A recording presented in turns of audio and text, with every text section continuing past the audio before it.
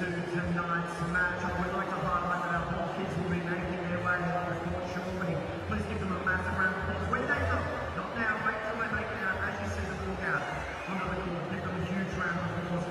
Just curious how many people are in the house tonight to support Andrey Rublev.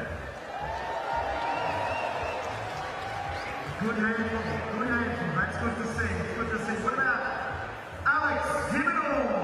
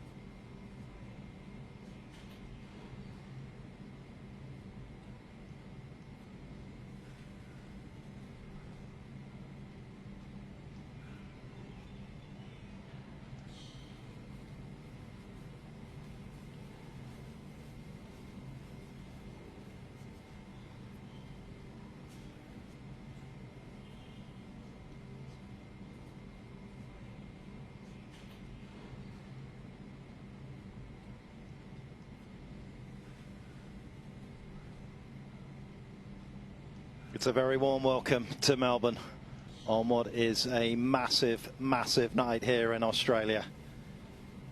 Australia awaits and they expect from their number one. Alex De Minaur has had the summer of his life.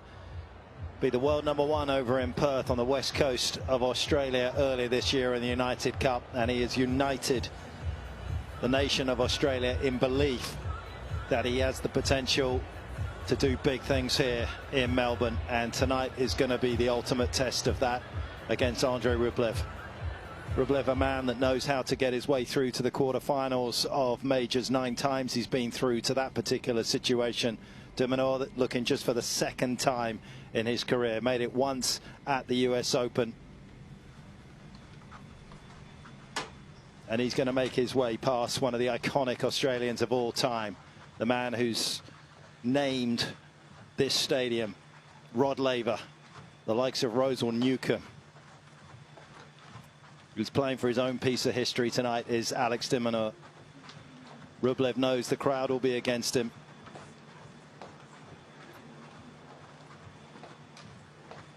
He looks calm, he looks composed. But how is he feeling inside?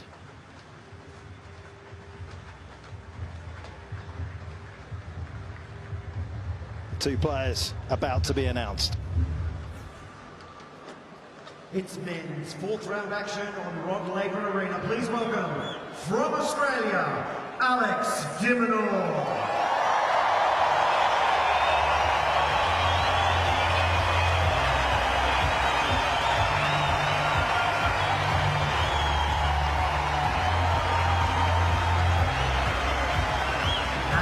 Their opponent, number 5 seed, Andrey Rublev.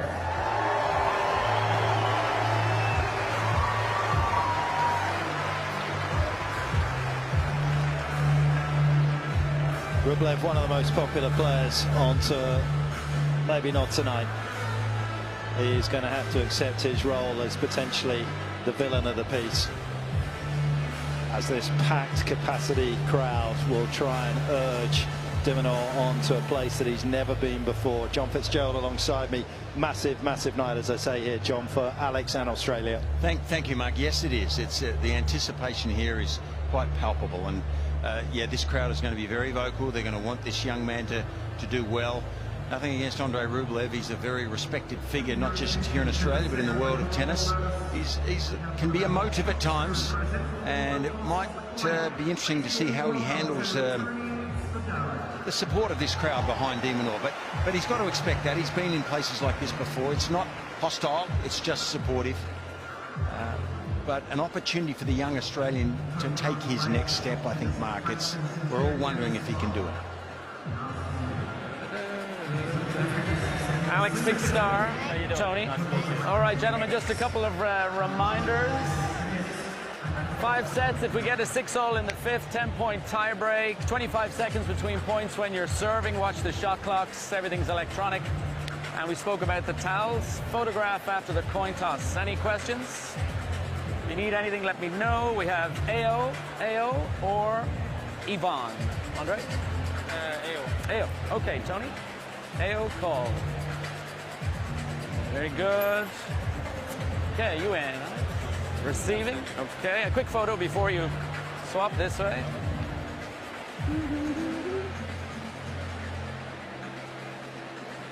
Thank you, thank you. All right, Tony, and you're going to go that way. See you later, buddy. Two players that know each other exceptionally well. They first crossed paths back in Washington in 2018.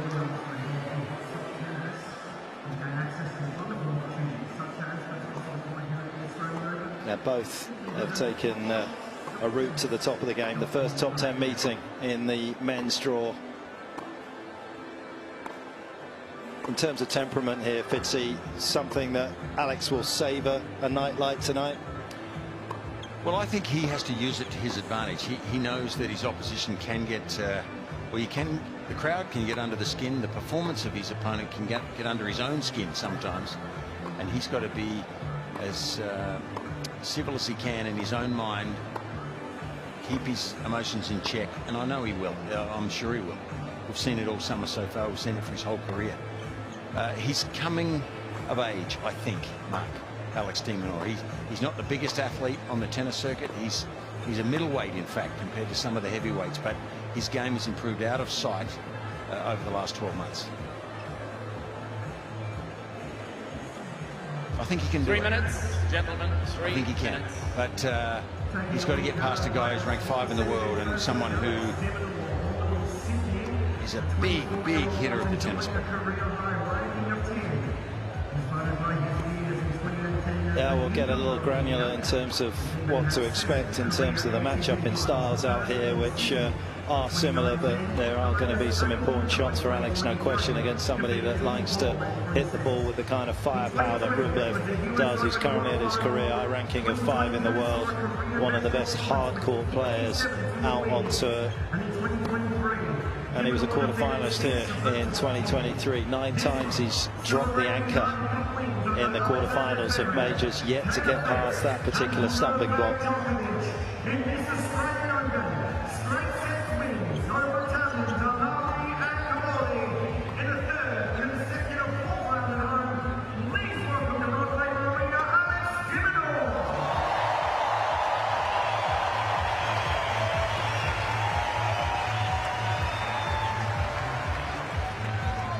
Adolfo, his coach, chatting to Leighton Hewitt on the left of your picture, a man that doesn't need any introduction in these parts. And they would have been scouring what Rublev has done. One of the things that he's done, which may be very significant tonight, Fitzy, early on here, is we were looking at it earlier. Rublev has thrown the ball toss a little bit further forward. He's found about 12 Ks extra on his second serve.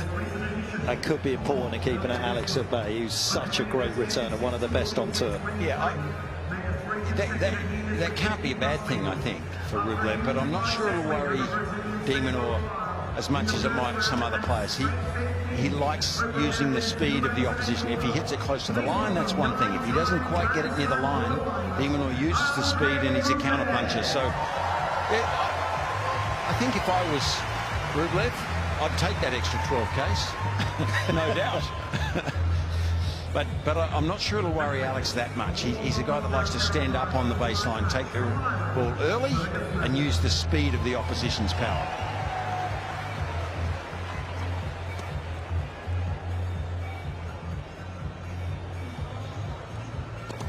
Confirmation of the last meeting 30 seconds in Paris, and one of the things that Rublev did do there was protect his second serve, and that is an area that Alex usually excels in, so that will be one of the many battlegrounds that we'll be looking at. And delighted to say also tonight courtside will be Wally Masur, and it's just that there's a lack of temperature in the air tonight, Wally. It's a cooler night, but the uncertainty and the expectation is thick.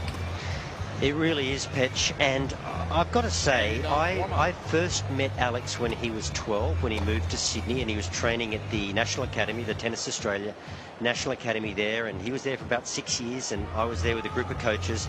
Tremendous kid, very popular amongst his peers, you know, unbelievably great attitude.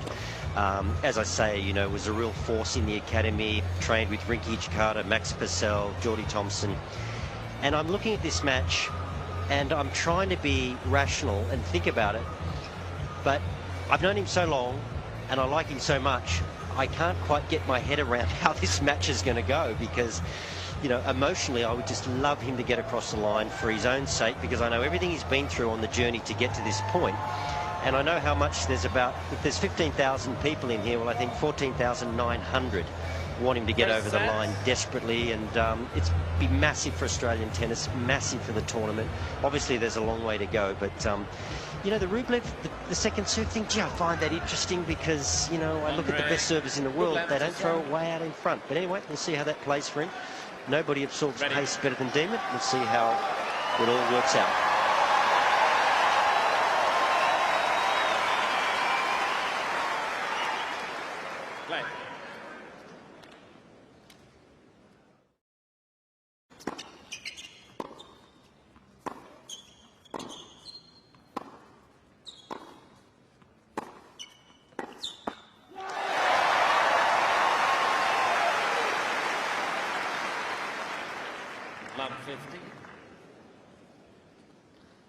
Very interested to see how quickly De Minaur attacks that forehand side. There is a tendency to kind of go after the Rublev backhand. Doesn't break down that often.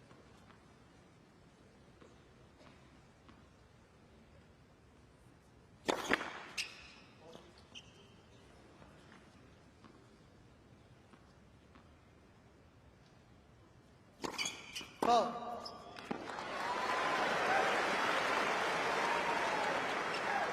Good.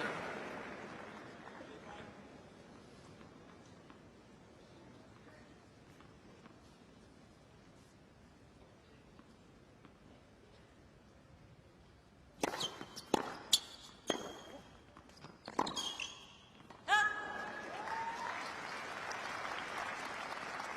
15-30.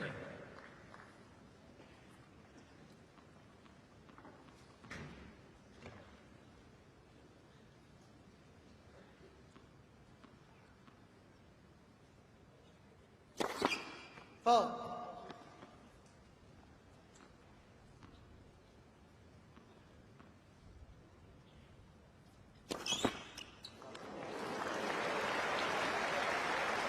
Well, if you're the opposition of Andrey Rublev, you like to see that.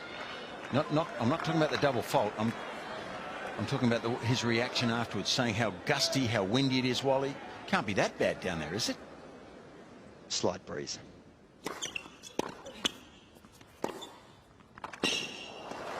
But if you grow up playing tennis in Australia, all our major cities are on the coast. It is windy. It's not a problem for the Australian players, but the Northern Hemisphere players just do not enjoy it. Well, half the year is played indoors. No elements.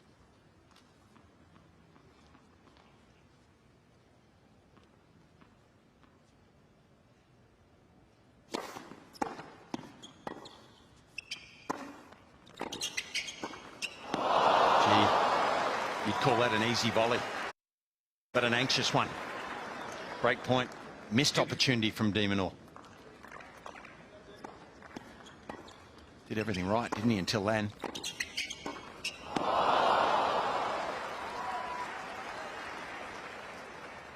Just called it a little bit late, perhaps.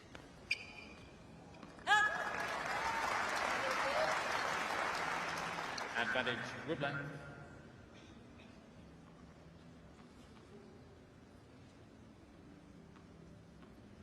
Fernando Vincenti.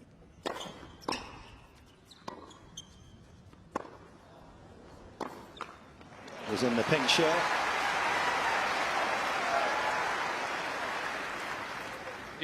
Roberto Martin just to his right. And then Carlos Costa, not the former player, but the physio for Andrey on the left of Vincenti.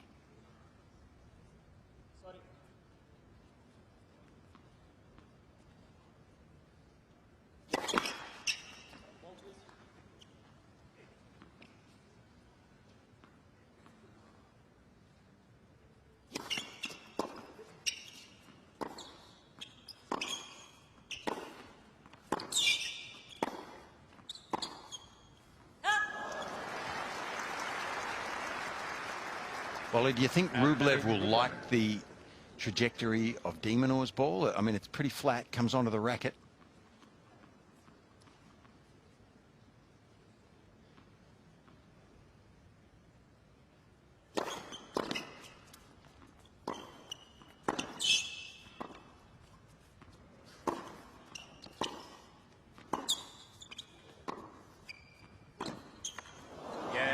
Well, you talk about the trajectory. Demon just went with a little slice there. So Demon, in that game, he was against the wind. That low slice would have been unbelievably effective. But Fitzy, I think, you know, if Demon's in the ascendancy in their rally, I don't think Rublev will like the trajectory because it'll be happening fairly quickly. But in that game in particular, you know, there were some rallies where Rublev was dominant, Demon was reacting to his pace.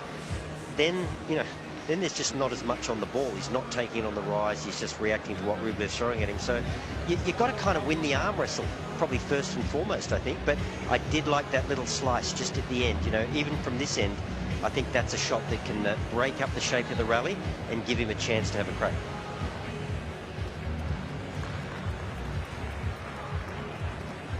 A man that doesn't need any introduction whatsoever. One that carried this sport on his shoulders and rightly gets the acclaim that he does so many years after he played a starring role in growing the sport into what it is today. And Petch, just two to the left of Rod Laver, is the great Neil Fraser, another huge figure in Australian tennis.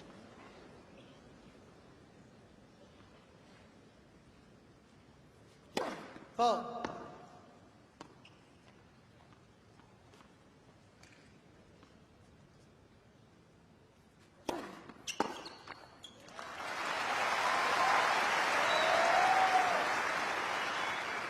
Love.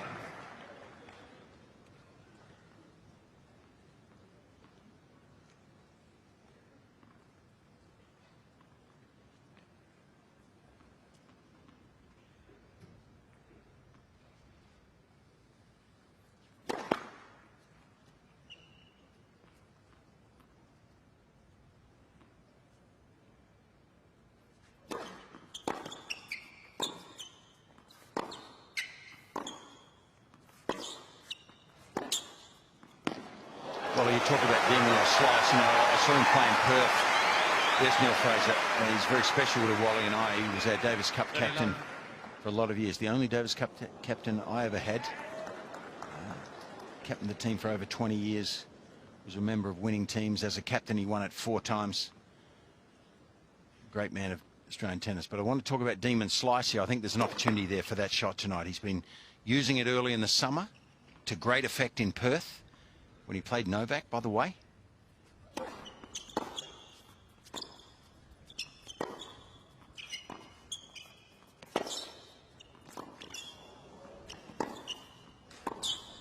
But I think it will be more effective from the other end.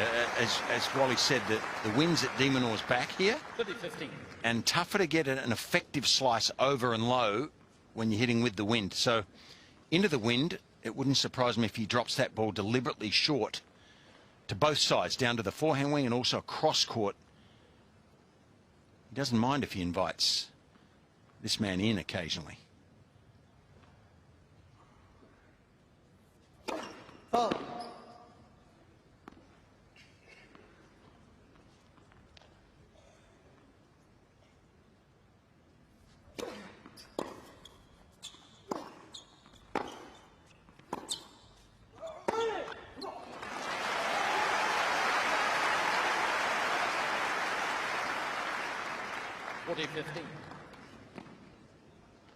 It's going to be the pattern of play that's going to be fascinating. Not just the backhand down the line. That's going to be pretty crucial for both players. But it's what they do with the forehand that they're going to get after going down the line with the backhand that's going to probably decide which way this one goes. Oh.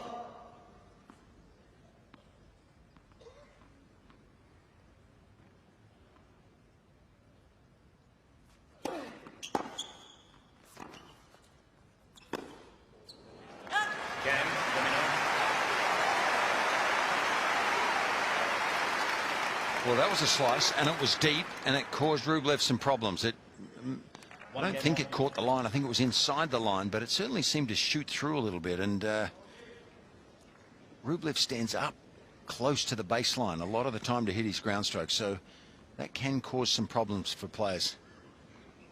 Fitzy, you're talking about the slice, and we saw the missed volley in the first game, but these are the things that Demon can employ, and if he gets that right and can stand up to the arm wrestle, I think he's home tonight.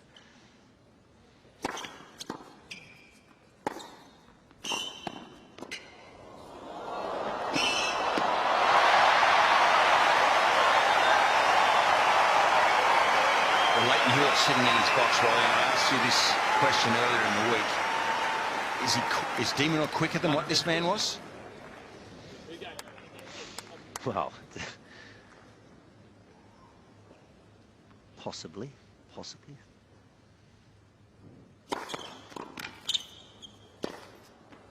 That was some beautiful wrist handle, wasn't it, from De Minaur? I mean, it was one thing to have the foot speed to get there. It was another thing altogether to pull out the scalpel and come up with the shot that he did. Wrist candy. I like it. It was. Demon probably uses it more dynamically. Leighton just seemed to scramble. He'd get deep in the court and scramble incredibly well.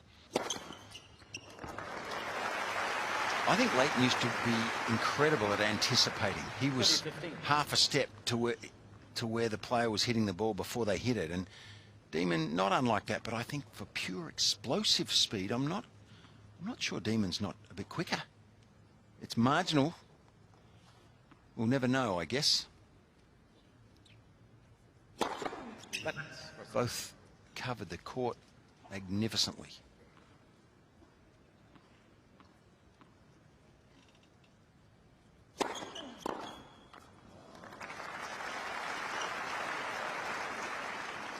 (40-15).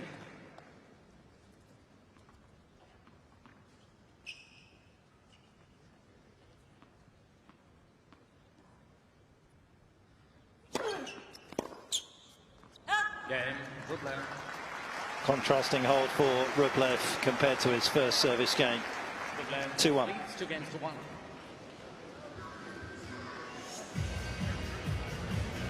Well, just quickly, when you say it's not that breezy, is it coming from one end or another? Is that something you should keep an eye on?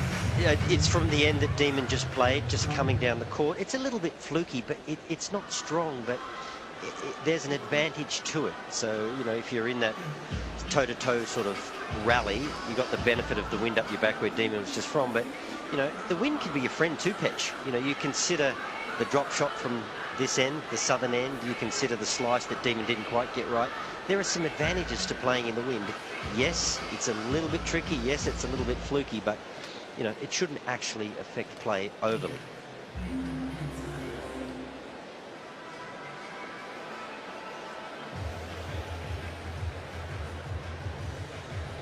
Spare pair of shoes for the miles that he potentially may have to run tonight.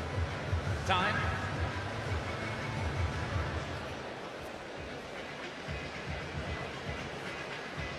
Alex looking to become just the third Australian in the last 20 years after Leighton Hewitt in 2005 and Nick Kyrgios in 2015 to make the quarterfinals of their home Grand Slam.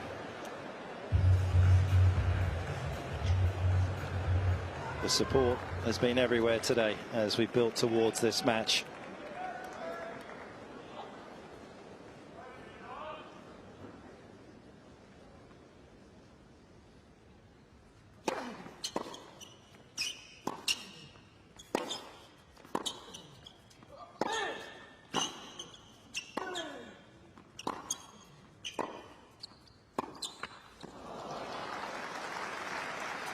Does absorb pace, as Wally's been saying, exceptionally well. He doesn't want to have to do it too often, though. The Rublev forehand has about 8 Ks on De Minaur's.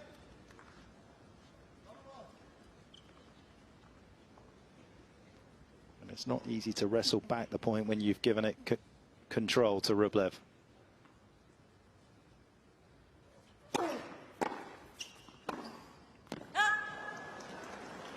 Steady.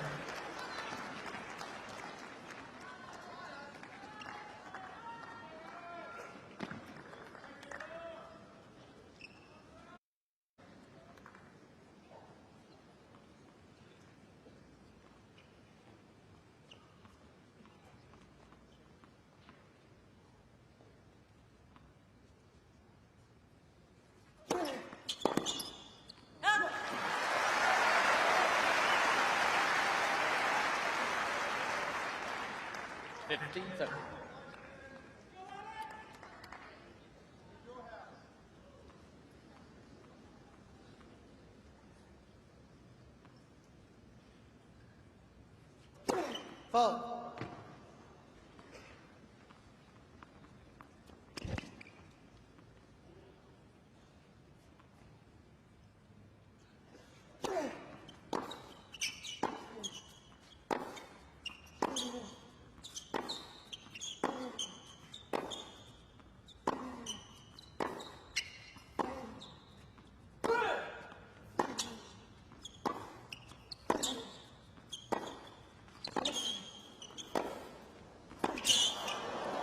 Well, he likes that sort of point, doesn't he, Rublev? He loves pace, loves it.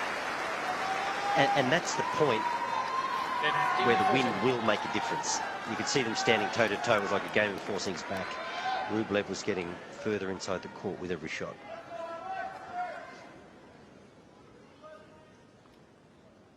Pretty incredible that he's taken 42% of the shots inside the baseline, as you just saw there, Rublev. Incredibly aggressive.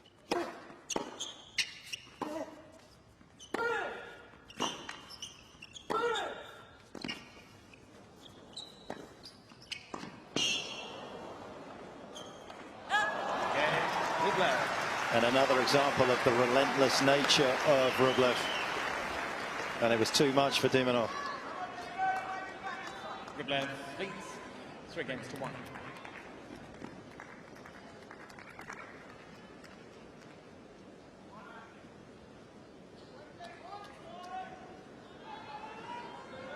Only aggressive in the rally situation, as you can see, but Rublev particularly on the return as well. Alex is going to have to find his spots or serve a fair bit into the body, perhaps, to try and jam Rublev from that end.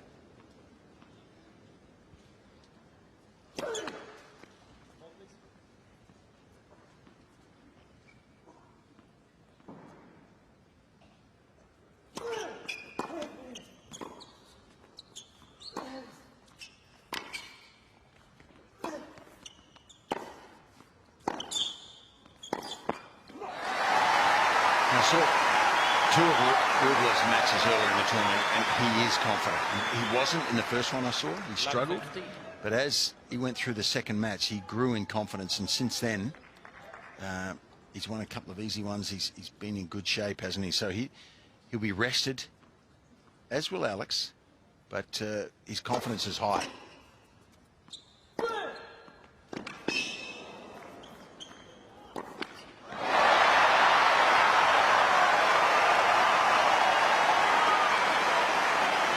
Amazing how emotive he gets early on, isn't it? I mean, why would he need to be so upset with that miss? He's so wound. He's wound so tight. I mean, that's the third or fourth time he's looked over to his camp with a look of anguish or complaining about the wind. He's on edge.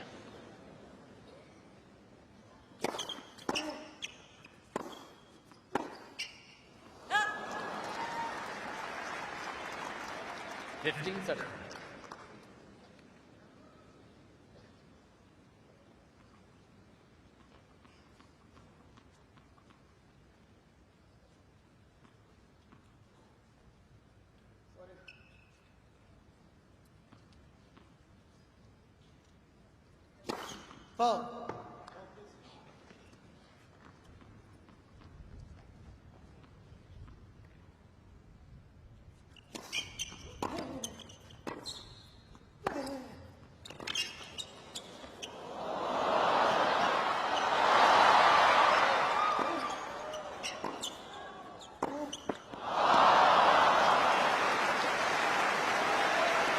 Well, the scramble this time came from Rublev. And De Minaur did well to keep himself in the rally after the lob went over him.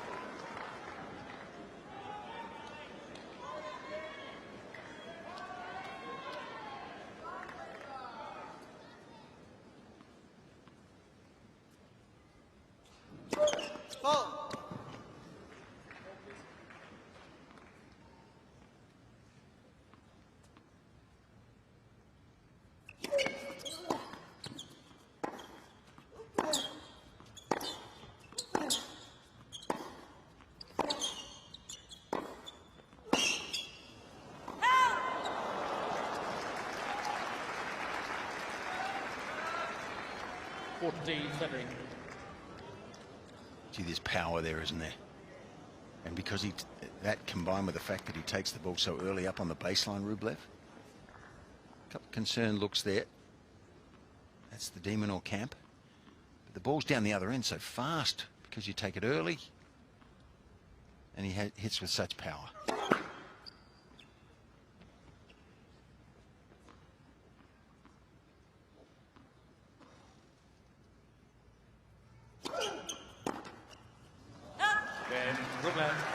Good escape from this end once again for Rublev. Consolidates the break 4-1.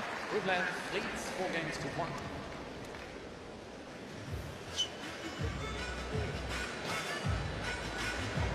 And the gap of 3 games now will also allow him a little bit of a moment here just to kind of cool the jets. As you guys have been saying, he looks a little bit wound up. He's always a little bit wound up, but more so than normal. Welcome to Rod Laver Arena and the iconic Australian Open. It's time to raise your expectations with the Chubb Insurance Masterpiece Upgrade. 2 lucky fans will soon enjoy a premium... A lot of pressure on Alex tonight to try and get past a man that, of course, he has beaten a couple of times in the past on this surface.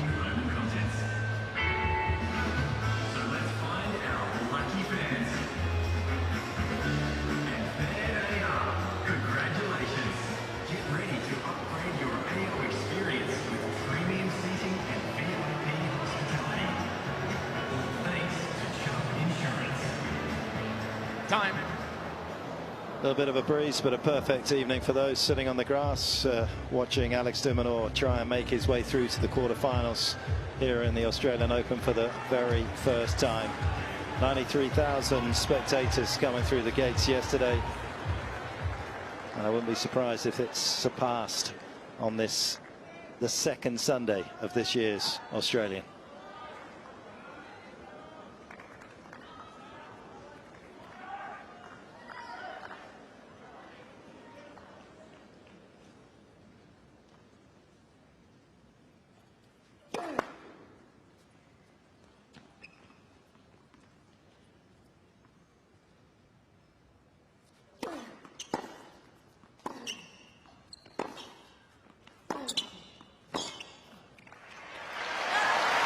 Boys, I just want to say, as a meteorologist, maybe I haven't got what it takes because I misjudged the wind a little bit. That last couple of games, that was tough for Demon down there.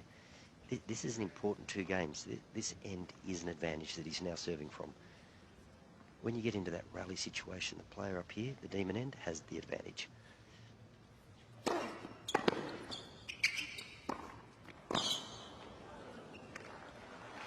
Such encouraging to know you do have a floor rally. 30 love. I was beginning to think it didn't exist.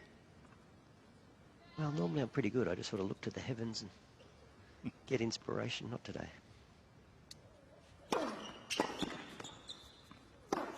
Well, it certainly makes this game a must-win game for De Minaur if he's to have a chance in this first set. He probably needs to win both of these, Wally is suggesting. And if he can, maybe he can then vary it a little bit from the other end, drop a few balls short for a change from down there. But first things first.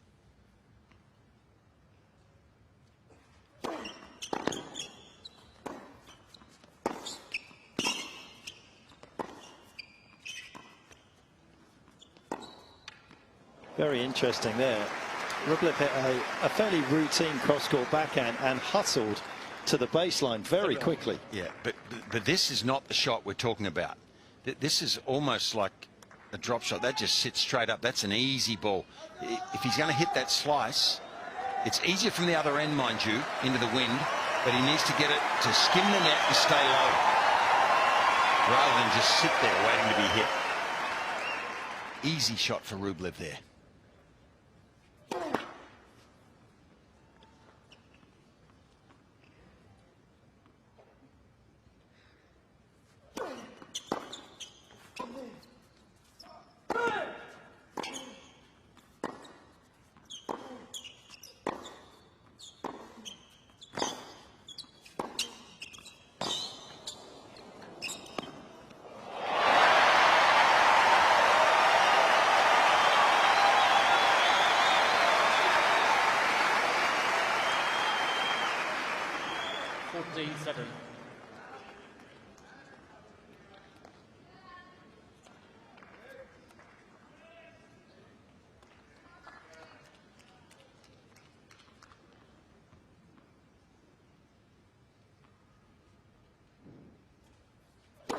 Foul.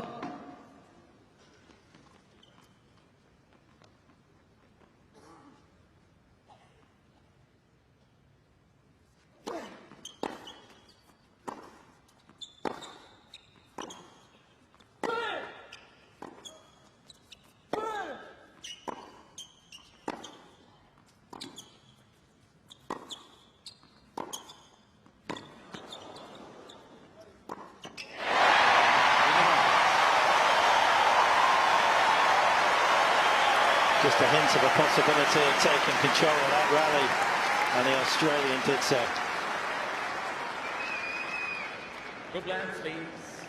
So Fitzy, if he's going to slice from this end, the deep slice is the better option. As you said, short slice from the other end. Now this is the game. This is the game. Hopefully he gets a look at a few second serves. Staying impartial. Yeah, we need to be careful of that because Rublev has been awfully good, hasn't he, so far? He's come out firing.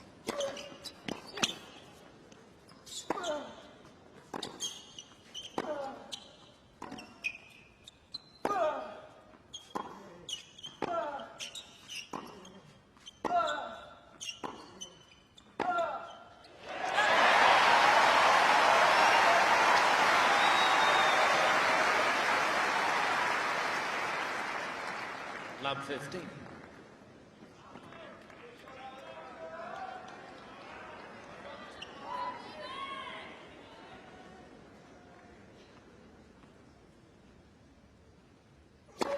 Foul.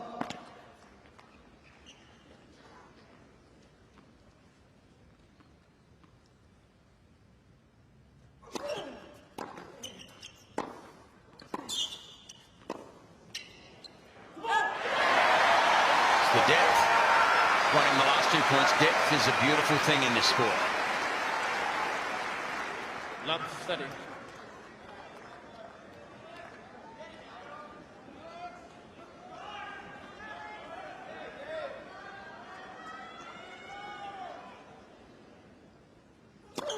Fault.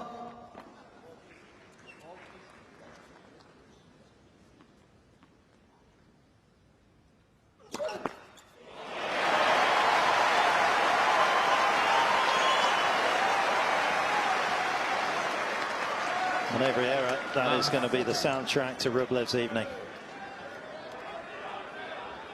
Well, historically, that hasn't been the case here. Fault.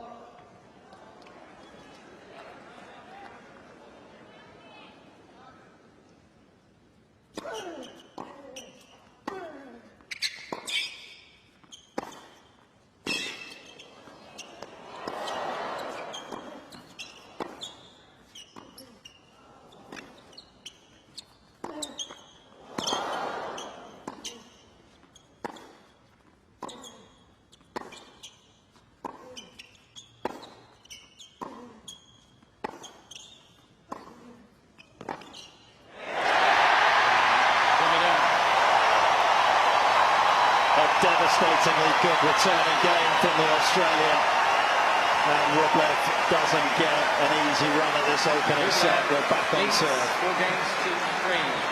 New balls clean. Wally, perfect application there from Alex. Yeah, well, you know, obviously he can sense that that's the end, that you can get some benefit. He's definitely hitting the ball a little bit better now than he was at the start of the match. You can see Rublev there just teeing off at his camp. But the same now applies for Alex. He's got to go down to that other end and solve the riddle of the wind. But as I say, the wind can be a friend. So I wouldn't be afraid if I was Alex. Well, you got to do anything you can to hang on to your serve, obviously. But on a return game, come in when possible. It may not be easy. If you play a short slice and follow it in, play a drop shot, follow it in. Got to solve the riddle of this southern end because it is difficult. And Wally, I think if they're both at the net, he would assume the advantage. Yeah, well, we saw he actually had a break point, didn't he, in that first game? He missed a routine volley. Demon is a good volley.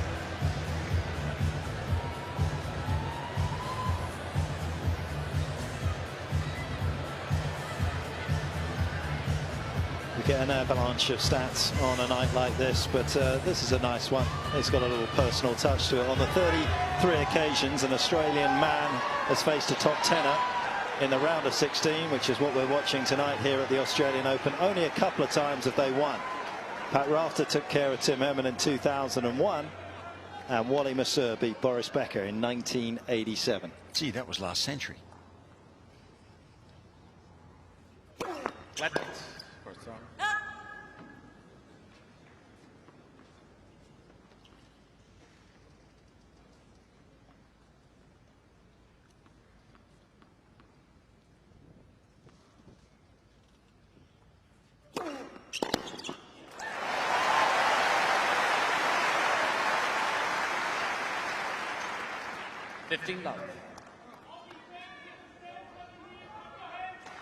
Might be playing into the wind, but he has the advantage of the new balls. Skip through onto Rublev.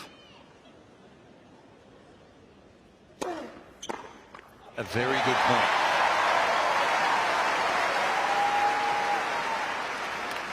Yep, advantageous, especially if you get that first serve into play.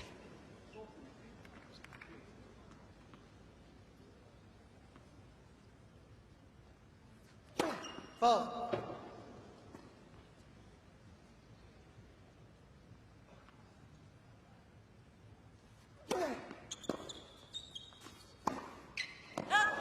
That's the one he normally loves. The Rublev will be well advised not to drop that ball short to the forehand if he can. It's a lucky miss for him.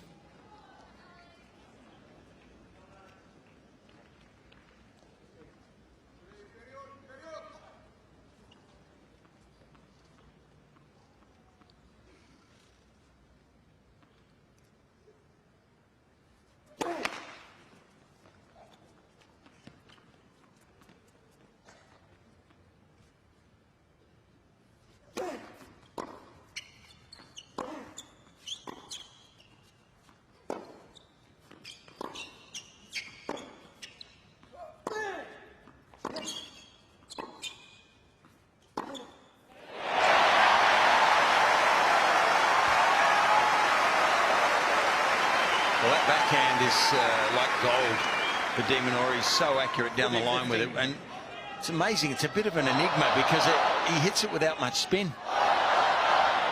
But Wally, I really think that the serve at the body from that end is something he needs to work with, because sometimes it can produce a short return. If he can jam Rublev, quite often you get a short one.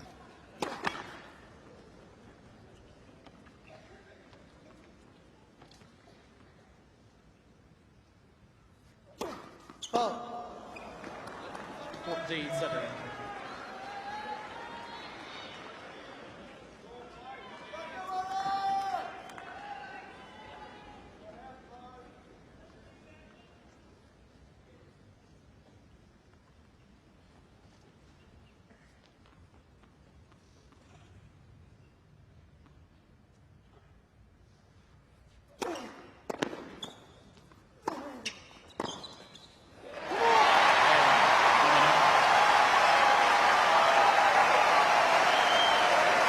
To the delight of the crowd, he's clawed his way back into this opening set.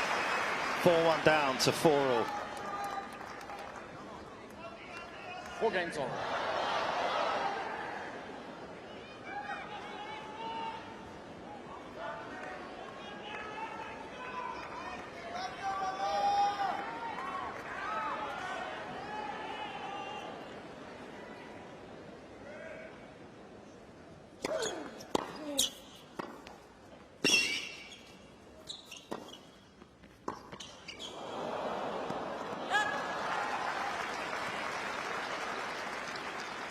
$15.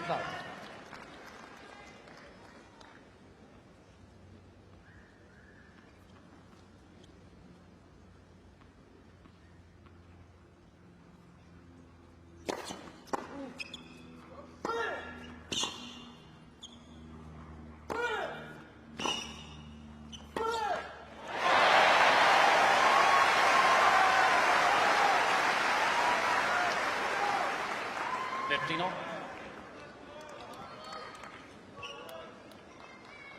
These two met at the Four Slam Academy when he was being helped by Galo Blanco, Andrey Rublev, Fernando Vicente.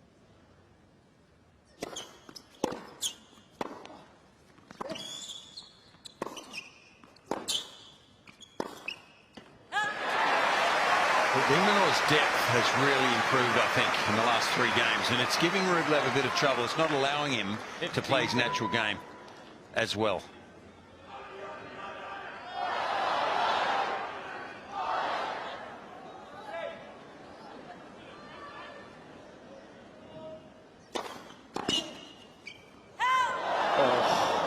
By a whisker. 30 on. What judgment from Rublev.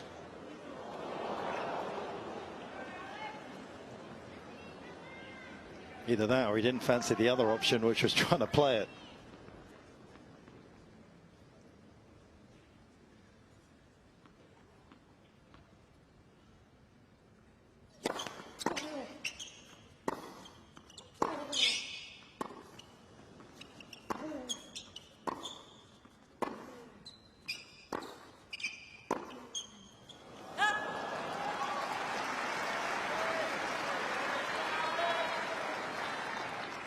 $14-7.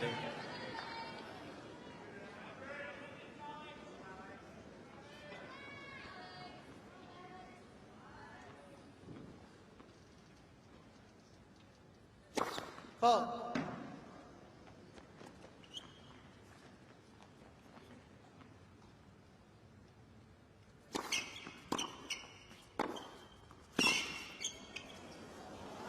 That is a high quality redirect down the line there from Rublev.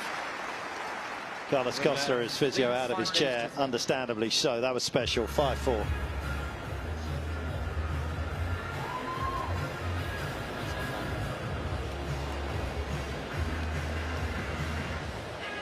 Breathing hard, isn't he? I mean, I'm not sure if he's not 100% sort of well, or it's just nerves. You talking about his physio? Or?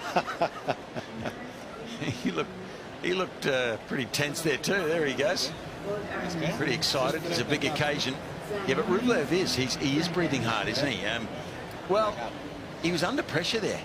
He led 4-1, back to 4-all, and had to hold there probably up the good end.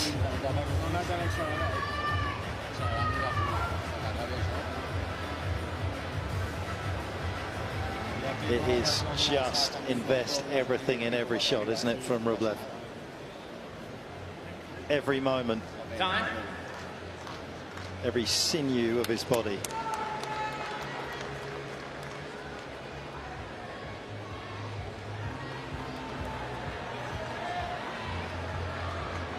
That little bit of uncertainty and nervousness hanging in the air here in Melbourne right now. It's been a nice little comeback from De Minaur, but he'll be hoping that that isn't just a little cameo.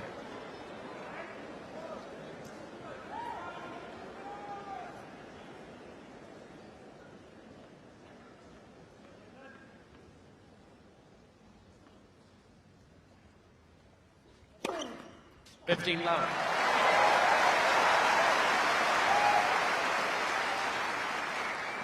Dropped his first ace of the night.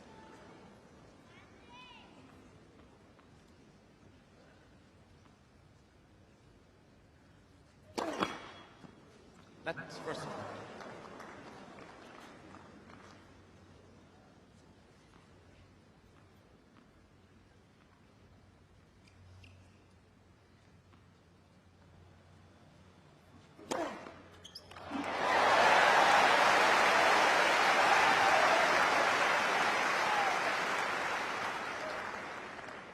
$30. Thank you.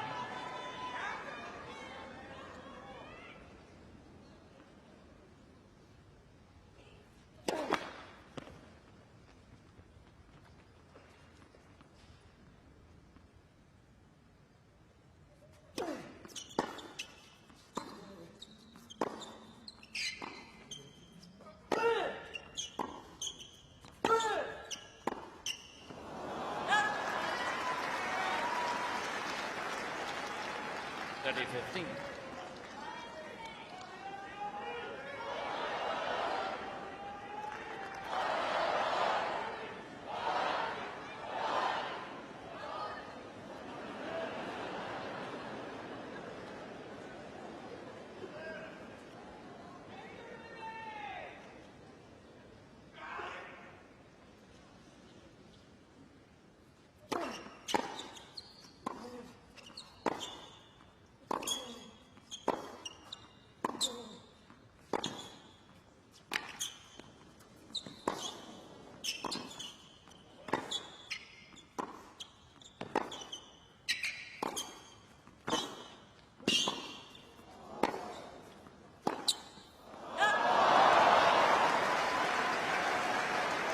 Just a barrage there from Rublev.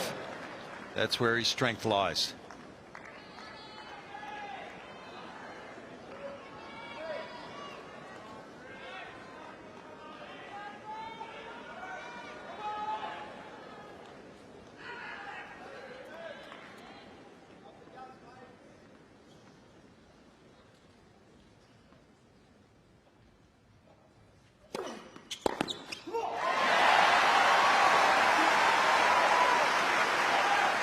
Interesting how often players serve to the forehand, isn't it? Even when somebody has such a big shot like that as Rublev. Seems counterintuitive, but they often miss more than they make, and there's a free point to be had. There's also a difference between a forehand on a return and a forehand during the rally.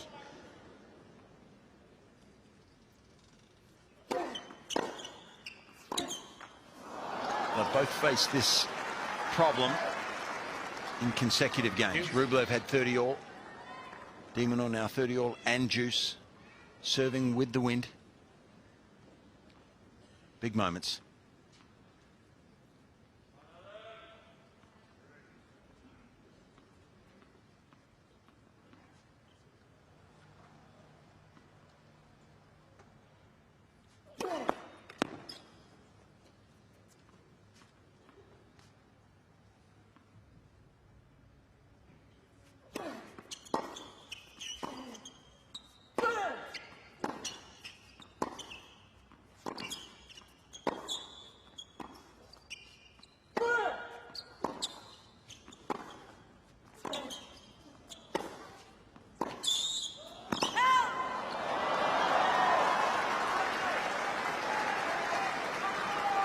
Territorial supremacy once again gained by Rublev inside the baseline, dominating the tempo.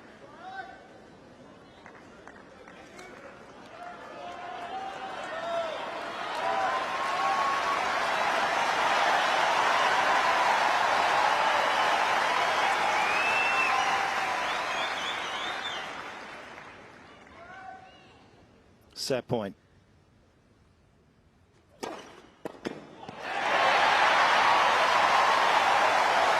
Not a bad time to drop your fastest serve of the night. 2:08 from De Minaur saves the set point.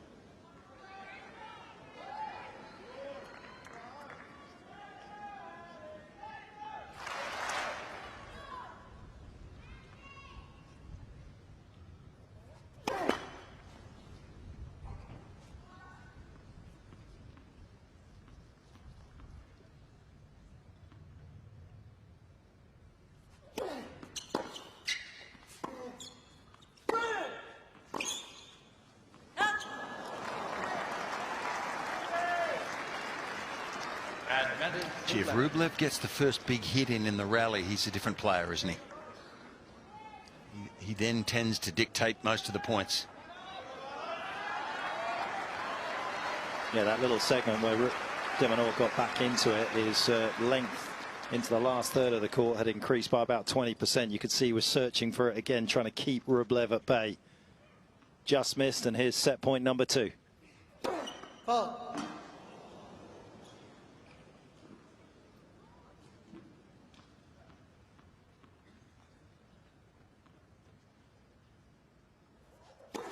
A little unfortunate delay there for De Minaur, and the double fault offers up a set lead for Rublev.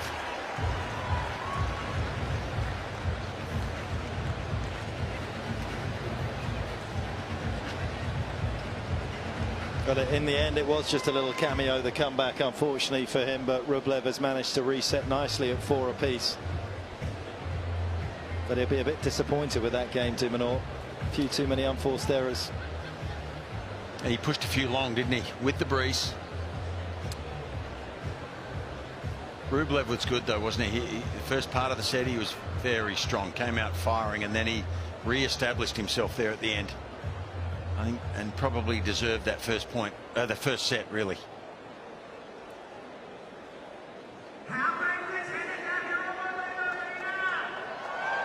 I know he's not a big server, De Minaur, Mark, but that 50% is probably not good enough tonight. He probably needs to be at a good 60.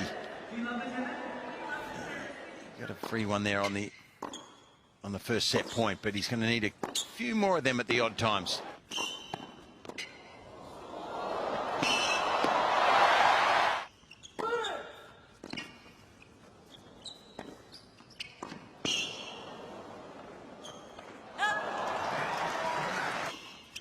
You saw the stats at the end of the set. Not a great surprise between these two. It's very difficult to get through their respective defenses. Fault.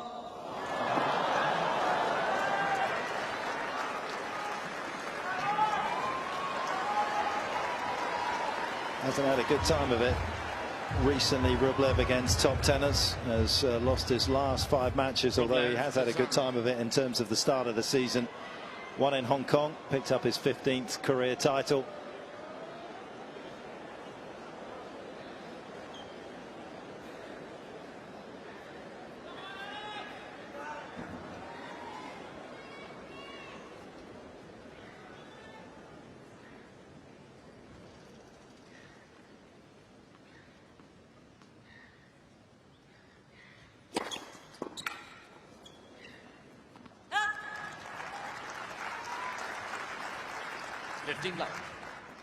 Last top tenor he beat was Zverev back in the quarterfinals of Vienna, back end of 2023.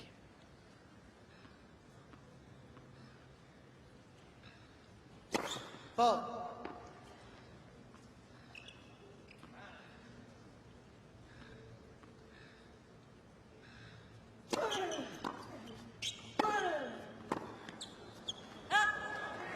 Alex, that was long.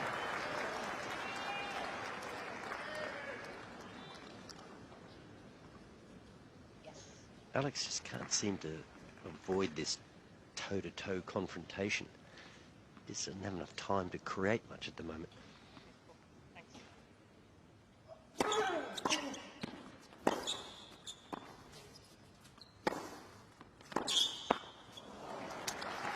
He's pinning him down at the back of the court, isn't he, Rublev? He's playing just in the rhythm that he likes, and it's fast and furious. Yeah, and Demon just doesn't have time. He has no time.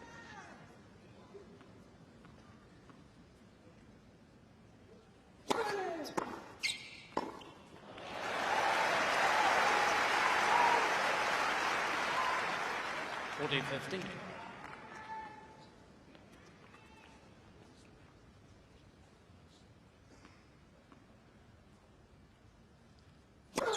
Fault.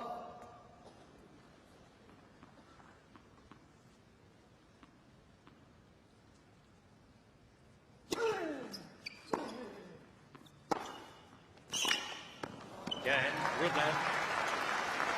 That's a comfortable height for his backhand. And a comfortable start for Rublev. Yeah, a really big win for him there. He obviously broke from that end, the tougher end, to win the set, and now he's held out of the blocks. So a massive couple of games for him. One top 10 win over Holger Rune here in Australia throughout all the years he's been coming. That was in the round of 16 last year for Rublev before losing to Djokovic. As for Alex, the highest ranked player he's ever beaten at the Australian Open in all the years that he's been coming in, it was Matteo Arnaldi in the second round this year, who was ranked 41 in the world. So seeding does protect players sometimes. Correct.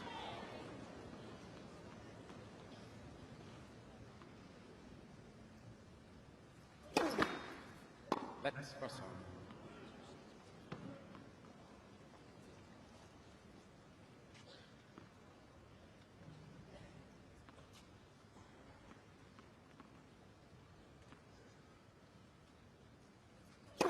Fault.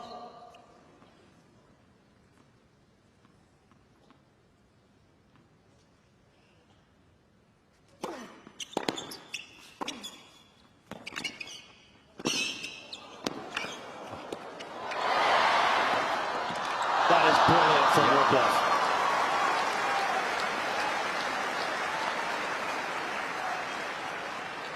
Love 15. Alex did everything right. Great close. That little flick lob was top shelf, wasn't it? But let's hope that point being lost doesn't dissuade him from coming in further. Fault.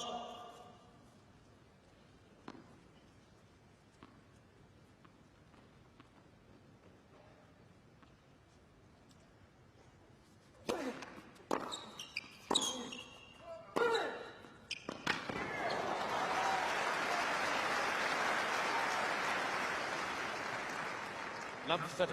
He's got so much flexibility with that forehand. You know he's going to crush it, but he can go equally inside out, inside in. One pattern he really does have, Rublev, is on that ad side with his backhand return. He goes almost exclusively cross court. So if you did serve and volley to it, you could kind of give him the line and at least kind of force him to have to move that sometimes, and at least could know where it's coming.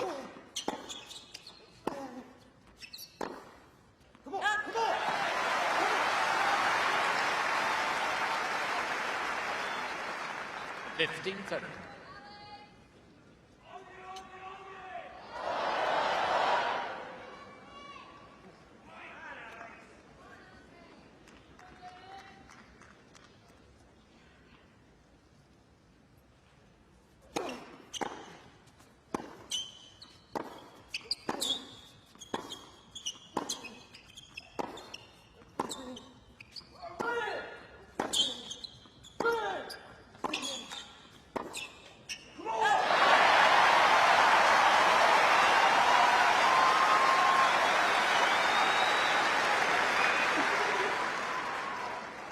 All.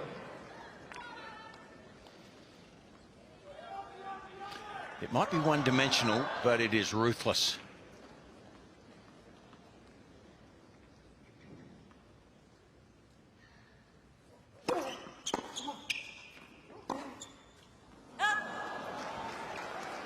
30, 40. Same can be said on the deuce side. He doesn't really go off backhand return, Rublev. So, you know, again, if you're looking for ways to try and protect your serve, do something different, you can at least cover 80% of that court as you're coming in and give him the last 20 on the off backhand return from that side.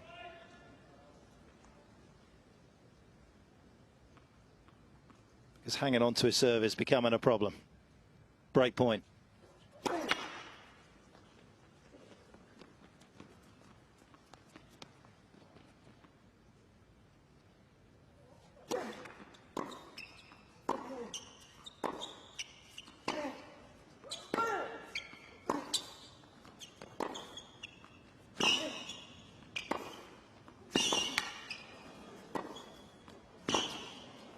Brilliant from De Minaur.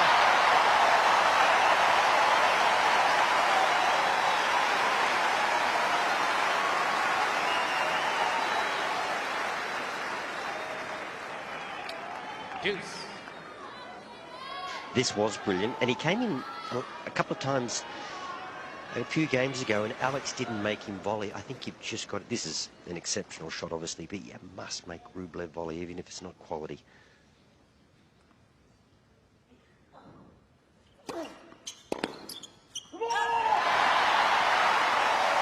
Hasn't lost a point when he's hit his first serve into Rublev's forehand on the deuce side. Advantage De Minaur. He doesn't block it back, does he? He keeps going for it, Rublev. From the start to finish, he won't change that tactic, you wouldn't think. Pulls no punches. Fault.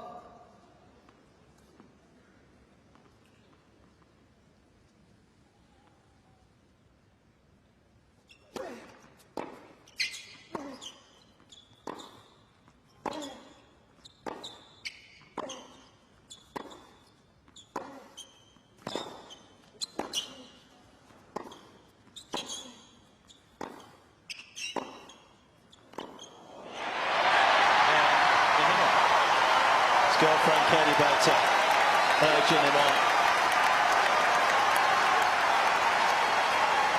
and that was a significant hold of serve at the start of the second from the Aussie.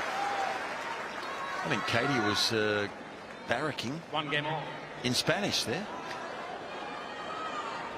Both of these have had their games honed in Spain. Of course, this man in Alicante, Rublev in Barcelona.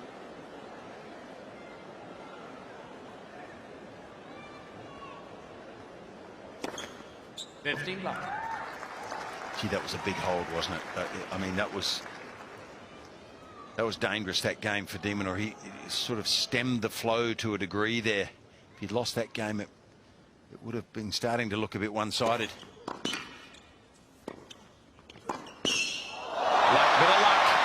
You need some of that, as long as it's good luck. You don't want too much bad luck, but he gets some good stuff there. Does Alex De Minaur, and good hustle. This is the limitation of the volleys from Rublev. He still chooses to top spin the ball even in close there. Not that versatile, but very effective at times.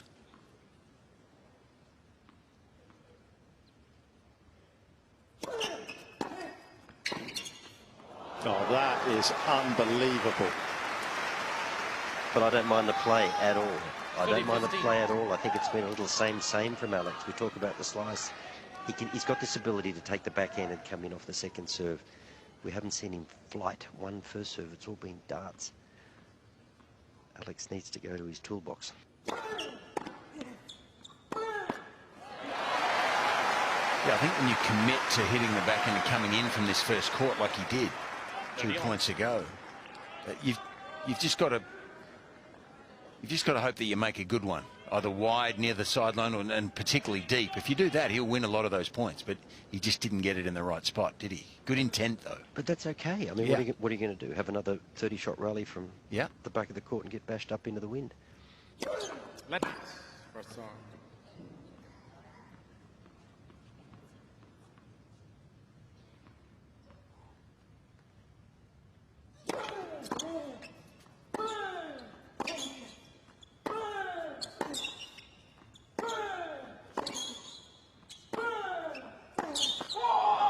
That's the alternative, you know, you stay back. You're not going to win every point coming in, but, you know, this is a tough cornerback here. I'd even love to see him just chip a forehand return, you know, get a little chip down low in the service box off a first serve. He's got to throw everything at Rublev at the moment. Toe-to-toe is a difficult assignment. Foul.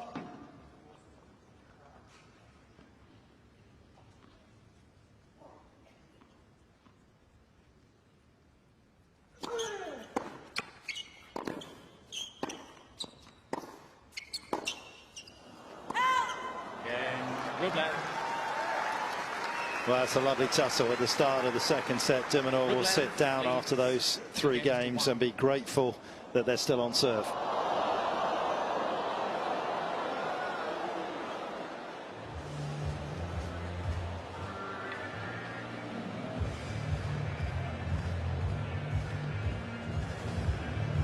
The art of matching up your style is fascinating, isn't it, on tennis? Some styles match up well with players, and then you look at the great chameleon that is Novak Djokovic today, and even though he's probably better off both wings than Adrian Manarino, the amount of change-up we saw from Novak today, the slice backhand that he implemented with high frequency, just lends Fitzy into what Wally's saying, that there's got to be a slightly higher degree of variety coming from Alex's racket. Yeah, you've got to win points in different ways. Look, the problem with Rublev is if he gets the first big hit in the rally, then you're handcuffed because you're instantly defending. Time. And the ball's coming at you like a hand grenade. It's coming hard, fast, bouncing. So you've got to get the hit in early in the rally.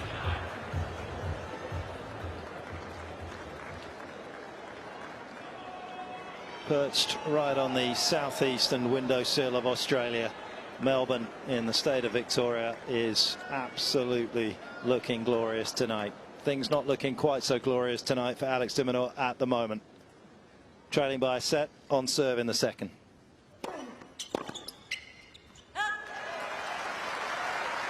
And guys, even if it's a 15-love or a 30-love situation, I would love to see Alex throw in a slower second serve with a bit more flight.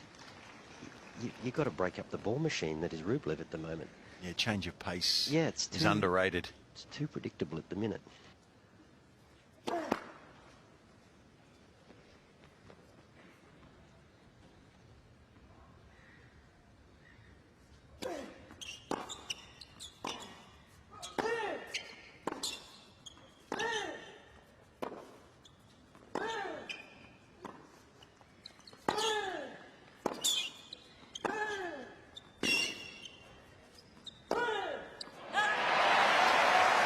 Slice down the line, Wally, but gee, Rublev handled that well. He smashed that slice back across court. He did, Fitzy, because he's playing well. But guess what happened on the slow slice? Not that Alex necessarily meant to play it that way, but the wind carried it deep. He got out in front of it. He didn't time it. He got out in front of it and pulled it wide, you know. Change your pace. You've got to try something a little different. And I'm not necessarily saying on your serve, but certainly when you're returning.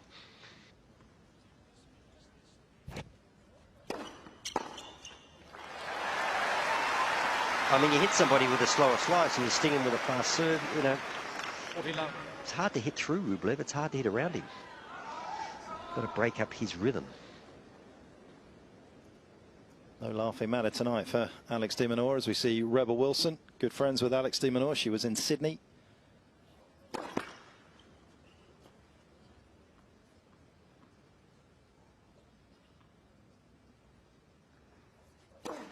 Foul.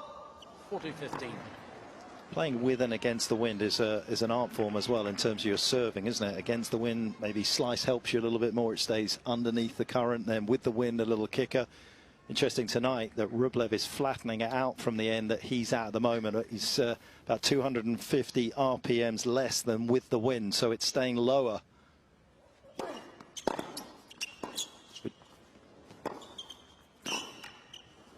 Which makes it harder for Alex to get on top of the ball with his own flat shots to be aggressive from this end.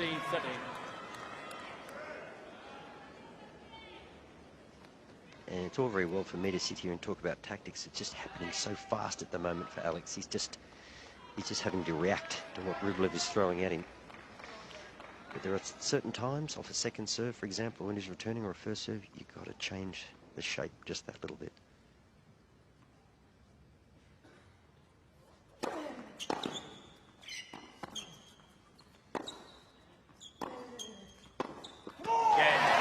Slow slice, sting him with a flat ball. That's good. Well, it helps when it's that deep, when it's half a metre from the baseline. That's really the only balls that Rublev has had trouble with tonight, except for the odd slice. So depth helps.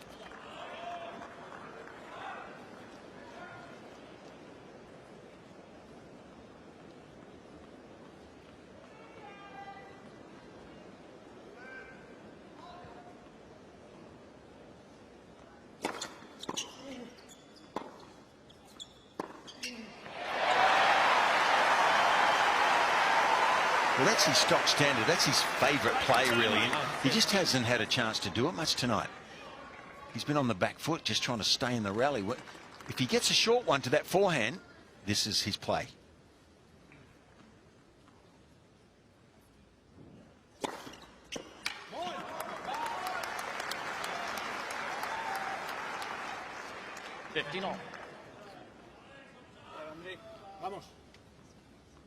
Chenty with a career high ranking of 29 in the world, 3 titles all on the clay.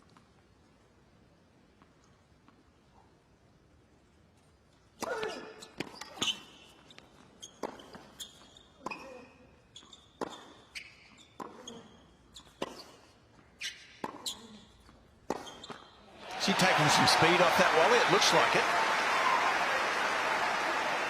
Looks like he was looping the ball a bit more there. Yeah, absolutely. Alex. Absolutely. I mean, this guy's like a metronome, Rublev. He just gets in sync and he's unstoppable. You've got to try to disrupt him. Well, he certainly wants pace coming onto the racket. He loves that, doesn't he? Oh.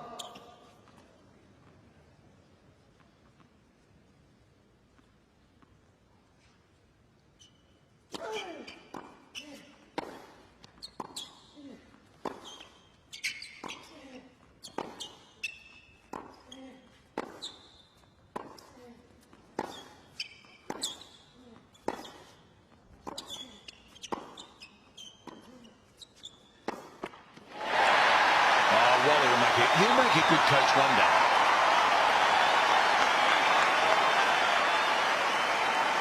He has sounded suspiciously like an expert tonight, hasn't he? And exactly what he's been calling for. May just unlock the door for a break of serve here in the second set.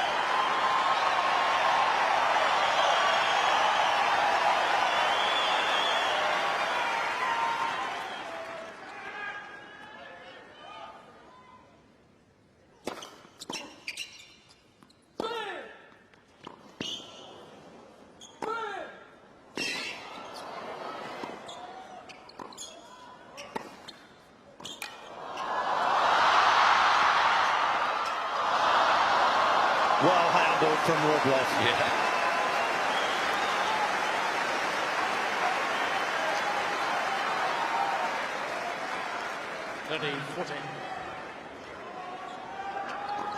That was exciting. The defence there, great players defend well. And De Minaur certainly showed his skill in that facet of the game right then, but Rublev did handle it incredibly well.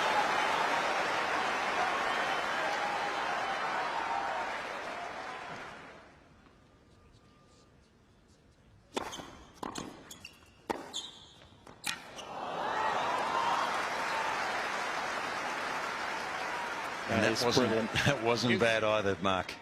And that's where maybe I feel sometimes with Rublev, you've got to try and take it down the line with that shot, because he stands wide on the outside to get the ball to come back on the diagonal to get his forehand into play as his first shot. He's waiting there for that return. It has to be incredibly good cross court to find his backhand.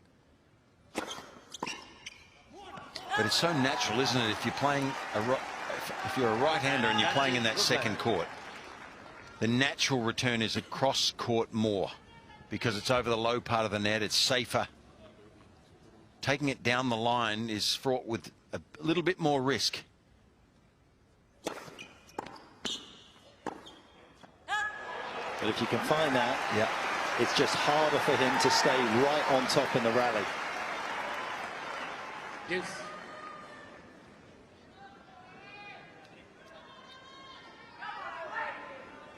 And what makes winning possible tonight for Alex also makes it dangerous. It does come with more risk.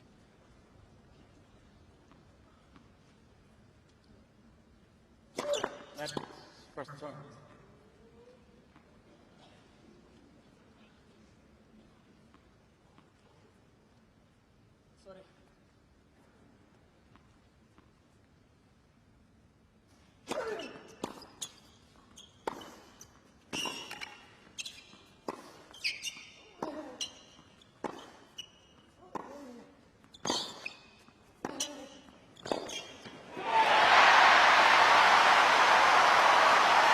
Love the chip return, love it.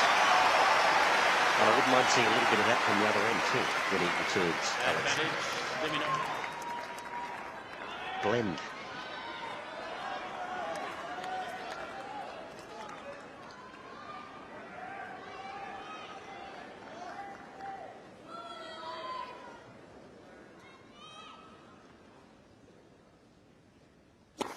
Fault.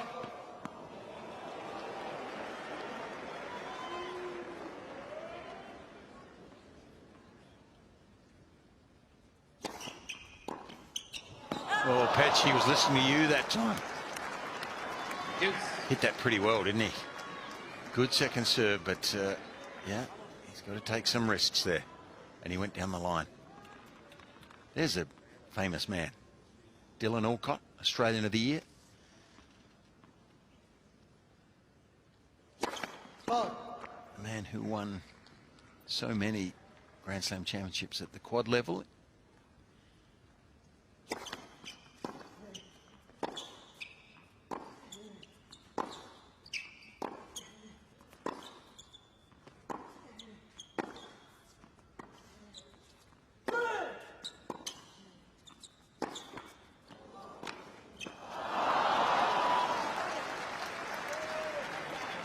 Advantage, Rublev. As I say, watching a couple of players out there on centre stage, I believe he has a part in a Broadway play, he was telling me the other day. Well, he told me, I didn't know it was Broadway, but he told me he was doing some acting. Yep.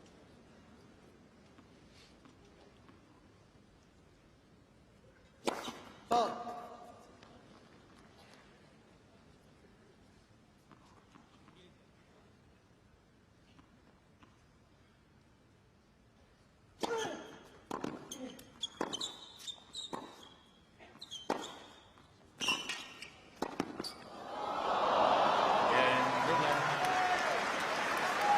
Net court goes his way, as does the whole reserve. Rublev with a 3-2 lead here in the second.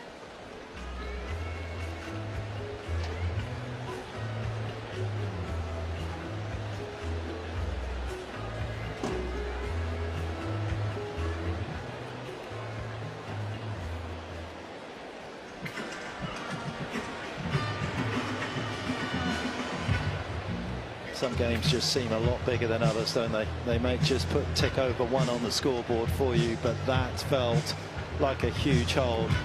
De Minaur doing everything that Wally was asking, just looking at the numbers on his forehand in that last game. An extra 20 centimetres over the net on the forehand from De Minaur. Was trying to play with a little bit more flight. He has upped his backhand slice by about 10% tonight compared to the tournament average. He is trying to throw a few different things into the patterns of play that Rublev enjoys, and he was so close.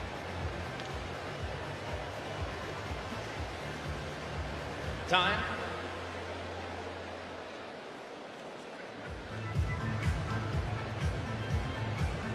Sun setting here in Melbourne as hopes rise for Alex De Minaur, so close to grabbing a vital break in this second set. A set that is going to be fairly pivotal, you feel, in terms of his ability to turn this around.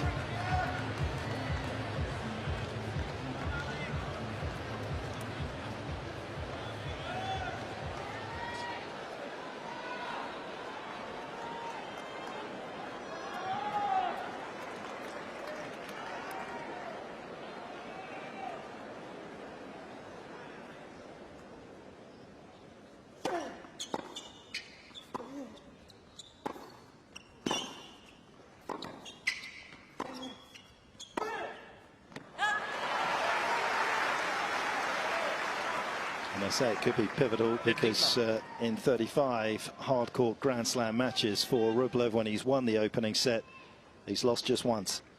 And that was against Francis Tiafoe at the US Open back in 2021. Fault.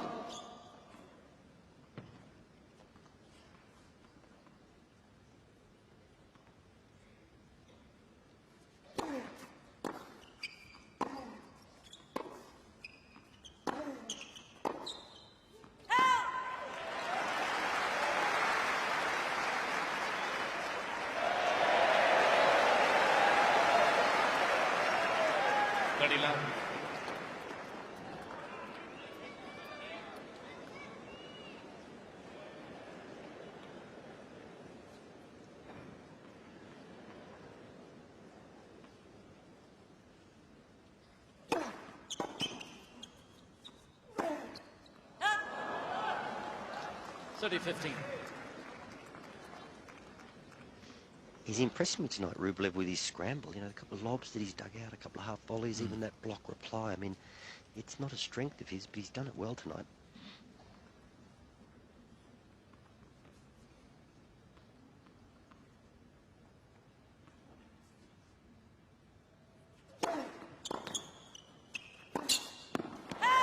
Ooh, big miss. See, there it is again. Yeah. You know, the ability just to improvise and make one more ball. 30-all. Yeah, Leighton knew that was a big miss too. This is a dangerous game now. Wooding serve from that southern end into that slight breeze. Not an easy thing.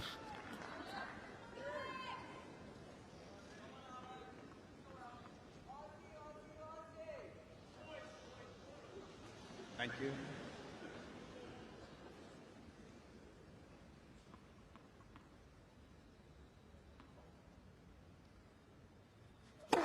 Fault.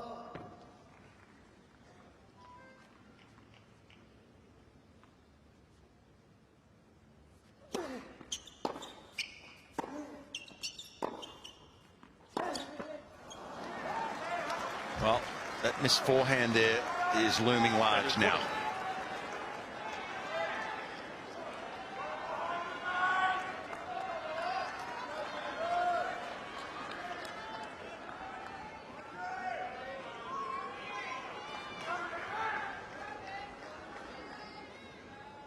Serve out wide will get the backhand return to come cross court. They'll know that. Serving into the forehand may get a free point, but it could get a blistering return. Those are his options.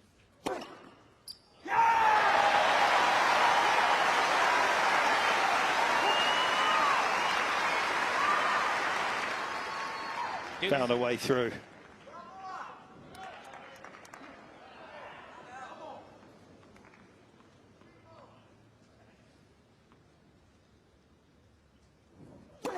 Fault.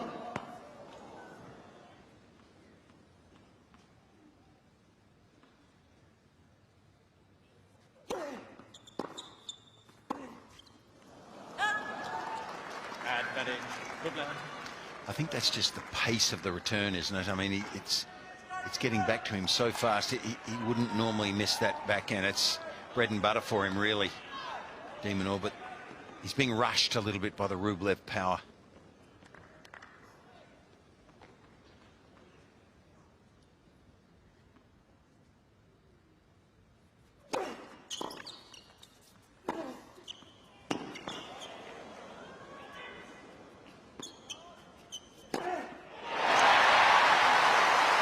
There was nothing routine about that.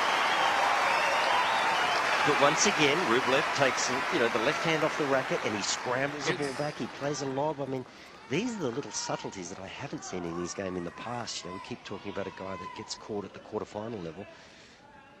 These are the things that are going to make him a better player.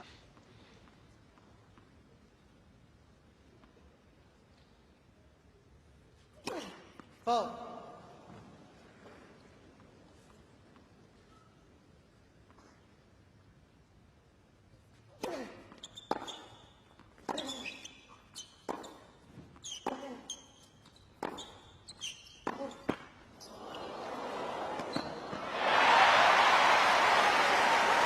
And I'm not not sure with the power that Rublev has, and it's on show tonight, but he's not the same player when he moves forward. He's way better when he moves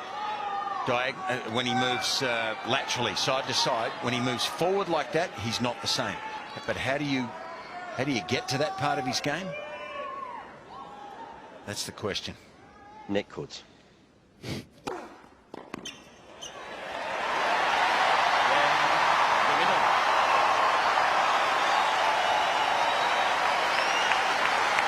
Big hole there in the context of this match. So that was a huge hole, Fitzy, against the wind, and that was the last game with those balls that have been played with for 9 games. They were getting rather large. That was a tough hole from Alex. You know, Wally tends to think he's a stand-up comedian at times. Petch, that was one of Australia's favourite comedians, Magda Zabinsky. Likes her tennis.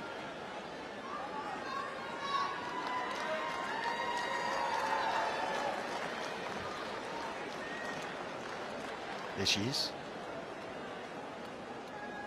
Funny lady. Gee, she's got a good seat. Right on the court surface.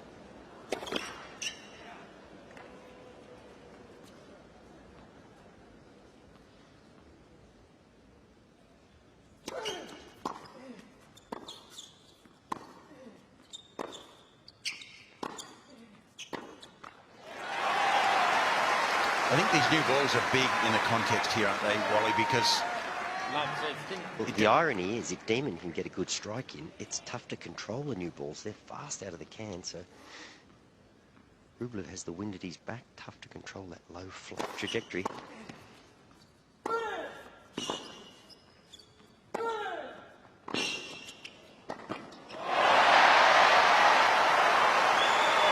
so there's where he lacks the conventional volley. He goes to the top spin. Unconventional here.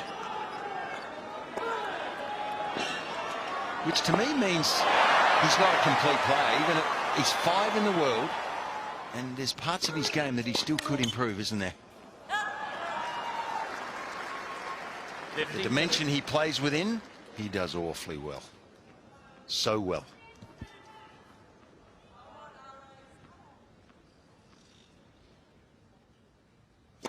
Fault.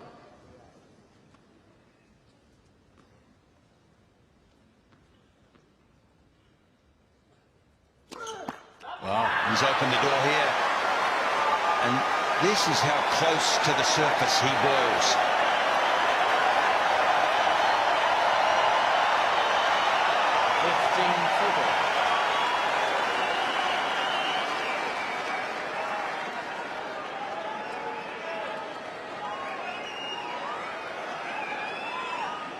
Loitering around the edge of that emotional volcano that we know he does.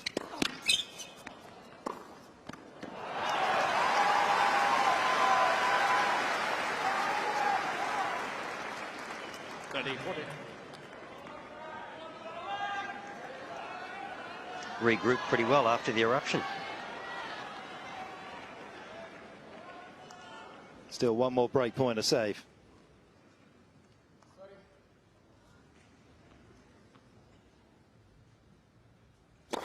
Fault.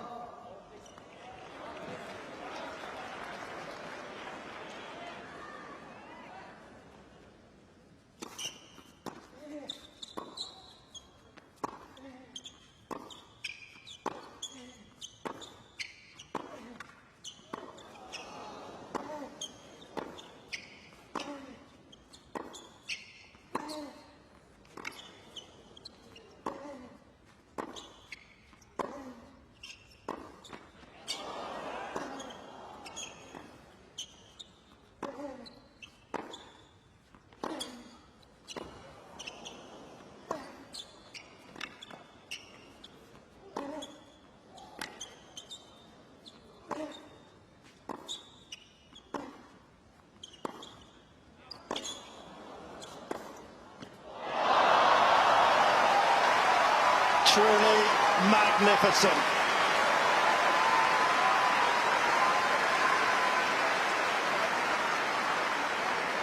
35 incredible shots. Deuce. And he left the best till last.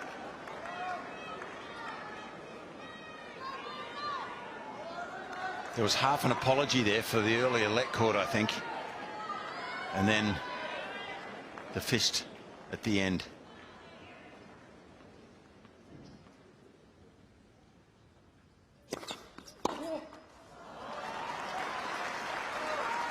Advantage Rublev.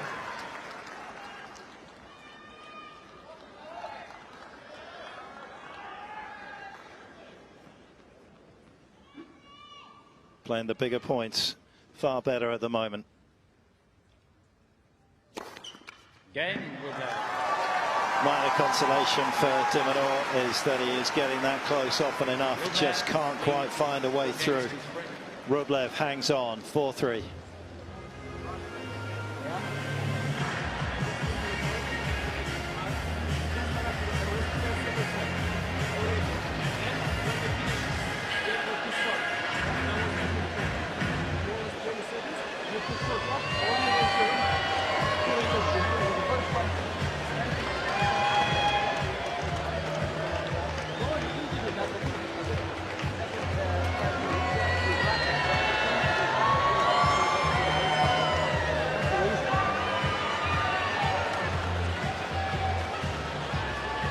Find it marginally irritating that we can't hear those conversations, because I'm not entirely sure there what he was upset about.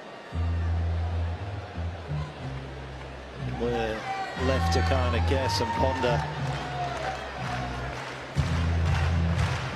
Time.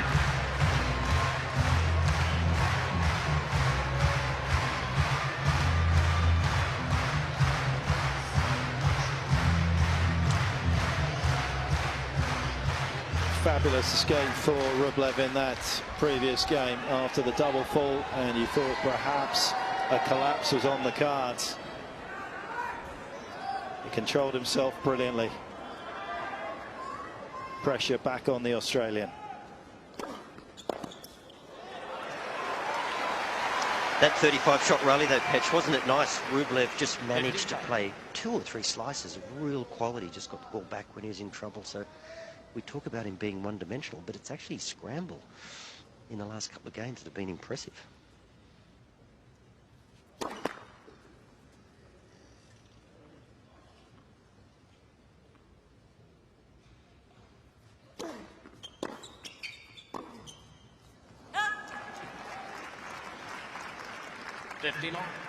Again, the balls being this new for De Minaur, they may not be that easy to control for him as well, with his flatter shots from this end.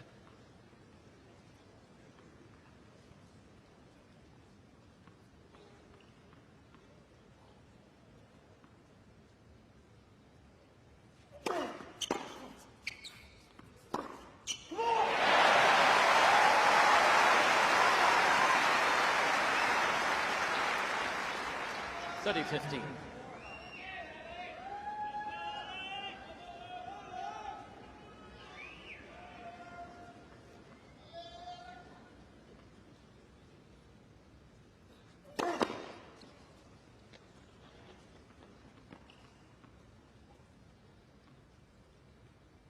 Greg Tiley.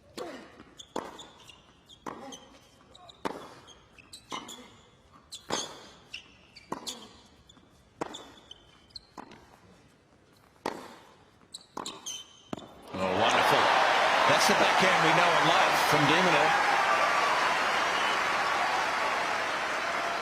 You know, with new balls, with the wind, this takes some serious talent to hit this shot. No margin whatsoever, really.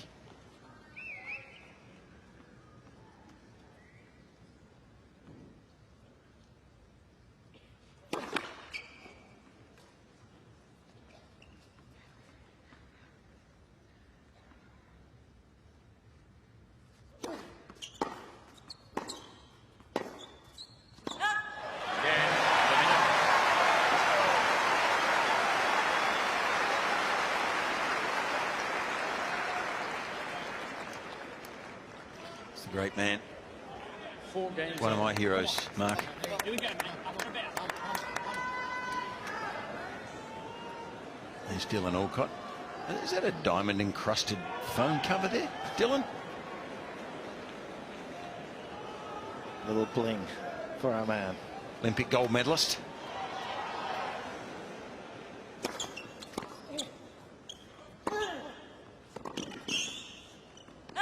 As is Rublev in the mixed doubles from the Tokyo Olympics. 15 love.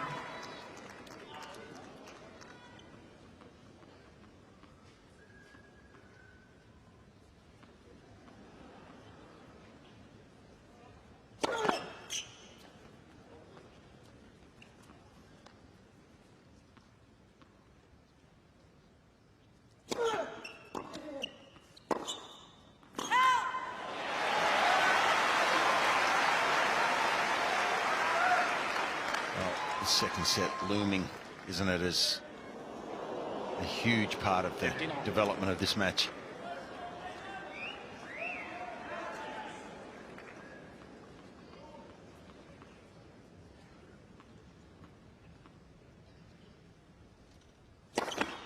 Fault.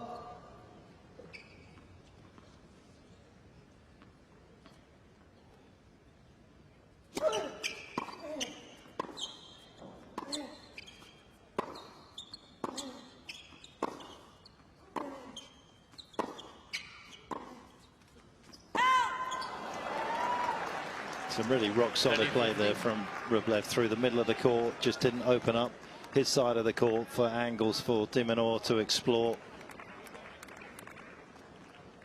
Very smart tennis.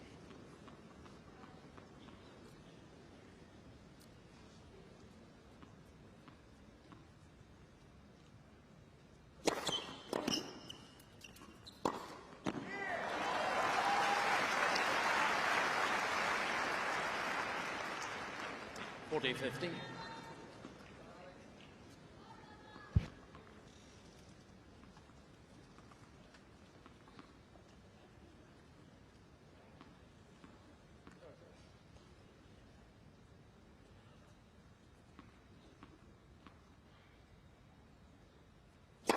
Fault.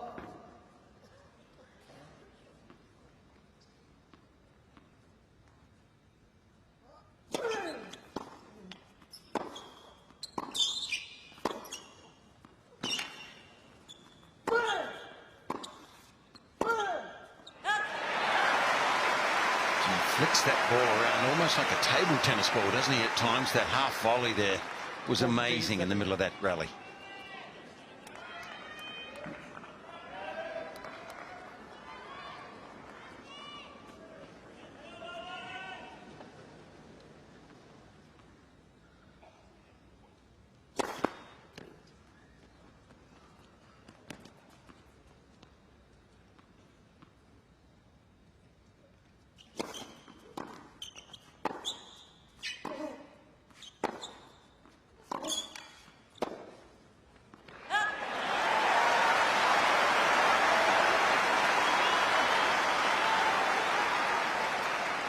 Both players faced these crucial points in the first set at 4-all and then 4-5. These are the big ones, the business end of these sets.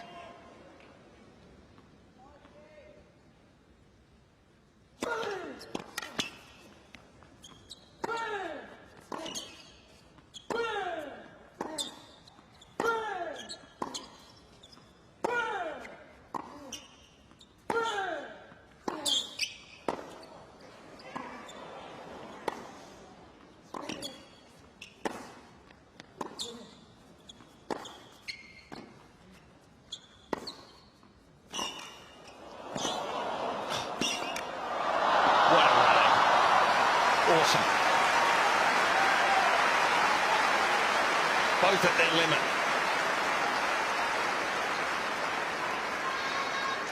And I feel like Demon just played a little deeper in the court there. It was almost like he was absorbing pace a little bit better rather than standing toe-to-toe. You think about how Medvedev just has this amazing record against Rublev, where he just stands deep, absorbs pace, and counter-punches. Demon just took on a slightly different role in that particular point.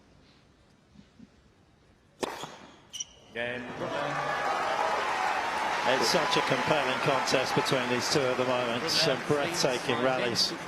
And Rublev with a set and 5-4 lead.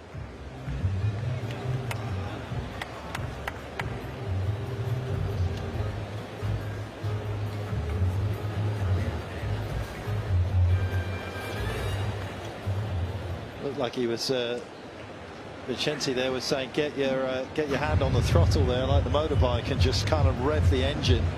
What's he got another level to go to, has he, in that respect? I mean, well, he has had one game here, Fitzy, against the wind, where he averaged 142 Ks off his forehand side. Now, you know, Novak's at 132 in this tournament. I mean, that was against the wind, 140. I think he does.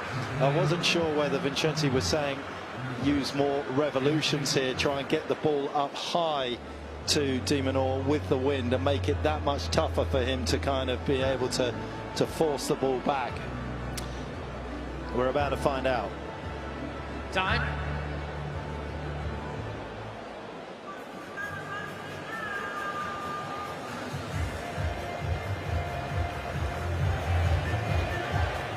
Absolutely glorious setting, Melbourne Park at night. And the energy very much still within the Rod Laver Arena. Still belief that De Minaur can grab this second set.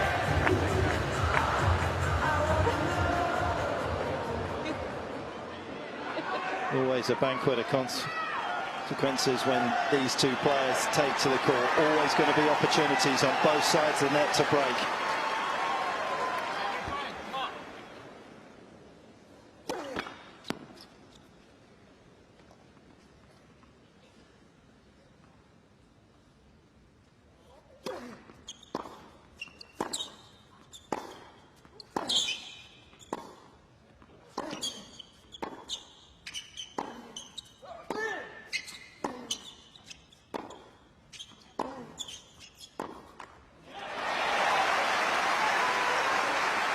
I just would like to see how Rublev reacts if De Minaur can get a few balls short and low from that end when Rublev's hitting with the breeze. Either a roll backhand if he's got time, a cross court short, or that short slice sometimes if he's got time.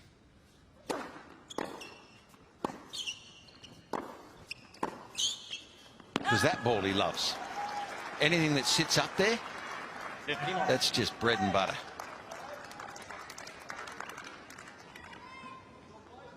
But I think time is the problem, Fitzy. It's just being denied to Alex. Everything's just coming on so fast. Yeah, he probably has to do it early in the rally if he gets the right return off his serve, I would think.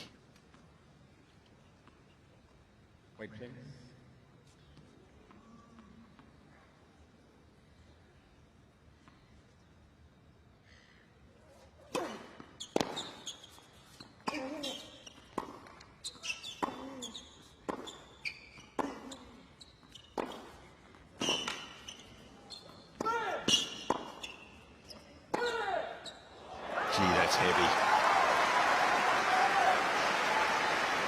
And Fitzy, how many times has Alex served and volleyed tonight?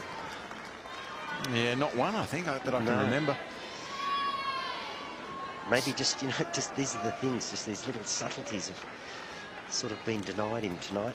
Well, I think we're not seeing his full repertoire tonight, but it's the power that's restricting him. You know, he would be coming in a lot more if against most players.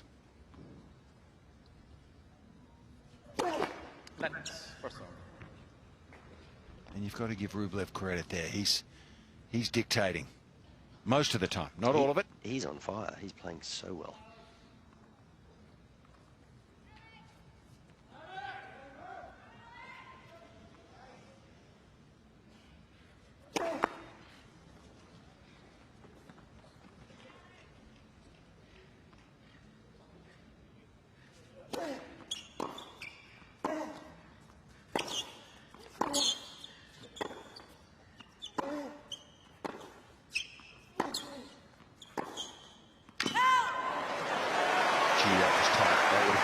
Set points.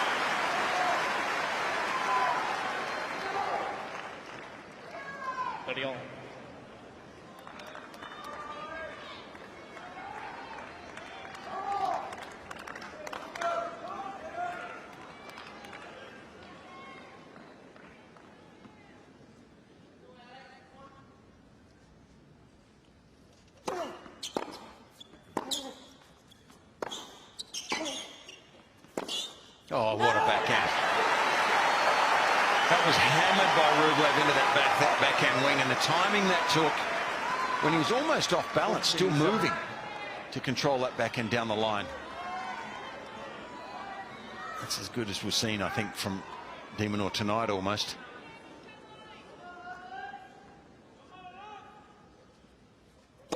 Left cross arm.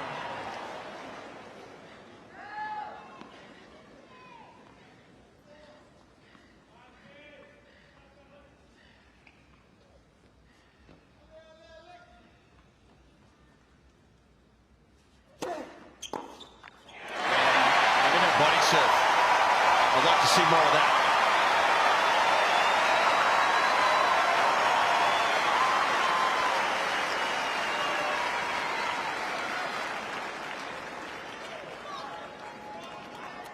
Five games all.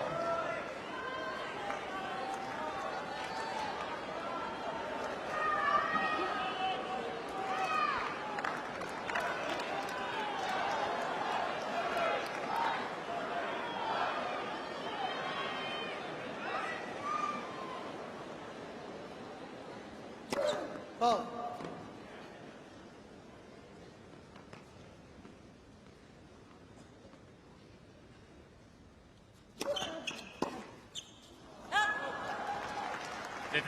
Good opportunity there to do what Wally was saying, come in. He's only done it once tonight, hasn't he? Take the second serve and follow it in, but great opportunity just to at least make Rublev come up with a pass quickly after the serve.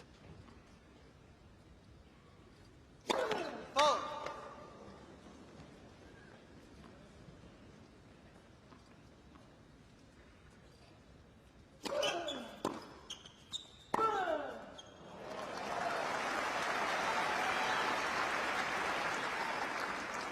Love.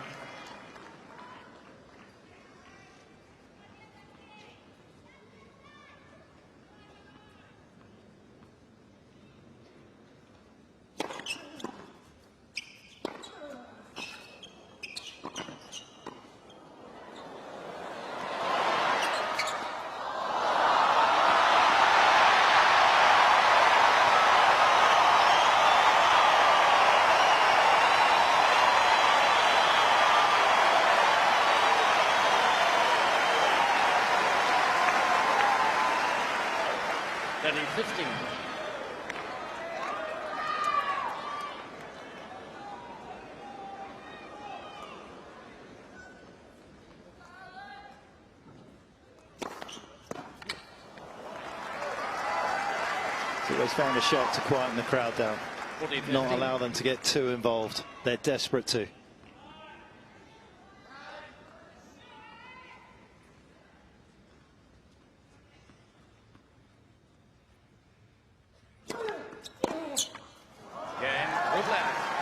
Great response to that exciting point. Rublev 6-5, second set. Rublev leads 6 games to 5.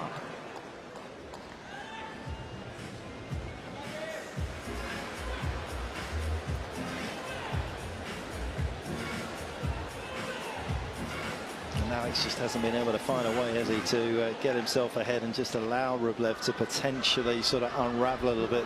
You feel as though there's the opportunity tonight, the way that this man at times has reacted to some of the adversity that he's faced. Just hasn't been a sustained period. You kind of know what he's thinking all the time, Fitzy, don't you? Hard on the sleeve. Not sure he was happy there. And plenty of heart. Not easy to come out and play with this many people, hoping you come off second best. Yeah.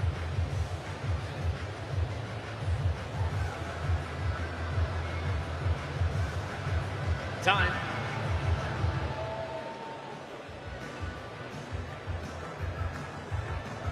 The dying embers of another beautiful day in Melbourne, and everybody here in particular hoping it's not the dying embers in terms of Alex De Minaur's participation in the Australian Open men's draw.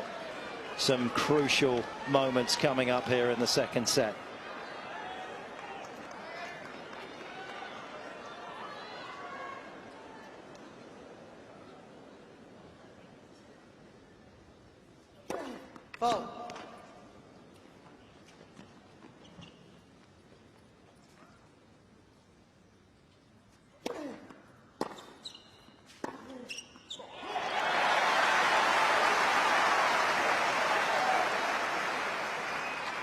15 love.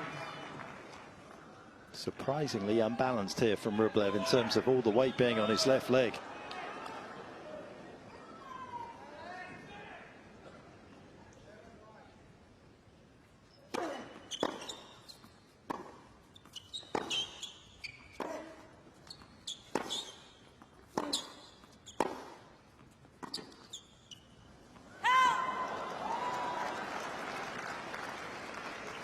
All.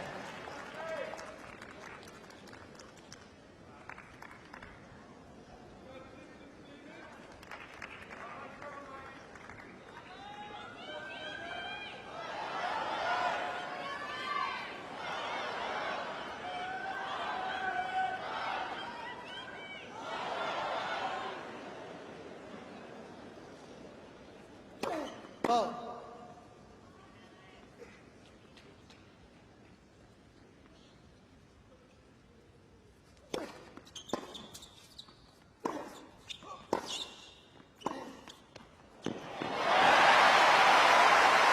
That was De Minaur at his best. Well, that's the play he wants. He's looking for that constantly, and tonight he's just been given very few opportunities to hit that ball and look like he's moving forward after it.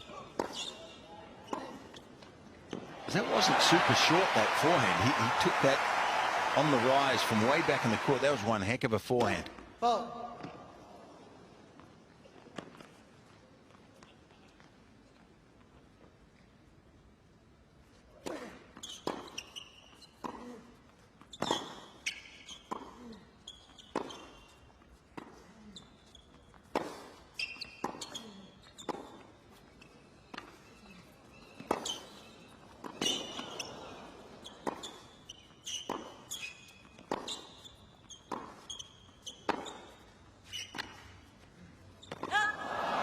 You know, of the players I've seen Alex use that slice down to the forehand wing against this summer so far, I think Rublev's handled it the best. You know, that low slice out to the forehand gives some players a lot of trouble, but he's just been smashing it back.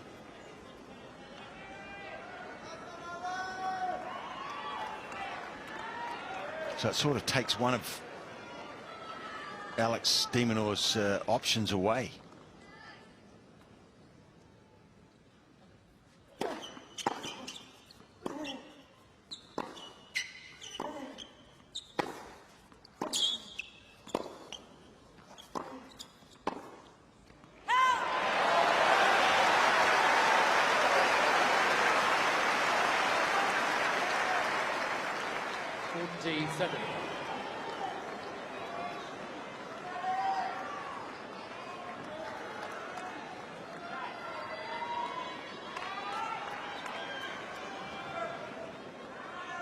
Would have been some shot.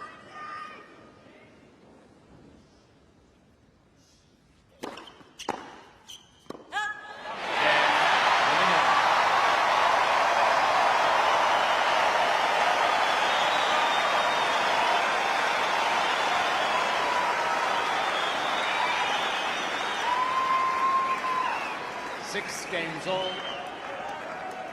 Tiebreak.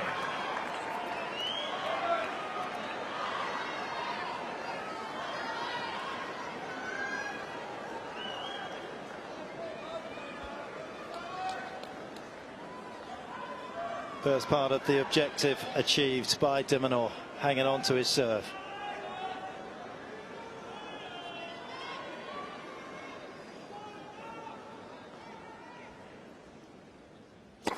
Fault.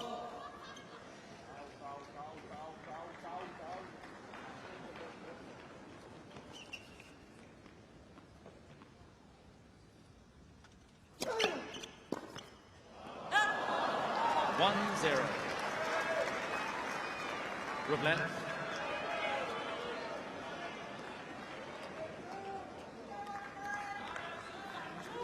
Conditions aren't easy, we know that, but it's going to be the decisions that both men take in the next 10 minutes that are going to decide this second set.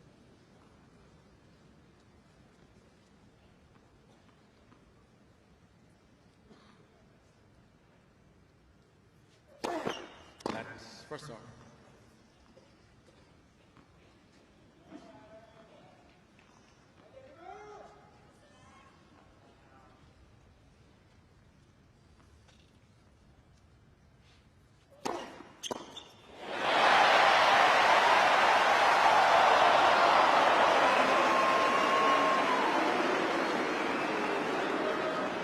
One all.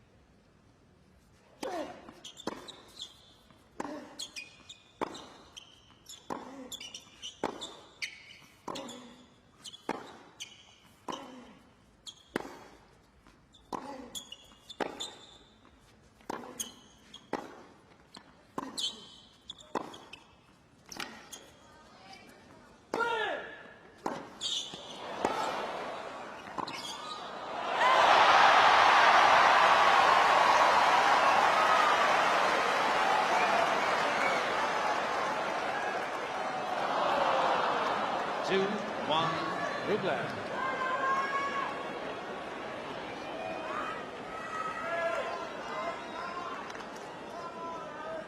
The finest exponent of percussive maintenance you'll see on tour, Andrey Rublev.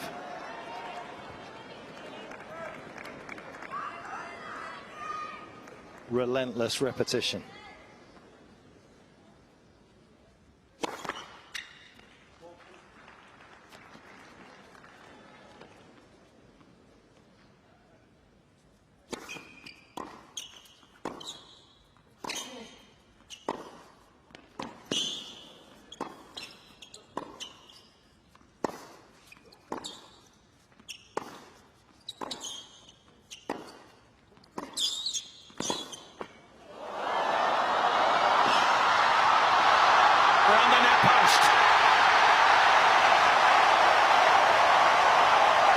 Is that a turning point, Wally? I don't think Wally can hear us, mate. The noise down there is extraordinary. We will see, Fitzy. We will see. But once again, Demon took a more negative stance in the court. He played a few points from around the Melbourne side, a few shots, saw pace, and then he just shows us just how lightning he is.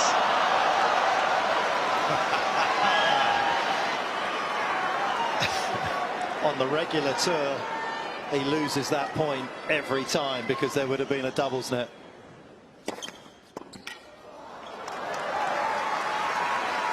But tonight, it gives him a chance to take this second set. Once again, though, you've got to say, Rublev just getting back to business so quickly after a simply astonishing get from De Minaur.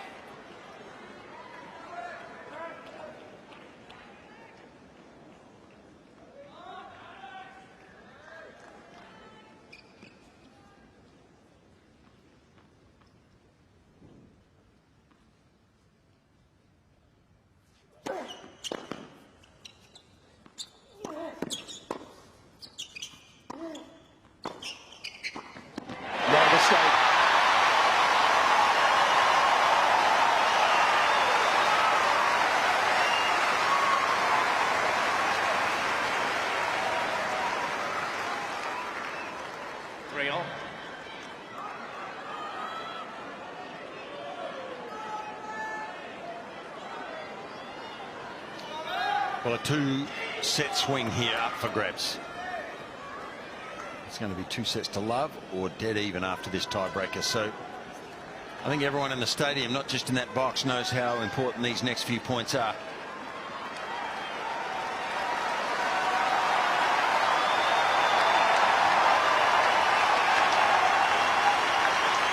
I tell you, if Demon can pinch this set, we are going to need a set of earmuffs down here.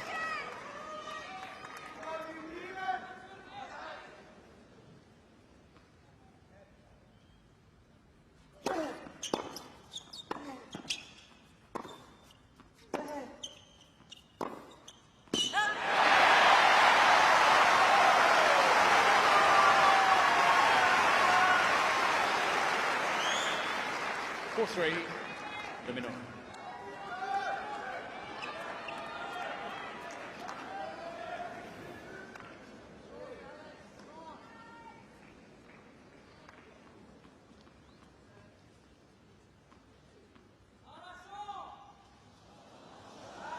Please, no noise when the server is serving.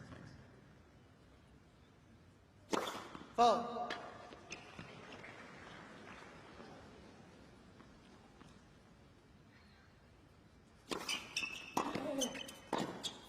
Yeah. Something different. That's Wally will be happy with that.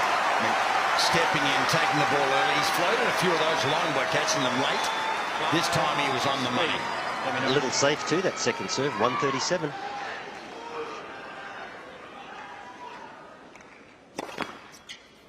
Foul. Hit and come in.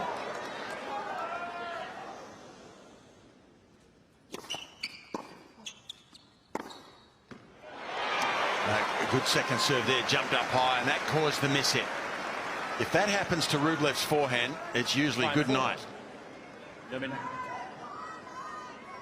He's standing up well, isn't he, Andre? You've got to respect how he's performing here.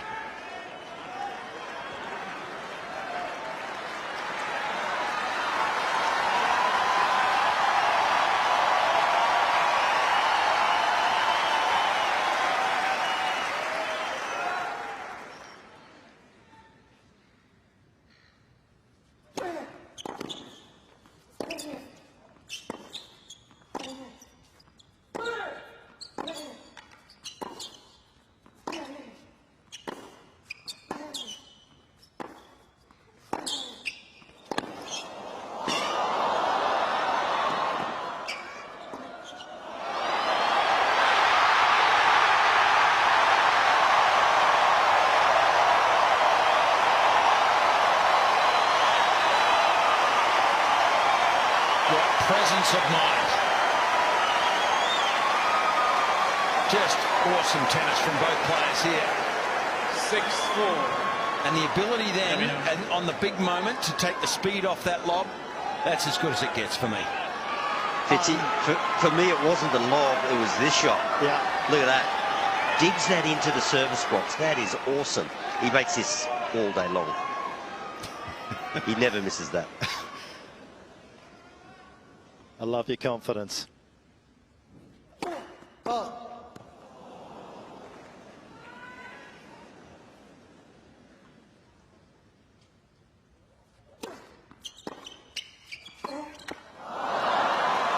I think Andrei's riding his luck a little bit there. That felt like a miss hit to me. It sounded and felt like one, and it dropped awkwardly there for De Minaur. I can confirm it was a miss hit.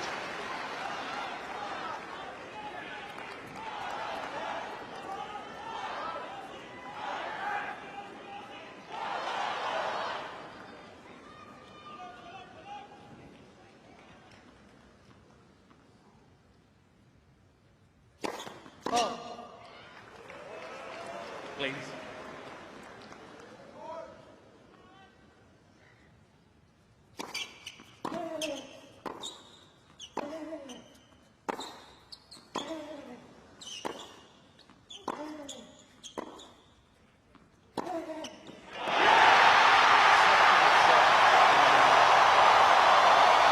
Behind the silence, there has been defiance by an outpouring of emotion for De Minaur and undiluted excitement in Australia.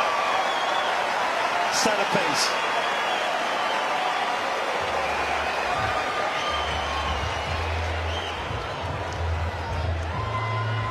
Well, that's a sign for me, Mark, that a young man is growing into a mature one.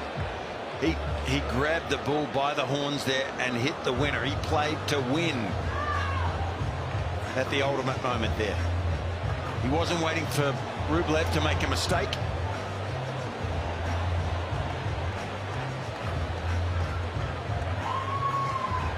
Great set of tennis from the Australians. Have more winners than unforced errors against somebody like Rublev, where you got to push yourself to the brink. Well, to Rublev's credit, he's made De Minaur play to that level to actually sneak a set. The thing for me now is how Rublev reacts, because De Minaur is here to stay in this match now. He's going to maintain this level, you'd think, now, and Rublev needs to maintain his.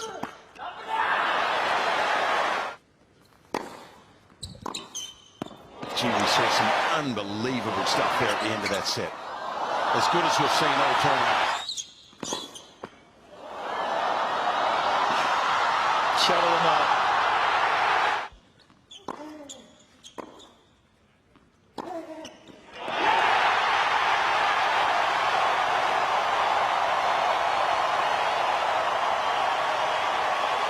Iconic pictures.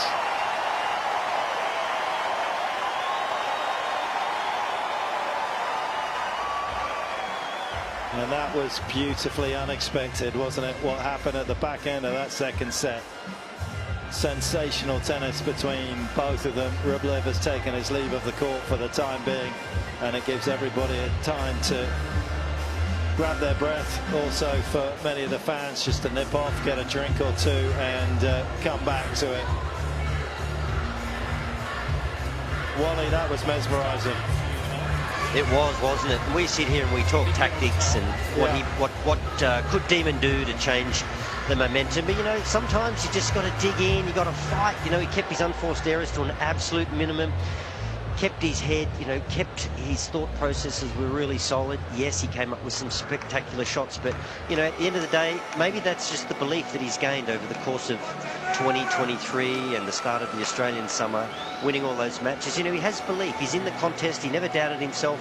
But he's got ticker, this kid. There's no doubt about it. We know he's got wheels. We know he's got ticker. But what is interesting, Petch, is when he plays from this northern end, the end he is now, Demon has played further back in the court. He's absorbing pace. He's probably for the first set and a half, he just tried to stand toe-to-toe with Rublev, and he was coming off second best. But just a slight change in court position, I think, has actually helped him. Just buys him a little bit more time, gives him a chance to play some slightly different shots with a bit more flight, for example, a bit more spin, use the slice. That was a huge set. And this was a huge point. An 11-metre sprint. And it turned the tide in his favour.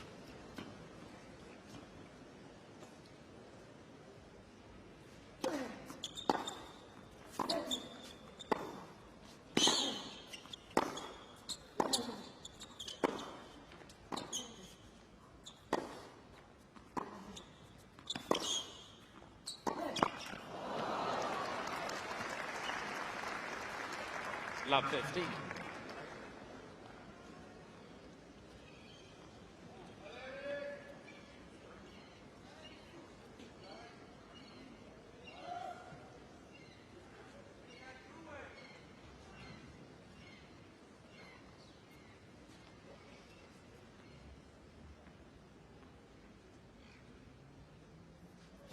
Foul.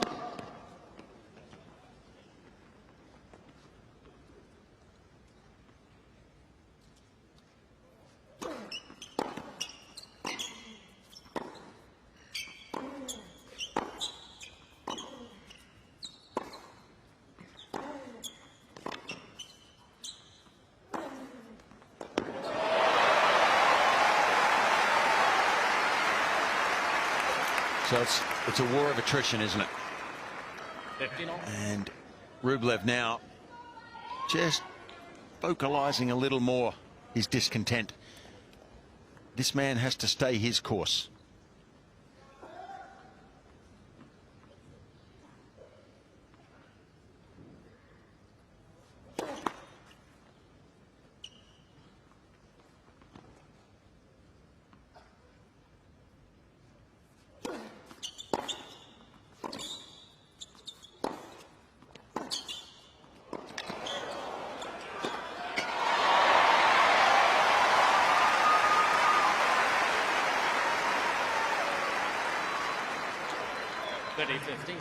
And psychologically, Mark, this is what happens, isn't it? I mean, if he was up 2 sets to love, he'd be feeling better. Mentally, he wouldn't feel any little niggles in his body. Now, look at the body language. It's a strange old thing, this mental capacity we have as athletes.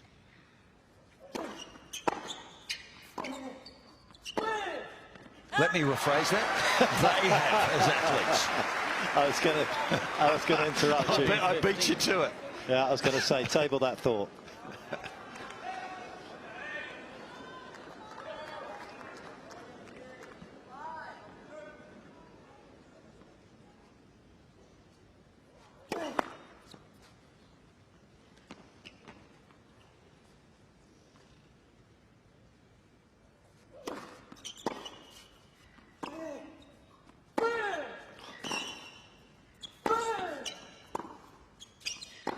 Oh, De Minaur plays a great game to start the third.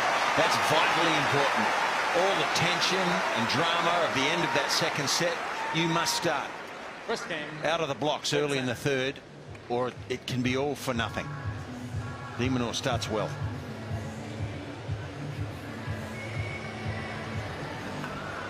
If you hit something outside of a tennis court as hard as Rublev hits the tennis ball, you'd be up in front of the judge. The rhythmic violence that he attaches to his strokes is hypnotic.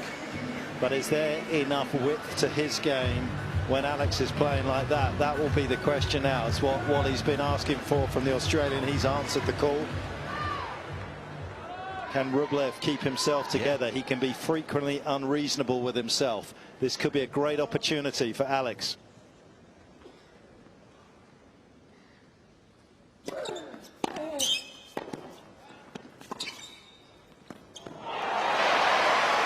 And there was a different look about Alex in the first game. He just looked like he had time. He hit one forehand. You remember the forehand he pumped down to the Rublev's forehand corner. He hit with a lot of shape. He just seemed to have more time to create. Got to the net on one point. No doubt Alex was feeling tension at the start of this match. It seems to have dropped from his shoulders. And there's a definite momentum change here. Can he capitalise, De Minaur? Love City.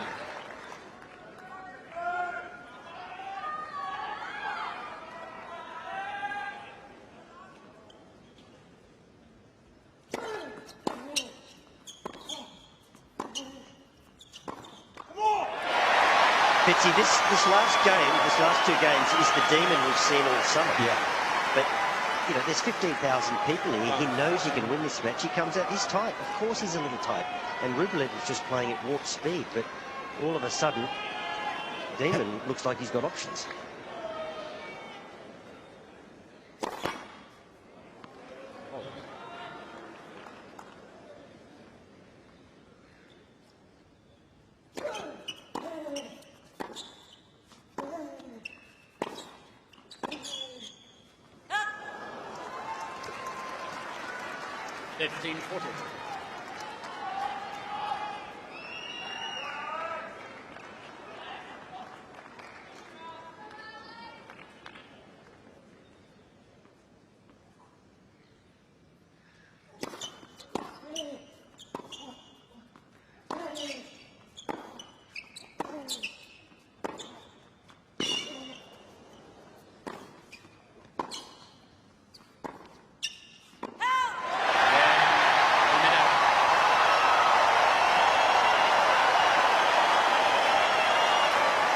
Has Rublev dropped his pace slightly? Maybe his shoulders slightly, but is the pace off his racket allowing De Minaur this extra time? Ever so slightly, Fitzy, but I'm actually sitting here next to Barbara Eagle, and we were just discussing the wind is gone. So it's cooler, there is no breeze, the conditions are just that little bit heavier, but I think there's just a little something too about Alex's movement. He just looks so much freer. Did you see how much time he had to shape that last ball and flight it? That just didn't seem to be available to him earlier in the match. But I thought that was down to the power from Rublev. But he's playing deeper in the court too. He's giving himself a bit more time. Right. It's a little bit more in and out of the court as opposed to standing on the baseline and slugging it out.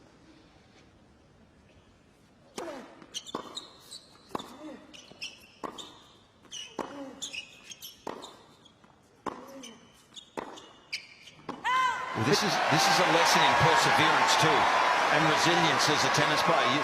You've got to be able to withstand the barrage if you're going to have a chance against these good players and great players. And to your question, Fitzy, yes, maybe, you know, Hawkeye could probably confirm, but maybe it has dipped ever so slightly. But that might be as much about his attitude as anything else.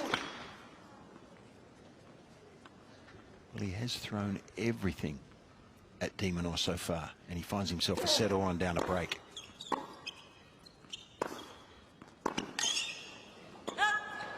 .128 was his average off the forehand side. Rublev in that second set, he is down at 119. So Fitzy, your judgment call was absolutely on the money. Well, it's a roller coaster though. All it takes is one break back, and his attitude might accelerate again. Might become like it was.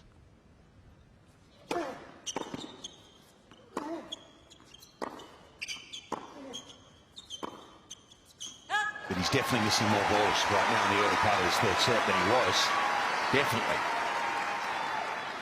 Thoughts cartwheeling through his brain, and you don't get the sense there's a lot of positive ones right now for Rublev.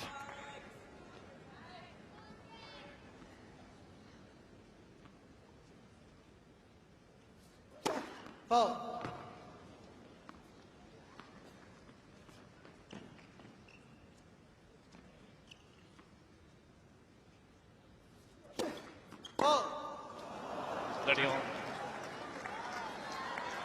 Pretty important to consolidate that break though, isn't it? The momentum can quickly shift back. If there's a break of serve back here, Rublev might find himself a different player again.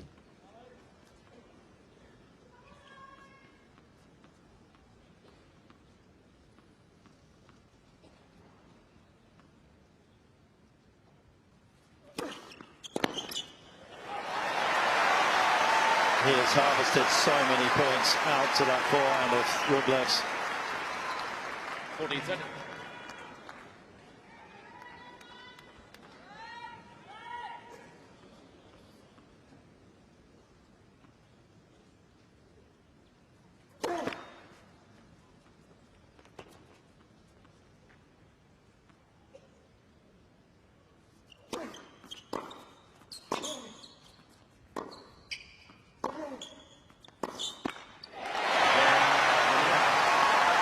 There may not be any wind on the court, but De Minaur has a tailwind behind him right now, and all of Australia. 3-love.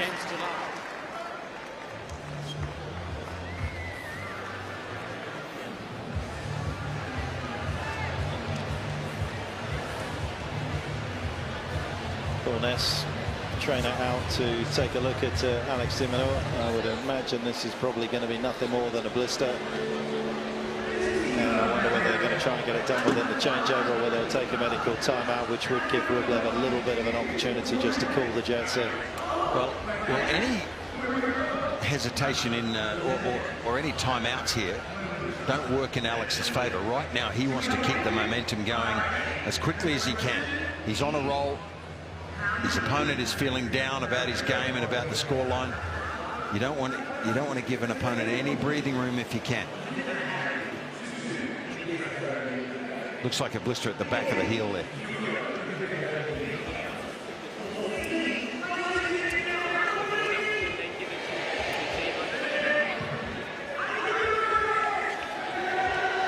How important was the second set? Pretty important, you have to say, when you look at this man's stats from 2 sets to love up. 36 wins, just the 1 loss. Sonego at Roland Garros last year almost got it done in the 4th as well. Did Rublev 7-6. He lost that against the Italian, but he had never lost from that situation on a hard court before. So absolutely crucial that Alex has got this, but a little bit of a delay as he gets the back of his foot sorted. I was just looking at some of the losses that Rublev has had at the quarter-final stage, as we see Alberto Martin, his second coach, who kind of sits under Fernando Vicente, getting involved there. He was ranked 34 in the world, also had 3 titles. And I just wonder whether he blew himself out by the time he got to the quarters, Rublev, because he's so emotional in a lot of the rounds pre that. But he's obviously had a lot of tough matches. Lost to Nadal, Medvedev, Tsitsipas, Medvedev again, Cilic, Tiafoe at the US Open in 2022, Djokovic a couple more times, and Medvedev again at the US Open last year. Some pretty tough opponents in the last 8 for Rublev, who now owns, unfortunately, the record for being stopped at that stage the most times before making a semi. Robredo had made 7 times the quarterfinal and never made it through to the semis. But I do wonder still whether it's a little bit of that he's a bit drained, because he puts so much into every moment, doesn't he? And Alex, to be fair tonight, has remained aggressively relaxed. Rublev is sitting across the other side of the court, just underneath where his coach's box is. He's looking a bit disconsolate. You know, when a player keeps putting his palms to the air, it's never a good look, I don't think. And you start thinking you might be inside their head. They might have so many negative feelings, but he'll still come out swinging. There's nothing surer than that.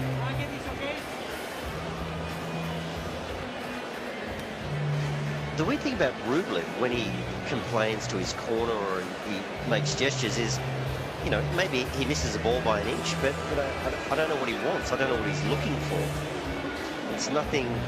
There are no answers in the box. It's just tennis. That's what happens. You win some, you lose some. Yeah, and for him, Wally, it seems like all of his emotive or his emotions come from whether he's ahead or if he's behind.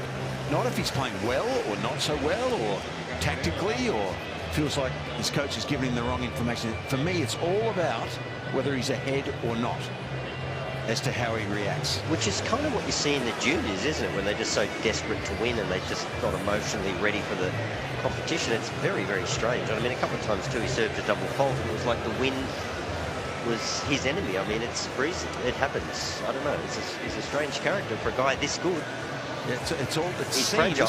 well, it seems, mate, to me, all about winning and losing, and I get that. But there's more to it than that. I mean, I think Novak, for as good as he is, has won 56% of all the points he's ever played. It's fine margins. Tennis is a game with fine margins. Isn't that an interesting stat, by the way?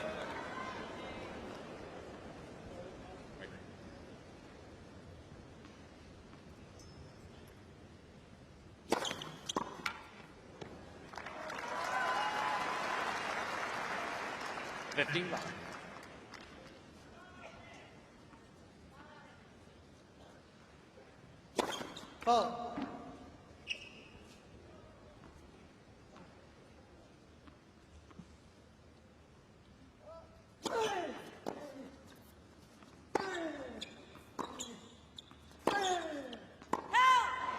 That stat, just, I can't get that out of my mind. Well, I hope I've got it right, but it's because relatively closer than you would think. Yeah, well, exactly. And you know how hard it is at this level to have a winning record. Matches won compared to matches lost. It's very difficult. You need a lot of resilience at this level. And to me, Rublev, you know, he takes his losses on the court, or if he thinks he's going to lose, or if he's behind, he's just distraught, it appears. Whereas if he's winning, even if he's not playing that well, he's happy as Larry.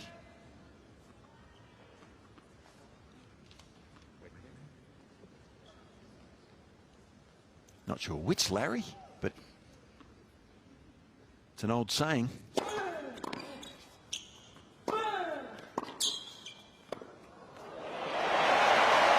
And he's not building his points the same. He's more, he's mentally not as switched on, is he, Rublev? 7 mils. Gee, I love that dig from Alex. Yep. On return. It all matters.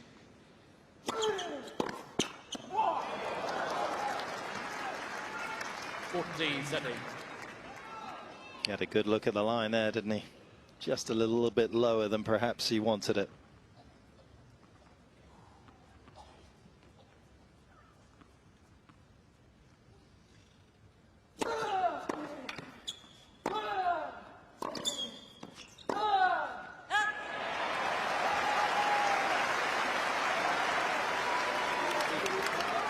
Well, he's actually on the verge now, Alex, of busting this match wide open.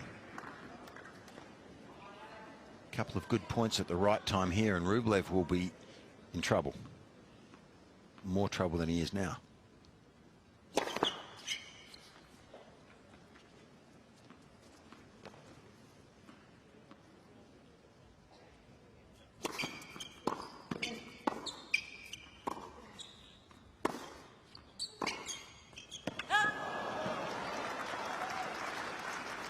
Damage Rublev.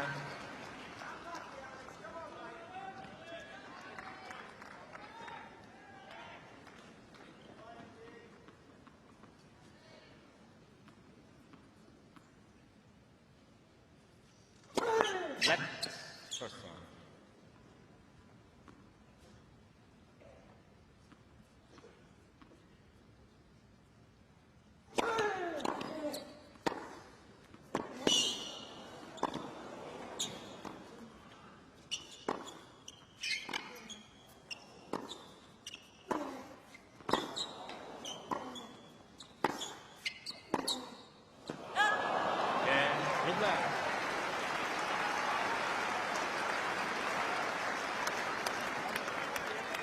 That was an important hole. John Morris's agent just to the back there on the left in the second row, looking after Rublev, also Svitolina.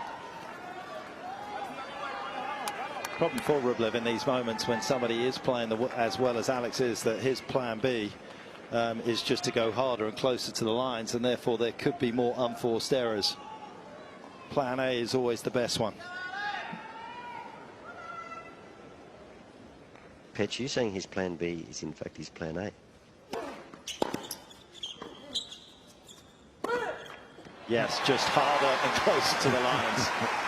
I reckon he'd be easy to coach, actually, with respect to everyone involved. Because if it doesn't work going hard, he just goes harder.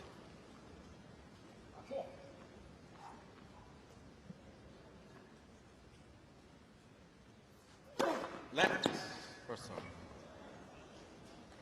I'm saying that tongue in cheek, by the way. We know.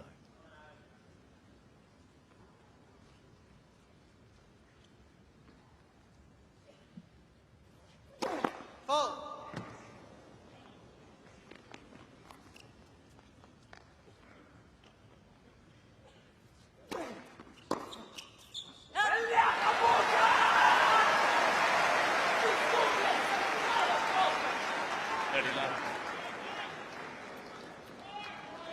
Boys, how many unforced errors from Rublev in this 4 games?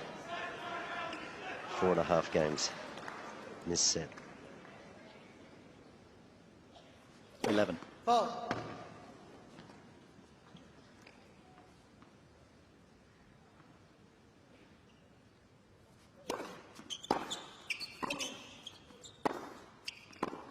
That's most of the points.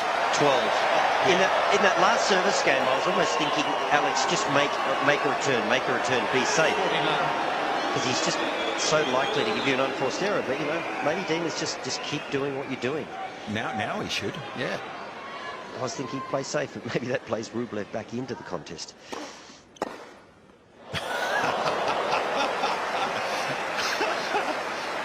That felt like John Daly hitting a golf ball. Or whoever wins the long drive contest, that was a little bit of anger in that one.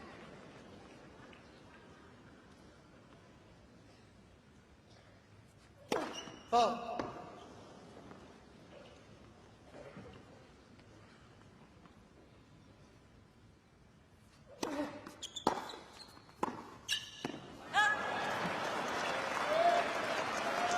It's a bit like a mentality of just throwing caution to the wind, isn't it? When you tee off like that. And yeah, that's where the saying comes from. Smashes the next ball off his backhand, and it creates a little bit of tension for De Minaur.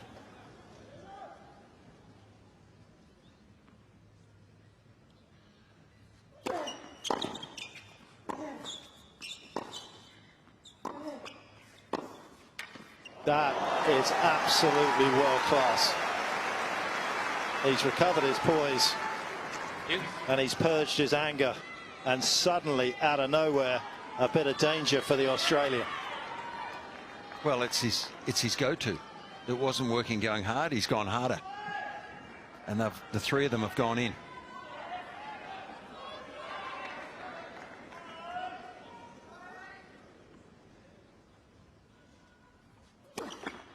Oh.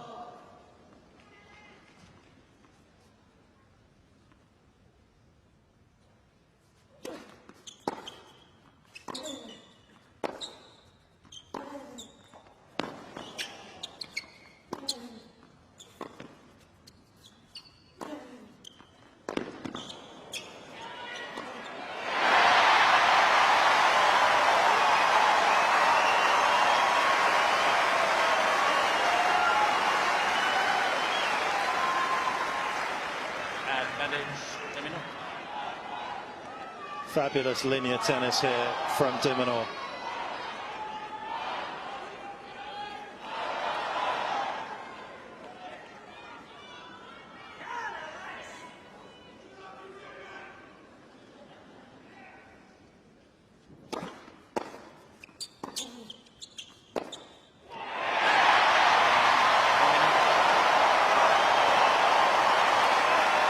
To the delight of virtually everybody inside this stadium, the mini comeback comes to nothing for Rublev.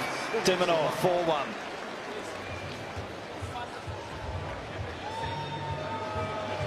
I'll tell you what, Wally, that was a fabulous effort from him as we take a little look at what he has been doing here. Alex De Minaur, you've been talking a lot about trying to get some variety in terms of the shot making. What he didn't do was stay static in terms of his second serve return hit points. Wasn't quite as good and imposing as he can be.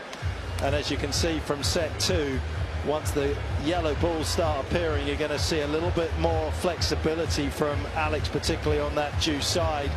And had he had a tentative attitude in that last game as well at deuce, things could have got very dicey for the Australian.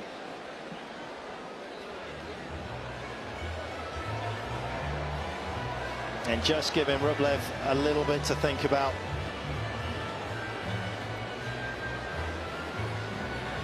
Time.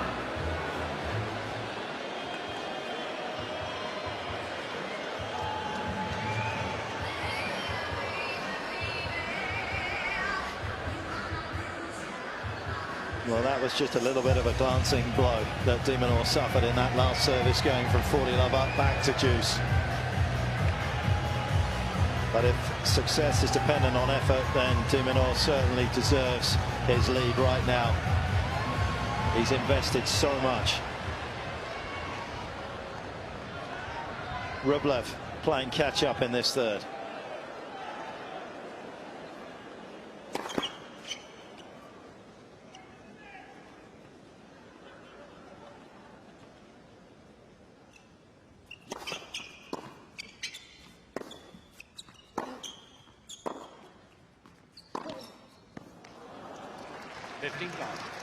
It was a little hint though, wasn't it? It was like a little warning shot across the bows from Rublev in that last game. Just the one break, and it just shows how dangerous he can be with those 3 shots that he delivered at love 40.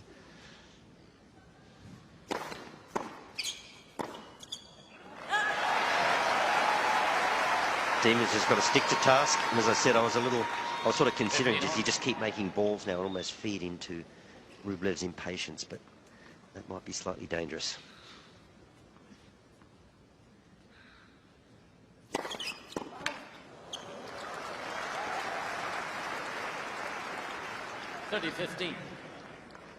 Well, he tends to go through 2 or 3 games, doesn't he? When he loses his marbles a little bit, so to speak, and gets so emotive.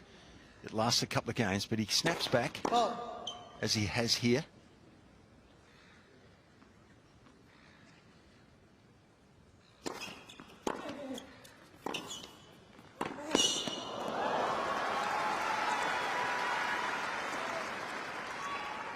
$40-15.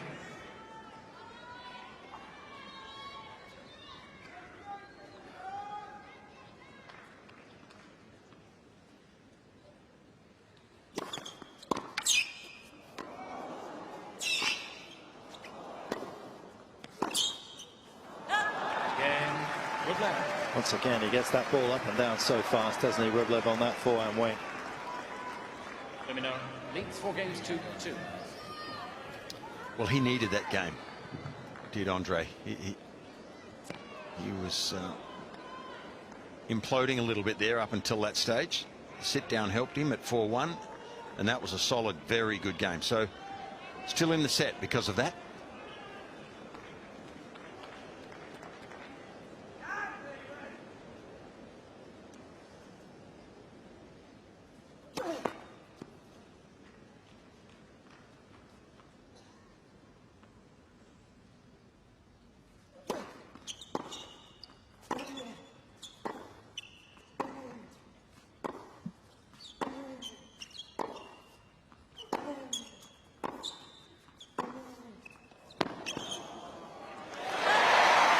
he's playing more his game. Wally mentioned it a few games ago. He's found a bit more time. Whether that's to do with Rublev taking the foot off the accelerator a little bit at times, but he doesn't look as rushed. And this is the type of tennis we've seen from him early in the summer, taking that backhand down the line, you know, getting on the offensive.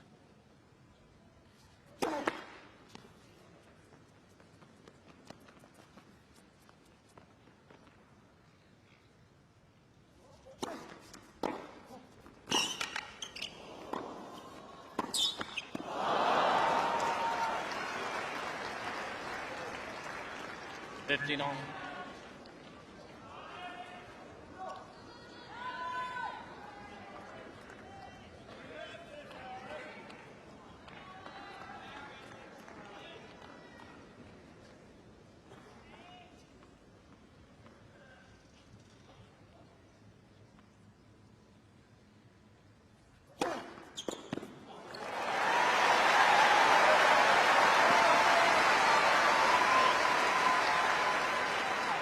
But I think one thing's for sure, there's less positive vibes going through Rublev's mind now than there was in the first 2 sets. Or 1 3/4 sets. He's not as vibrant. And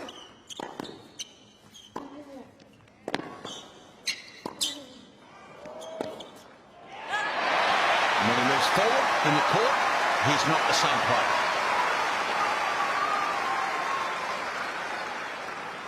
40-15.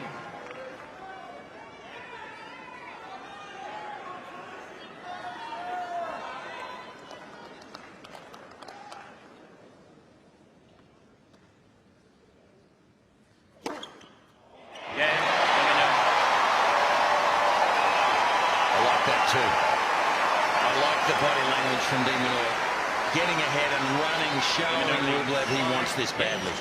Drops the dagger, 5-2.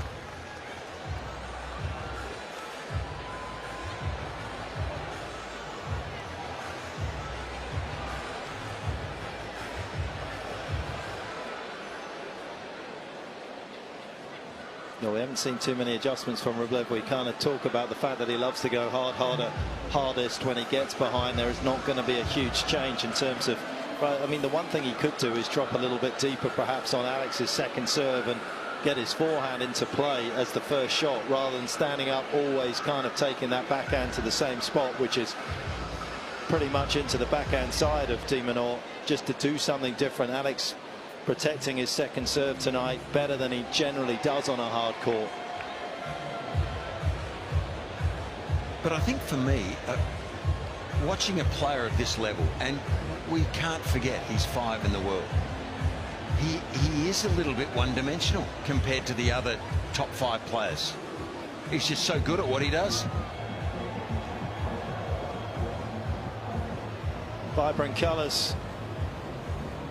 And a vivid impression may be made here at Melbourne Park as Alex De Minaur tries to grab a 2-1 lead over Andrey Rublev. All eyes on the Australian and all eyes on Melbourne Park in January at the start of the year. Tennis taking centre stage, and what a show it's proved to be. 15 days here in Melbourne, and we are possibly going to cross the threshold of 1 million visitors.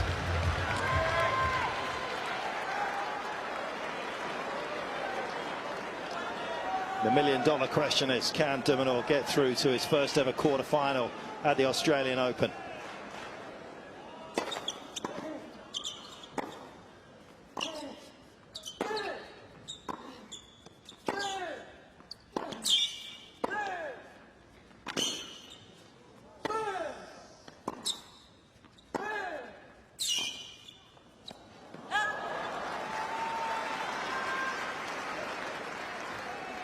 Long.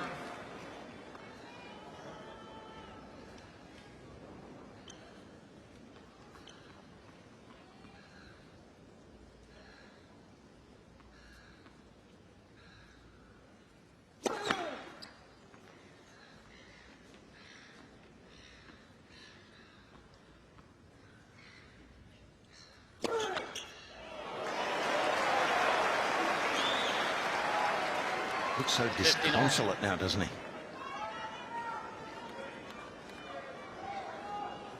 5 double faults and just the 4 aces to offset it.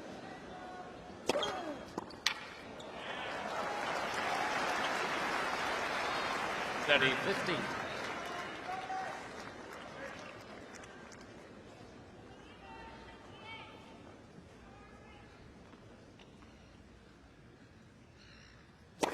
Fault.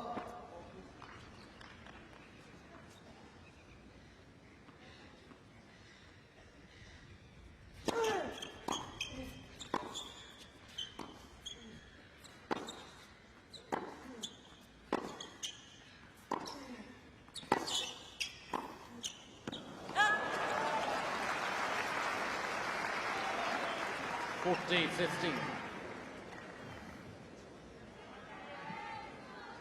Well, this is a good move from Rublev to fight hard here and make De Minaur serve this set out if he can.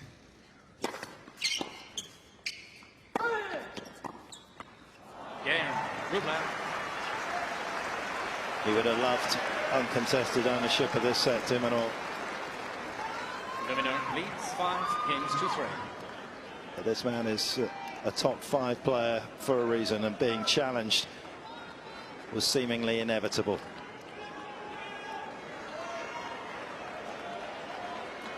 Can he pass this particular test?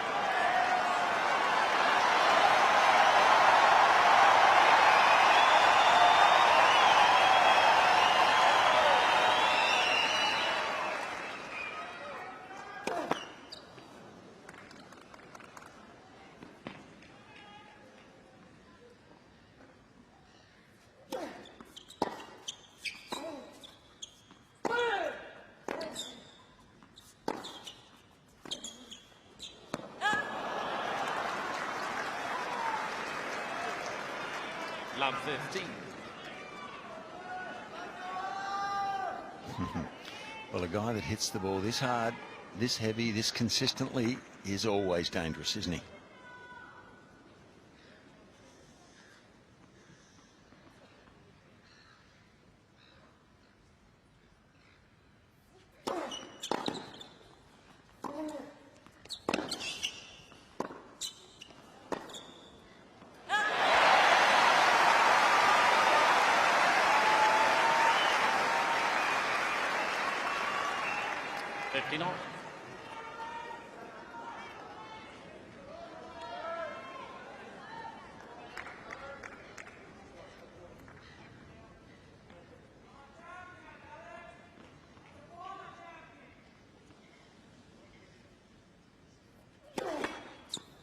Fault.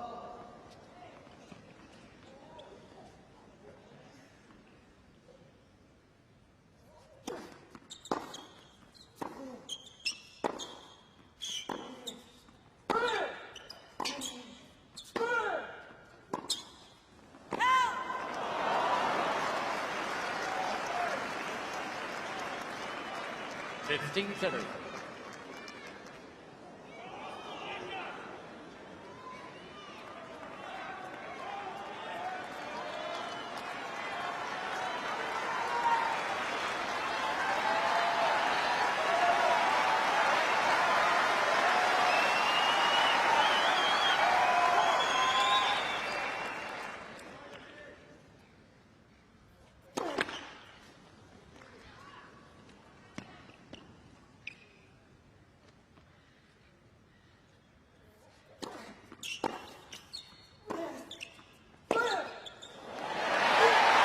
It's a gift. Not making a first serve in this game. That's hurt De Minaur, but a free one from Rublev, which you don't expect. Let's go. Call mate. Here we go.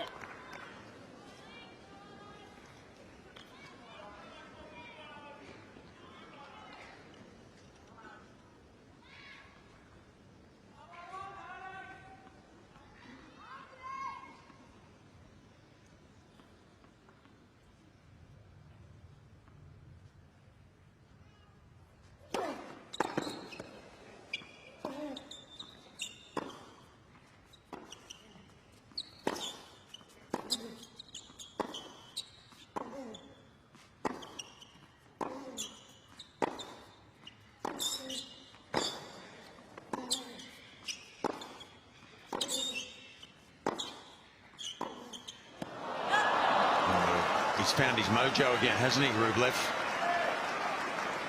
30-14. To his credit.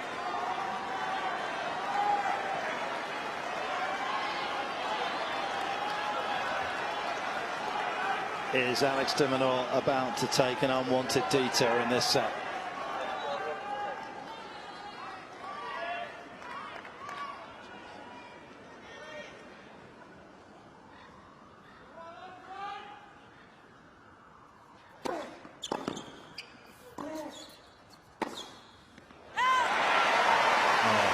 It's a game of centimetres, isn't it? My goodness. Was that always going out, Wally? Absolutely. Never in doubt.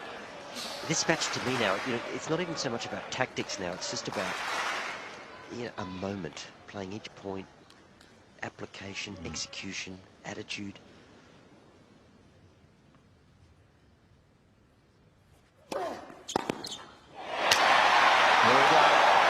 New racket needed after that one. And that wide serve patch that you have talked about to the first court. This time when De Minaur needs it. He's not going to swap the racket. That sounded like it broke.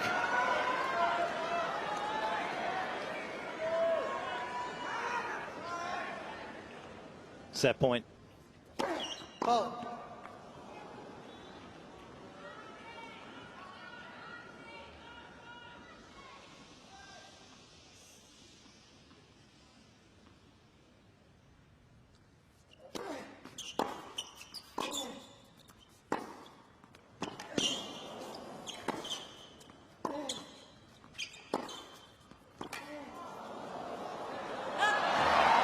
Awesome from Rublev there.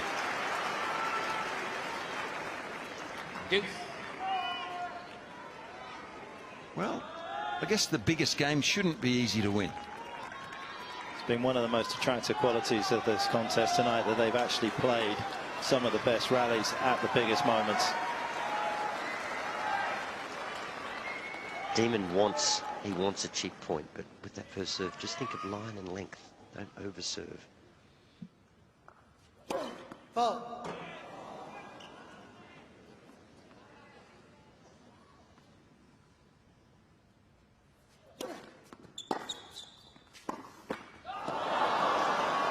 He looks like he's just gone a fraction tentative, doesn't he? Yeah, and just pressing on that first serve, just, you know what it's like, you're serving a set out, you just want it to be over, you want the bomb. His margins aren't great on the first serve at the moment.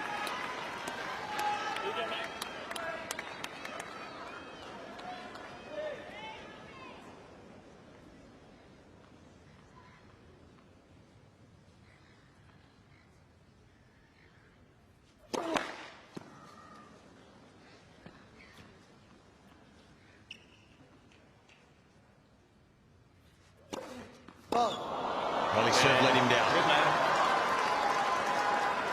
Just couldn't quite keep himself in the present. Was hoping the future was a 2-1 lead. It may still be for the Australian, but we are on serve now.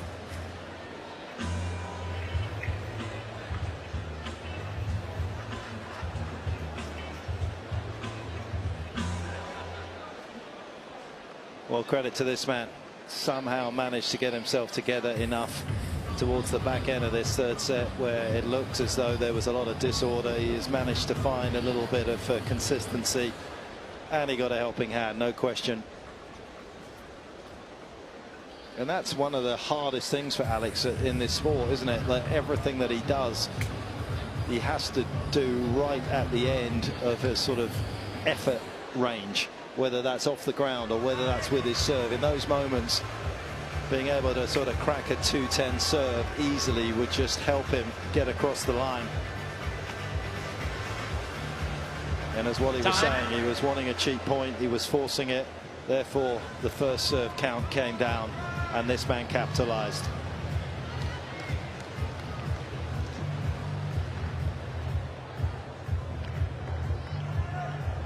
This man disentangled himself from the fury that he was feeling for most of this third set to get a calmness to be able to get the break back.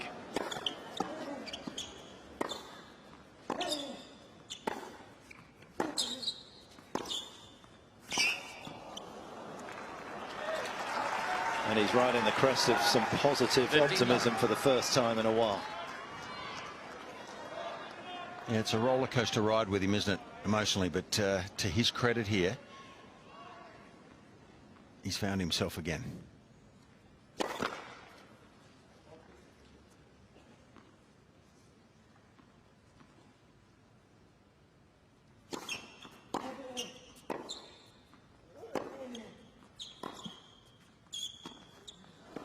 He's not making the errors now that he was Rublev in the first 3 games of this set. So now De Minaur has to win the points again rather than get a hand with all of those free ones.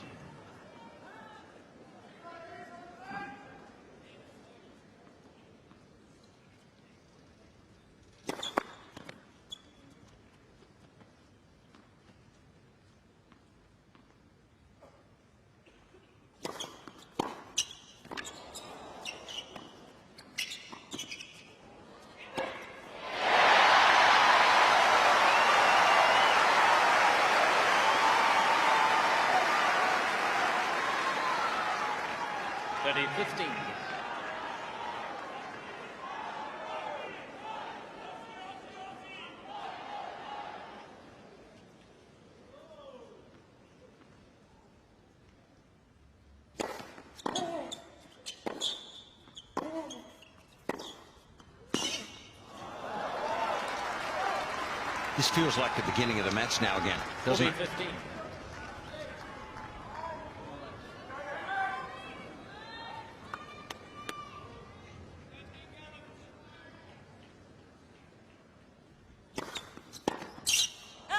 So after 2 hours and 46 minutes, we're back on an even keel, dead even in the back end of this third set. 5 games all.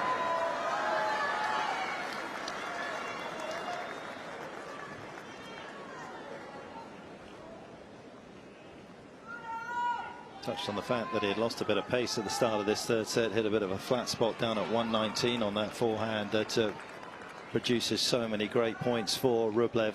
He's back up at 130 kilometers an hour.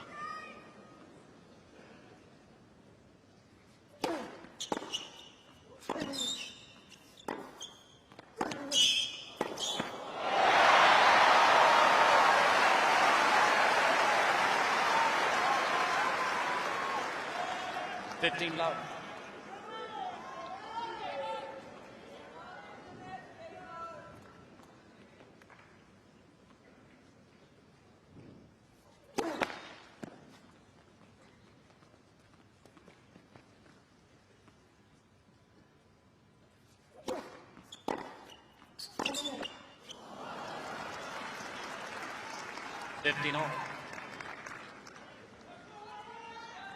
This is why 5 sets can be so interesting. The peaks and the valleys. De Minaur now having to find his mojo again. He's dropped off his standard a little bit in the last 10 or 15 minutes.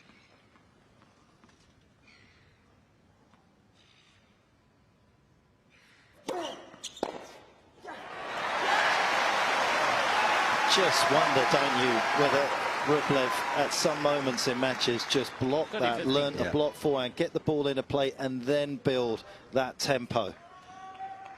If I had $1 for every person that had suggested that to me about Andrey, I'd be a wealthy man. So you're dead right. That's what most seem to think.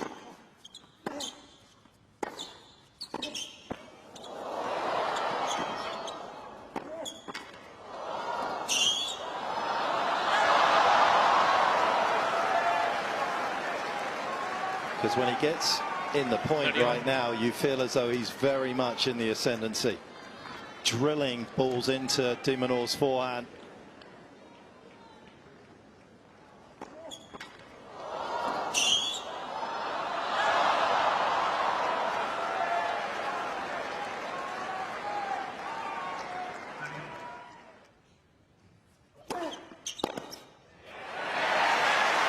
Talk about that's a carbon copy of the last points of that forehand, but he has such a strong forehand grip to return, and you kind of need a neutral grip to block.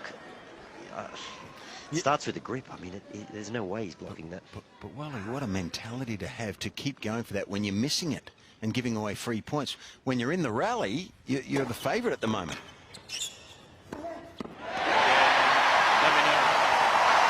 Still all to play for in Melbourne. De Minaur 6-5, third set. De Minaur leads 6 games to 5. New balls, please. Great point you make, Wally. Does have a strong grip. Could he not just predetermine it before the serve comes to have a neutral grip to be able to block? Well, yes. I mean, that would be the start, wouldn't it? Just think about it. Especially, you know, for Rublev, he's making a ton of dough. He's a top 10 player. He's an awesome player. He's winning titles. But surely the guy wants to make his mark in Grand Slam tennis. So how do you beat the better players? How do you dismantle the big servers? How do you solve some problems? Yeah, Petch, I agree with you, but we probably should have started about 3 or 4 years ago. Wally, with that grip though, do you think that he can still open the face with that grip and block the occasional return just to get it into play? Fitzy, that's, you know, spinner's control with that real, you know, semi-Western grip. Very hard to impart any spin on the ball and control. It's not like you can control it.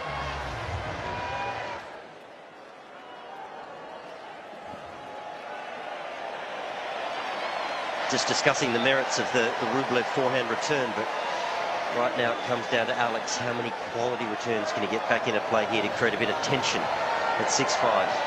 Crowd's doing a good job of creating a bit of tension as well. Breaking records for fun this tournament in terms of attendances. 76,795 through the gates for Middle Sunday. Ladies and gentlemen, thank you. A new record.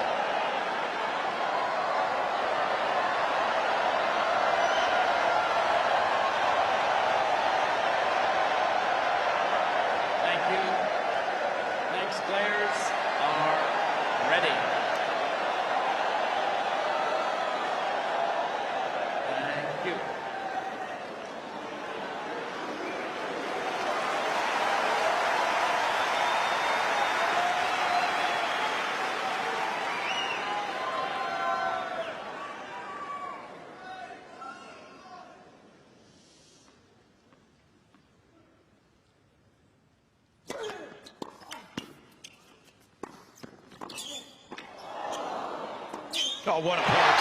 What an opening point. That was scary good. New balls, the control you need. And Rublev didn't do anything wrong. He made a good volley here. Great serve. De Minaur jumps, gets the early jump there to hit the passing shot. How early did he pick that up on the run, De Minaur?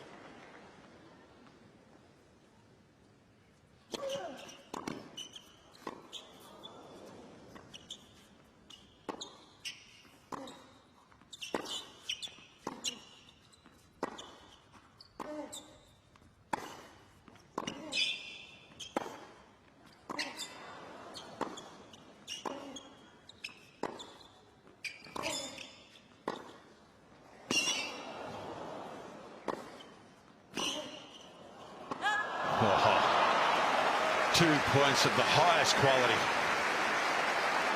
The beauty and brutality of this sport on show. 15 all.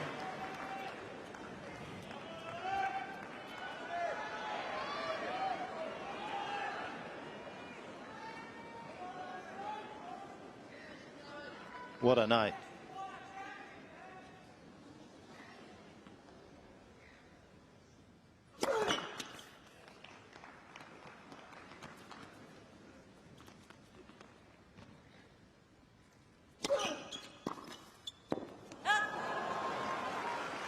$30-15.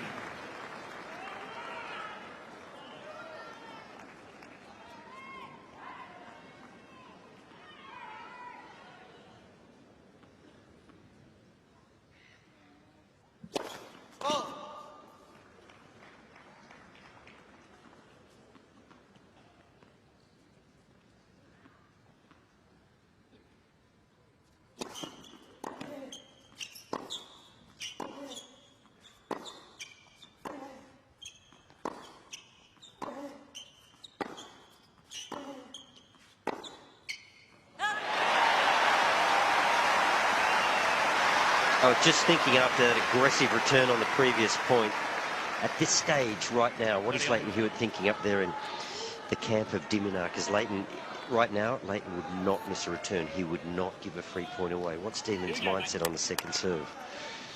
Does he go for it, winner takes all, or make Rublev play?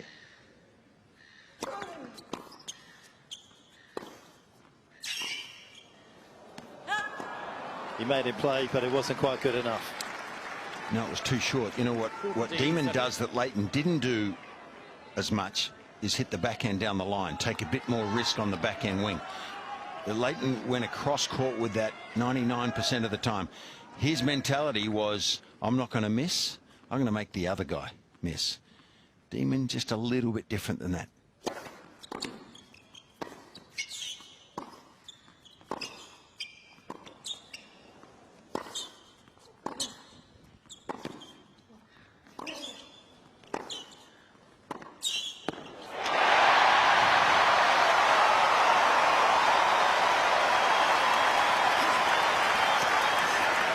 That's the forehand you're talking about, Fitzy.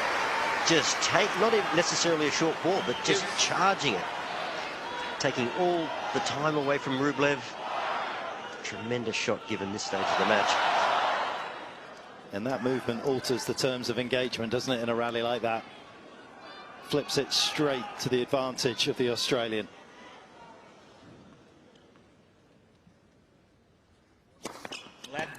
First serve.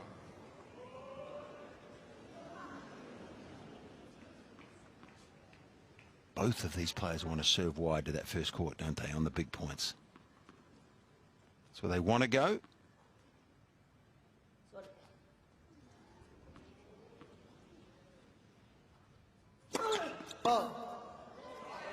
Lead.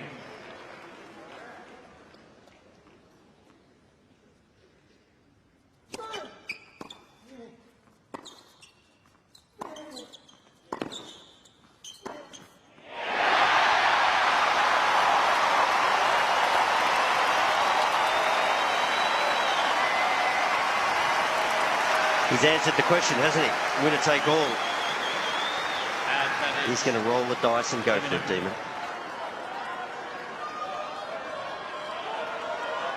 Well, an unpredictable outcome is not an argument for inaction. An action man, the Australian, looking to grab the third.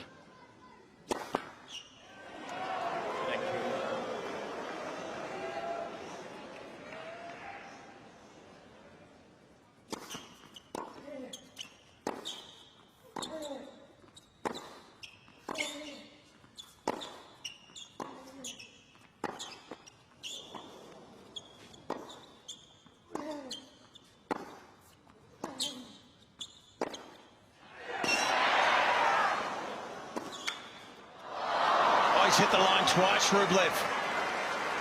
Unbelievable. Maybe the outside of the line twice.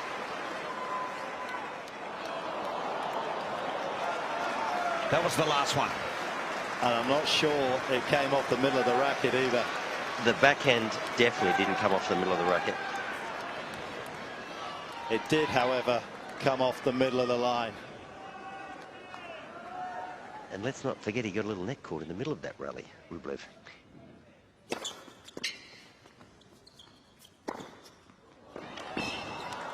He's got nerves of steel, Rublev. He's breathing hard, though. I'm sure his heart rate's up there, like everyone else's in this stadium. Trying to get this to a tiebreaker again.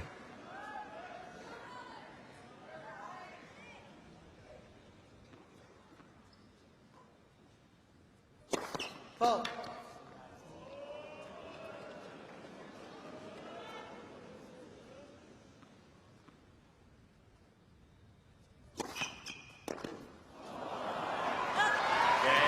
Gutsy hole there. Fortitude and fortune gets Rublev to the tiebreaker. 6 games all. Time break.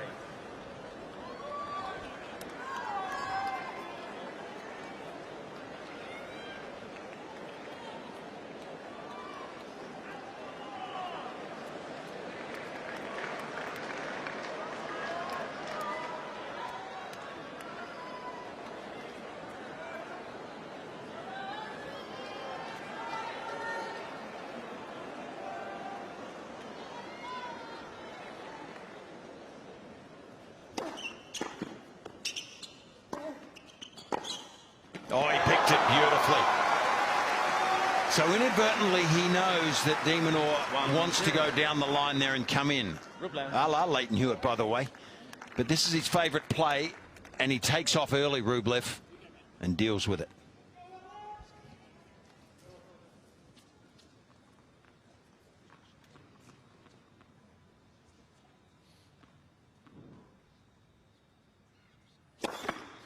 Fault.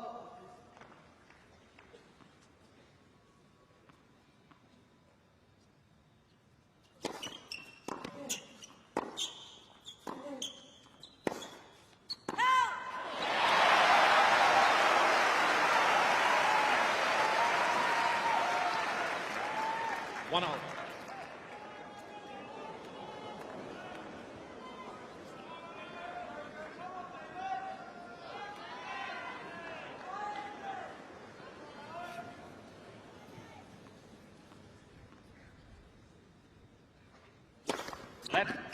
First one.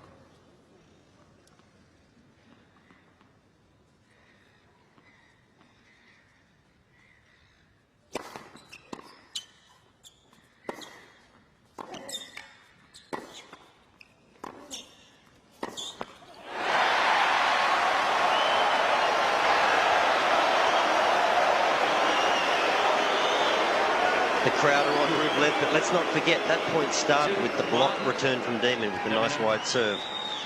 Therein lies the subtle difference in their games.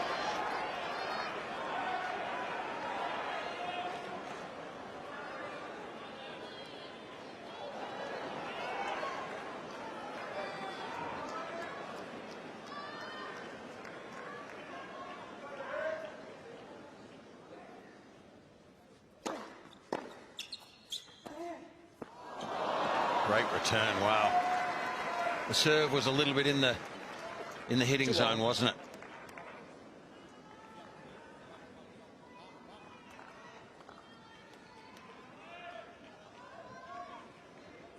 Well, you'd go wide if you're Demon here, I think, even though Rublev might know, because his mentality is to swing at it. And he's missed a lot of those returns. Fault.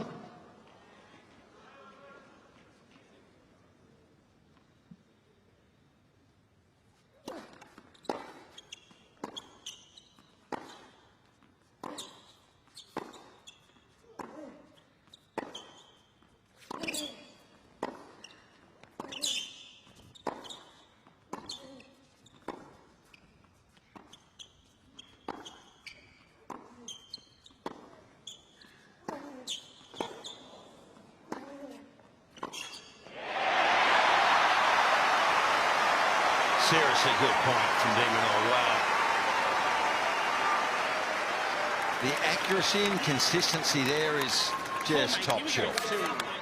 And Fitzy, how good that he wasn't perturbed. He got hit, beaten by an amazing pass with a similar play earlier in the tiebreak. But yep, stick to your guns.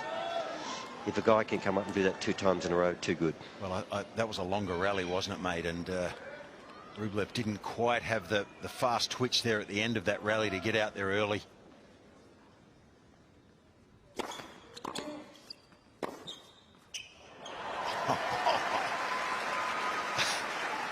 You've got to admire his fortitude and how he continues to just accelerate the racket head. Well, he's certainly one of the more watchable players, isn't he, because of the emotions that he gives you. And at times in this third set, he's looked like he's going to be a planet without an atmosphere. Looks as though he could go anywhere. But what he has done is regroup beautifully in some pressurized moments, and that another one of those fabulous forehands.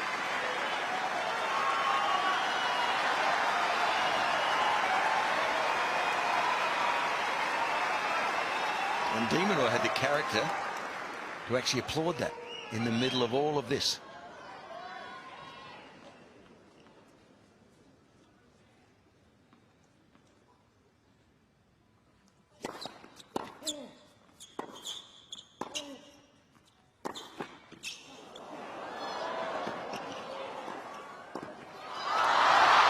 Can you believe it?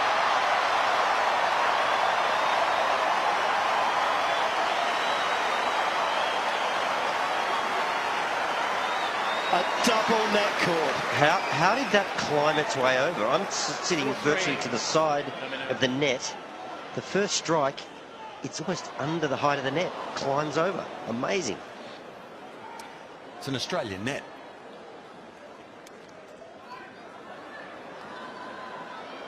I tell you, when a net is this taut, it rarely goes over that one.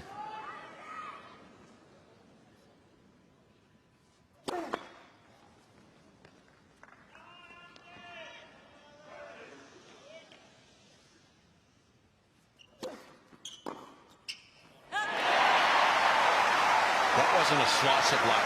That was a mountain of luck right there. And it does change the perspective, doesn't it? Look at the body language now. Huge moment that was. And this is too.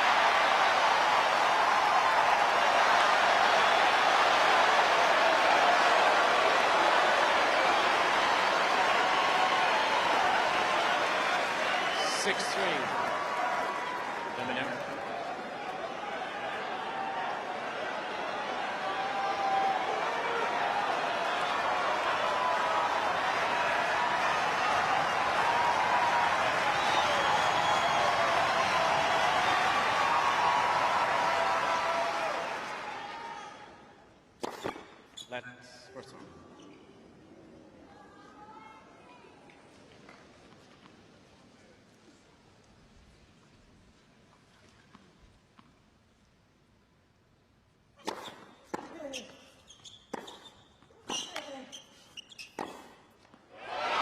Oh my goodness, did that hit both lines? 6-4. We've seen it before. When his back's to the wall, he hits one line. He hits with more gusto. How do you reconcile that with the 2 second serve returns he just hit?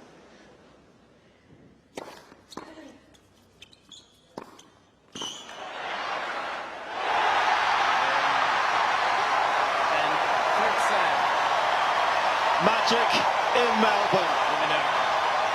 7 games to 6. Spellbinding. De Minaur, 2 sets to 1.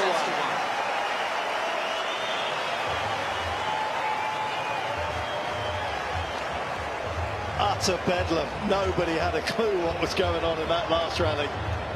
Some thought Rublev's forehand was out before De Minaur produces that absolute diamond of a backhand pass.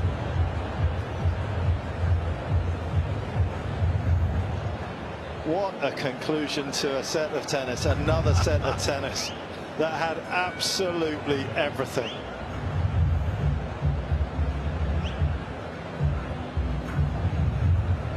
I mean, where do you look? The winner's more from Alex. Look at that. You probably wouldn't have had that on your tennis bingo card before you came out, that he was going to out-muscle and out-hit Rublev, but he has done that. He's had more forehand winners by 3 over the course of the match as well. Credit to him. Isn't it interesting? The winners and unforced errors are both in De Minaur's favour, and yet that set was so tight. Amazing how that evolved. A lot of those errors from Rublev were at the beginning of the set, but he got back in it, and to his credit, he nearly stole it. But the let cord mark, when it's your day, maybe, or certainly when it's your set, it sort of changed the whole complex. It made De Minaur sort of, excuse me, it made Rublev sort of go to pieces there for a couple of points.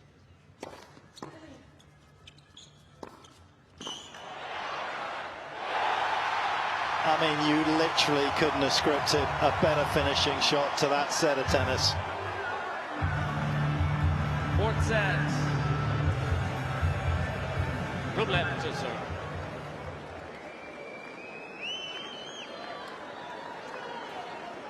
Elation on one side of the court, desolation on the other.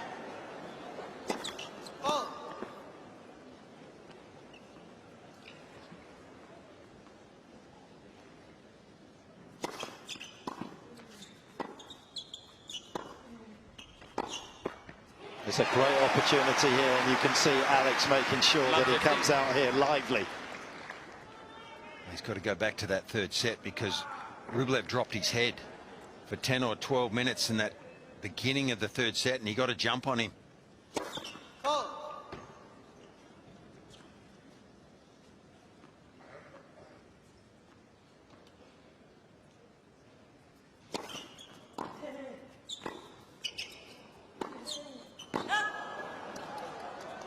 Big opportunity there missed for Alex De Minaur. You know, you go back to that situation when Alex served for that set and his serve deserted him. And then you go to the 2 second serves that Rublev got to look at in the tiebreak and he just sailed them long. But you think for Alex in this 4th set, it's important.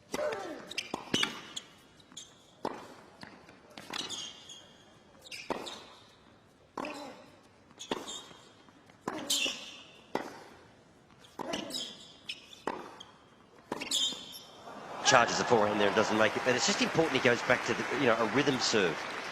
He just wanted so many free points. He just wanted the point to be over at the back end of that 4th, and it got him in a spot of bother. Yeah, it did. It did. Great observation for me, because he didn't get any free help from his serve because he overserved. He wanted that wide one of the forehand so much, but he was hitting it so hard. Maybe take a bit off, get it up the line a bit more.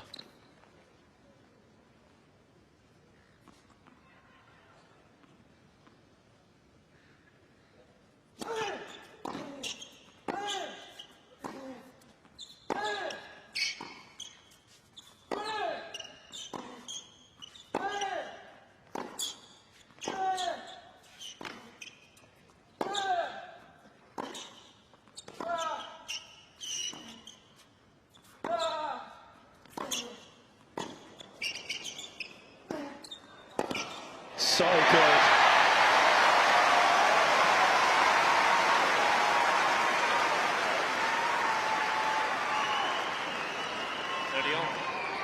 And as you said earlier, Fitzy, Rublev seems to play. He's one of those players where you can kind of tell the score through the scoreboard as well. And it allows him to talk himself off some internal ledge. And right now, De Minaur will feel as though his opponent potentially wavering at the start of the 4th. Can he get a jump on him here?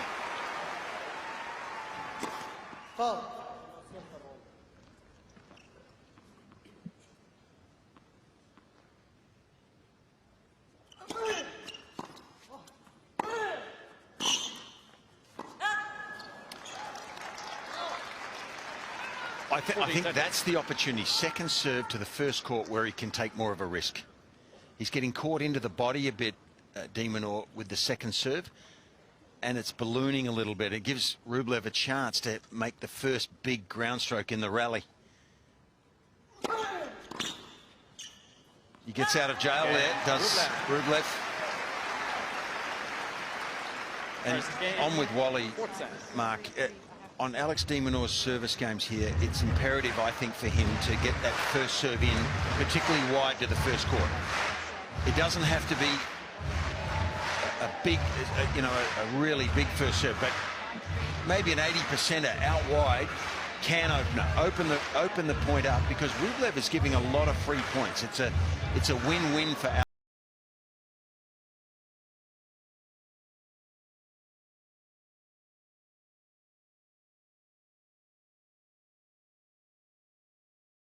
Going to win it. So the 3 points are so vital, so important for De Minaur here.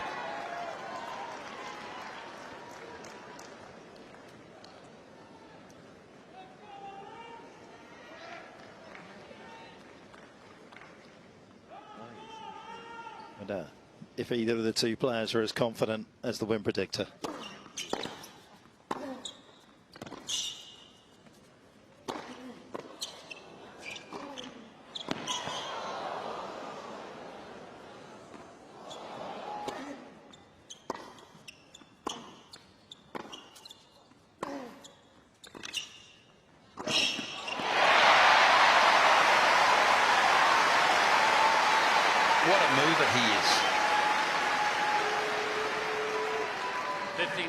It'd be a treat to watch him move around a tennis court without hitting a ball, even.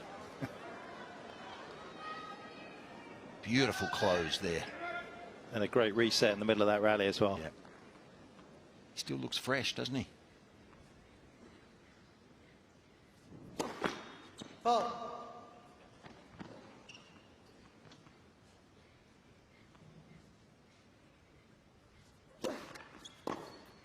Oh. He's so brutal, isn't he? Like, it's just stand and deliver. And sometimes you don't see the development of a point that you remember because he just finishes it so quickly with such power, like a one hit.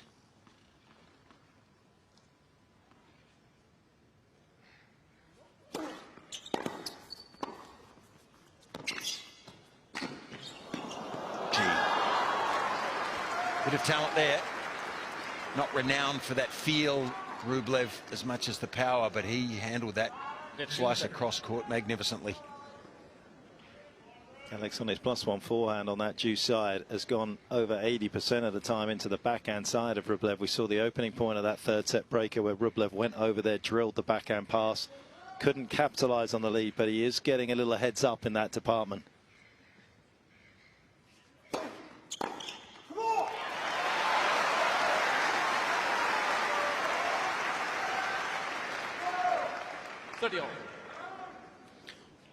Becomes a battle of the wills, too.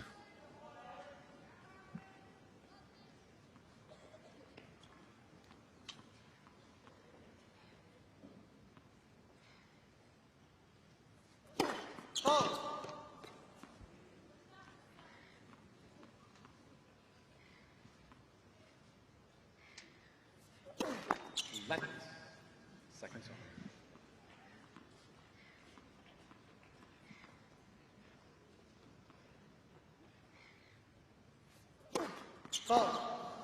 Gee. Well, he hit a big double fault to lose his serve when he served for that second set. And that one hurts him too.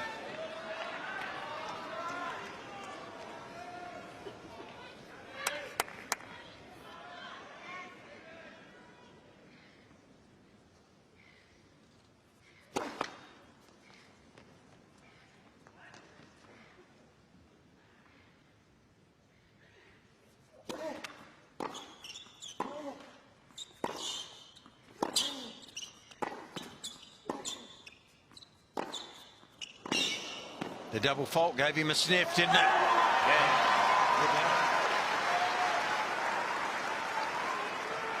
And he's shown plenty of backbone there. Yeah. But Fitzy, once again, just not enough first serves in that game. Sitting around 52% at the moment is De Minaur on the match. Tends to be around 60%. And he's a little lower in terms of first serve points won, even with that lower sort of first serve percentage going for it. So the trade, as you say, Wally, hasn't been ideal for him.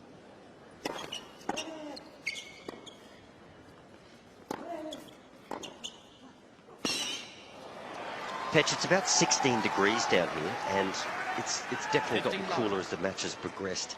And the court also loses heat, you know, from the course of the day. It settles down. The bounce is low, you know, 195 in the slot is not really getting it done either. You've really got to hit your spots at the moment.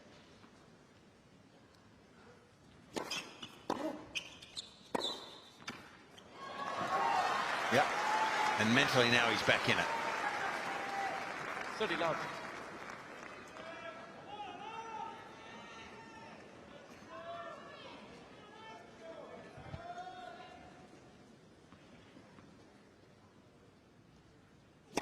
Fault.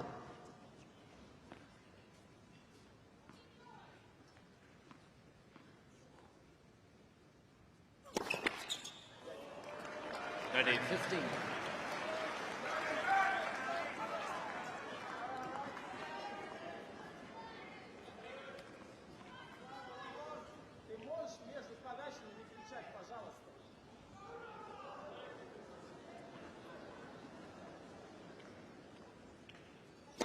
Fault.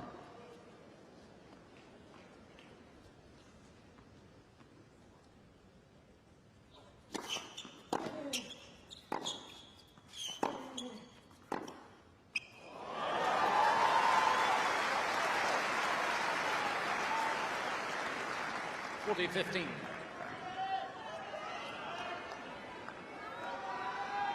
Impressive turnaround.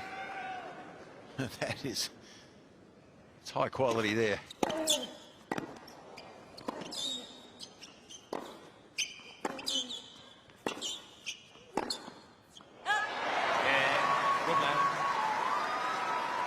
Perfect start for Rublev in the fourth.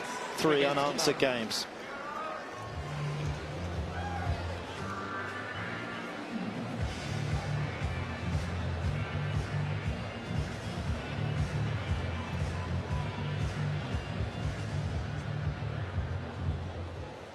Let's just take a little look at what's been going on here with both players in terms of return placement. We can see Rublev here. He is directing as much traffic as he can off that return into the backhand side of De Minaur.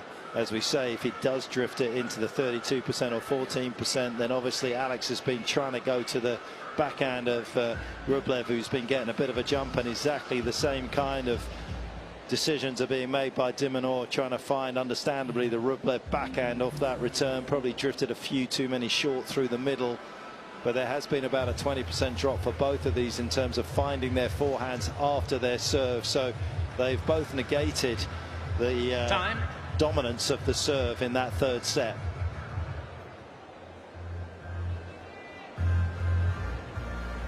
It's already been a memorable Melbourne in terms of matchups, in terms of shocks that we've had on both the men's and the women's side, and of course the hundreds of thousands of fans that have literally poured through the gates here at Melbourne Park. Astonishing tennis, so many close matches, and this one's still riveting and could still take us all the way to a fifth set.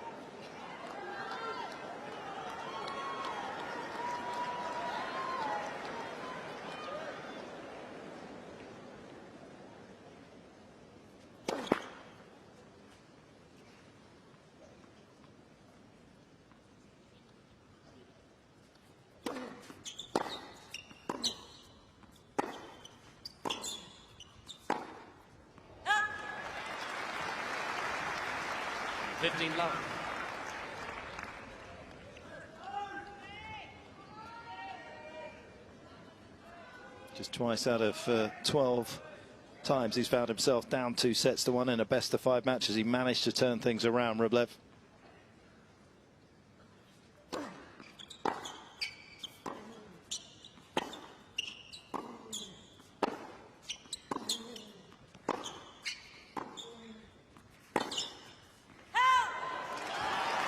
One of those was from 2 sets to love down at Roland Garros against Sam Querrey back in 2020. Also did it against Denis Shapovalov at the US Open in 2022.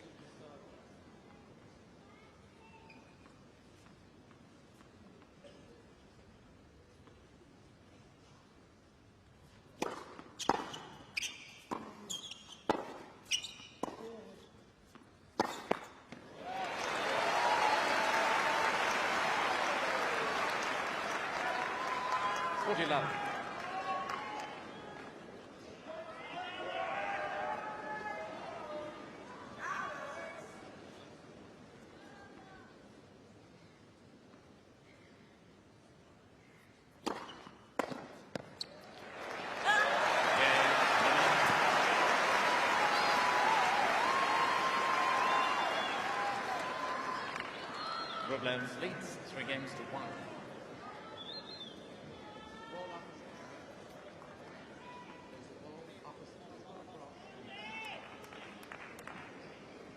Fourth best last season, Rublev, in terms of return games won. So he will fancy his chances of still recovering this fourth set.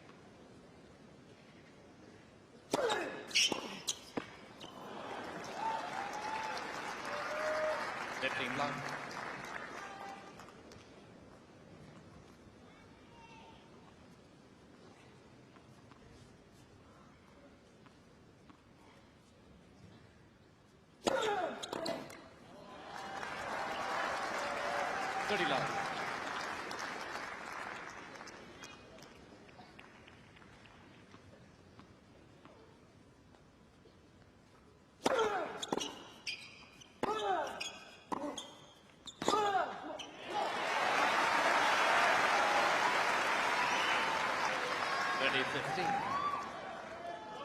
Feels like a slightly flat patch, doesn't it, for both of them right now?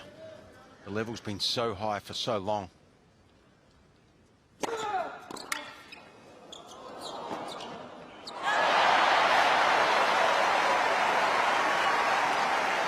He misses an unusual amount of balls when he moves forward. Well, it's because he doesn't want to volley after it, so he's trying to hit a clean winner. That just needed a little bit of touch and a feather over the net for the winner as a drop shot. Hard to play that shot, Petch, with a semi-western grip. Yep.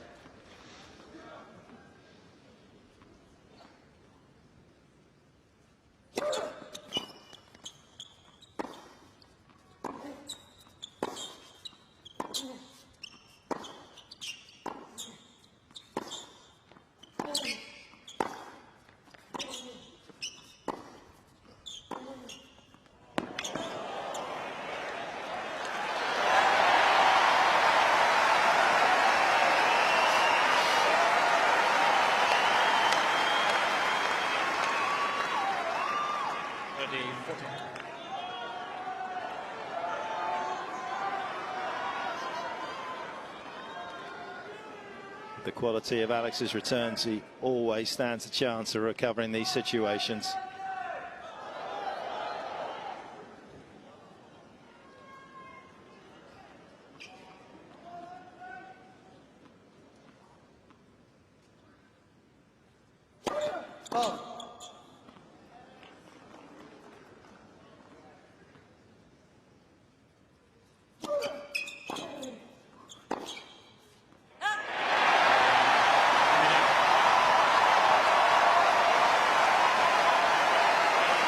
That's what these Australian fans wanted. Their man back on serve, and he delivers.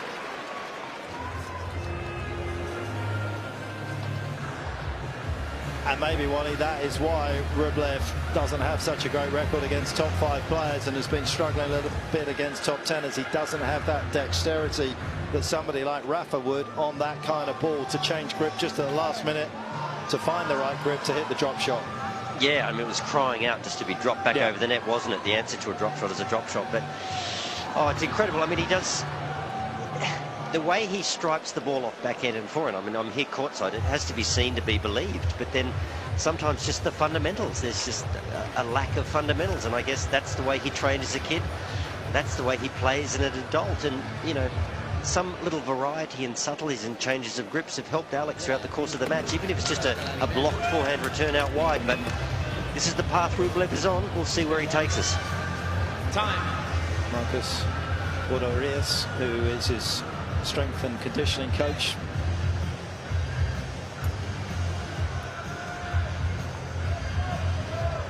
Alex striding out. Quickly put the disappointment of dropping the opening 3 games behind him from this 4th set.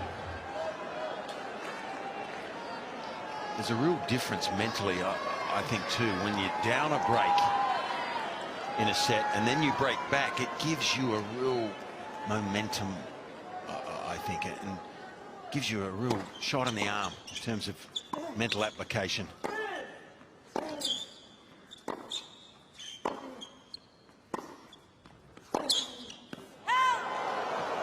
If you are up a break and lose that, it can work in the opposite. So let's see how they react here. Big opportunity for De Minaur here in this 4th set now. The only disclaimer to that, Fitz, is it almost feels like the breeze has picked up again, and the player at the southern end or Demon's end now has to fight it.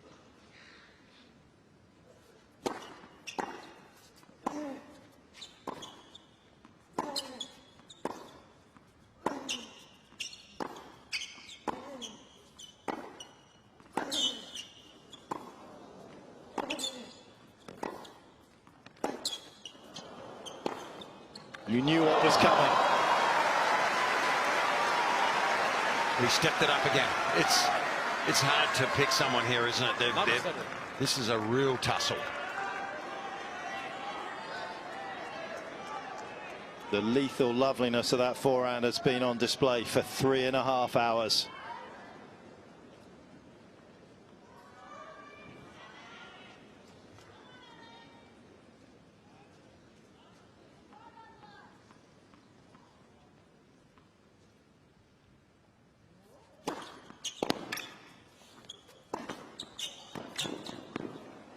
Well, that's the serve he's been looking for. It's only 178 out there. Rublev makes this one. He misses his fair share of those returns, but he has over the course of this match. But De Minaur gets an easy put-away forehand. So that's the serve he's looking for to the first court.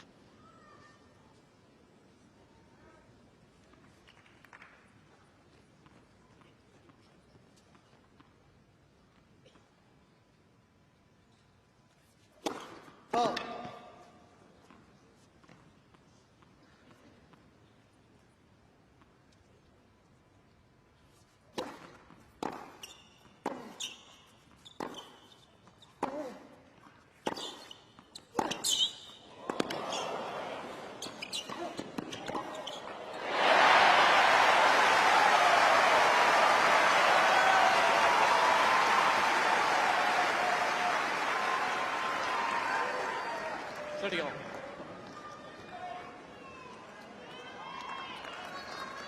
I'll tell you what, he's still quick after 3.5 hours, isn't he? That first step was like lightning from De Minaur there.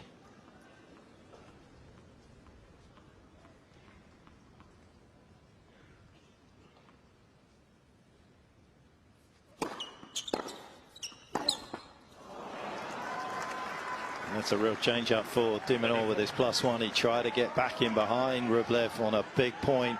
Hasn't hit many of those. Didn't quite have the rhythm.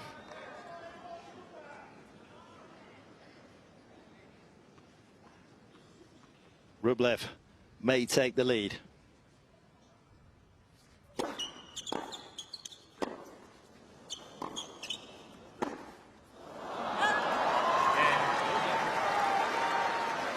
And yet another fluctuation in this phenomenal match. Well, that was little Novak, like, wasn't it just drilled a bunch of balls straight back at the server to great advantage?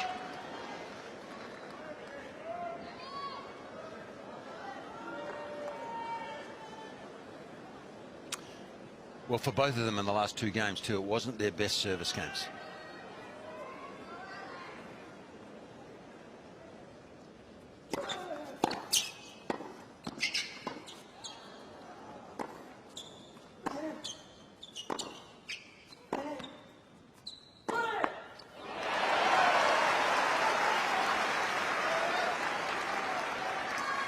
Love 15.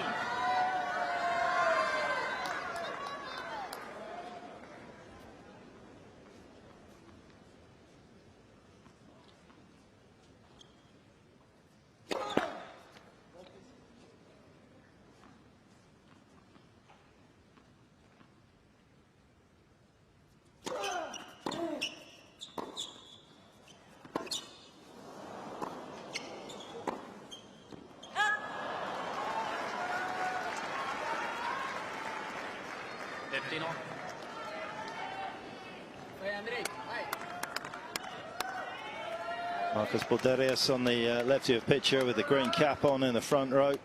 Strength and conditioning coach.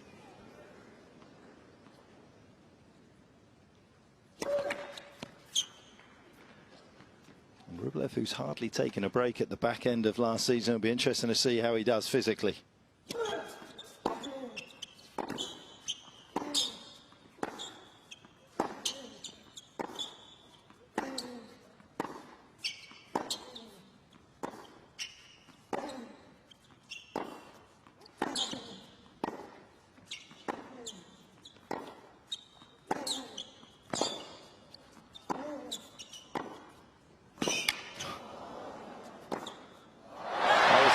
Fatigue in the last forehand.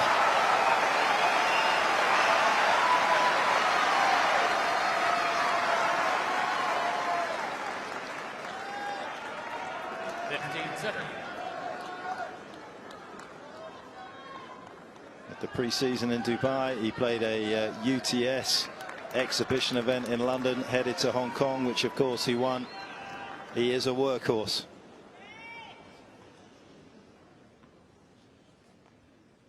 But Alex can take your lungs away.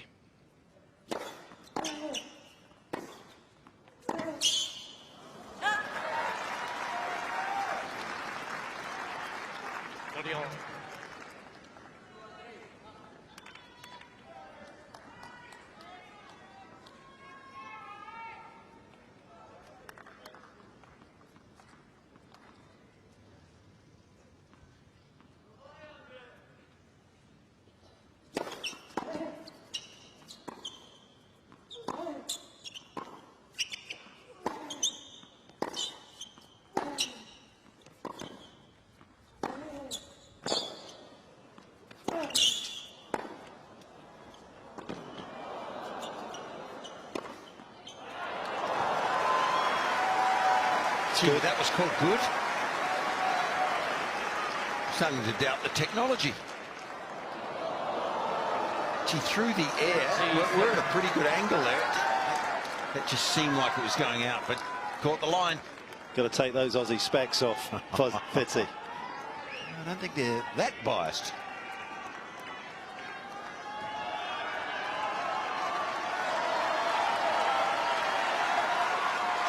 That was a heck of a smash, by the way.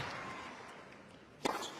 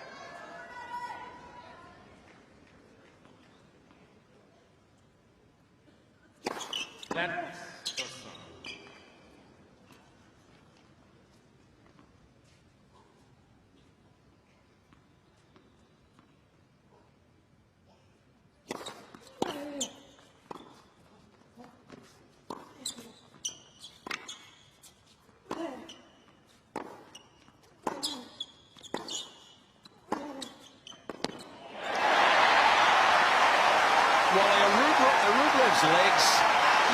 Yes, they are. Yeah. He pitch called it. There was one forehand in the going back a few points now when he was pushed into the backhand corner. It was one big step. It was heavy. Then he shook his fingers out. And a couple of times here when he's decelerating, he's not really powering back into the court. I tell you what, his backhand at the line at the moment is just setting Demon up for the cross-court forehand.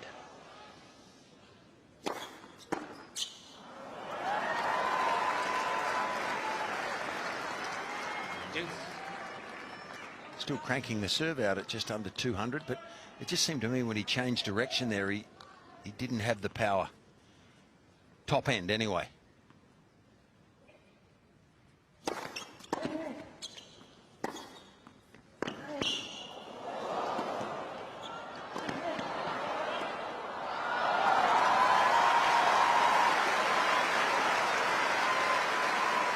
Deep down, I'm not sure he can believe how quick De Minaur is. But did he play a good point there or what? And his serve has saved him here.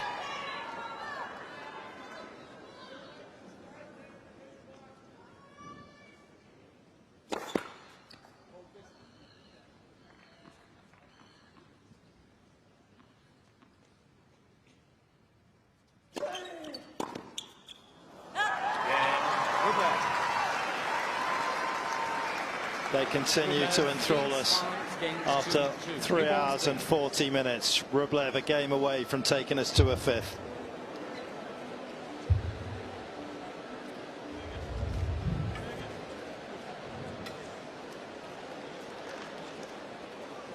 Do get the sense that he's running on vapors right now, and it's important for Alex to make him work hard for this fourth set. Still a chance that he could rescue the situation. But that was a fabulous effort once again from Rublev. How's Sinner feeling right about now? Just sitting back in the hotel. Well, he'd probably be asleep by now. He probably wants this to go to 5. Yeah, he's not the easiest guy to come out against if you've got a little bit of lactic acid in the legs.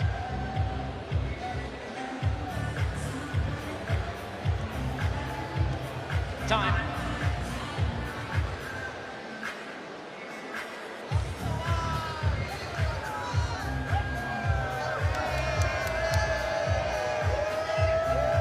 Not just a night that the players are going to remember, but also the fans as well.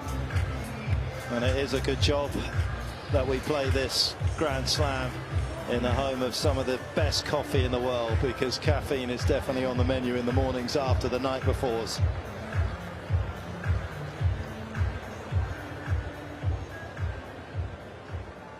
About an hour shy of midnight in Melbourne. Are we going to go to a deciding set?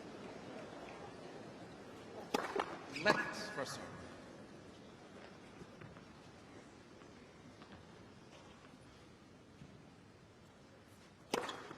15 love.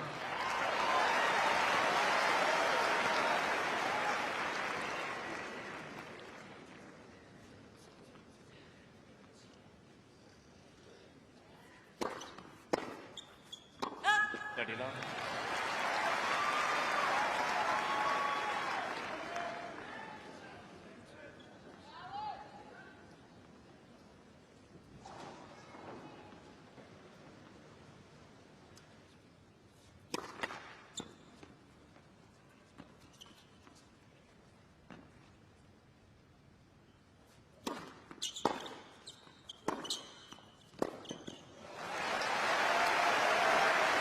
Well, I think, and again, Wally, I know this, in all likeliness, might go to the 5th set here now.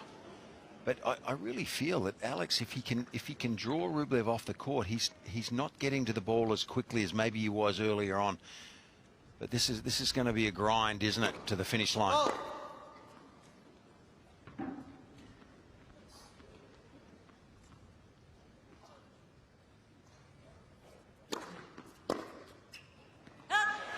And when you hit the ball as hard as Rublev does, you've got to be just in absolutely perfect position, in perfect balance. So this will be interesting. But I do agree with you, Rublev looks a little fatigued. Demon seems fine. And I'm not convinced that Rublev is going to hold on to this serve.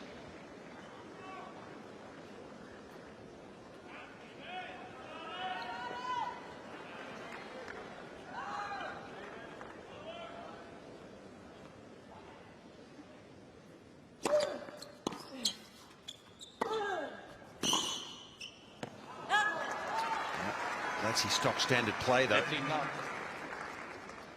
not sure what the percentages are, but he's going wide a lot to that first court and just looks to the open court, doesn't he?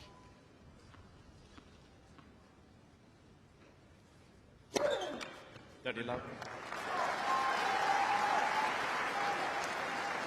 saved him in the previous game, the serve. He's stepping up in that facet.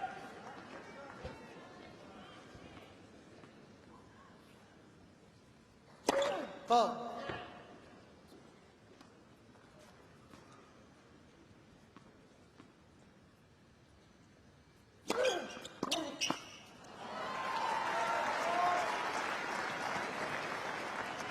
Low.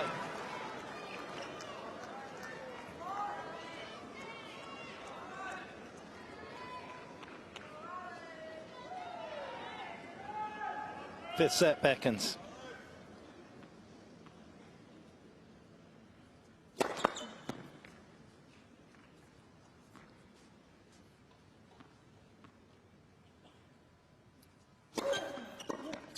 And to be honest, it's what this match deserves. It has been spectacularly good all the way through. 2 sets on.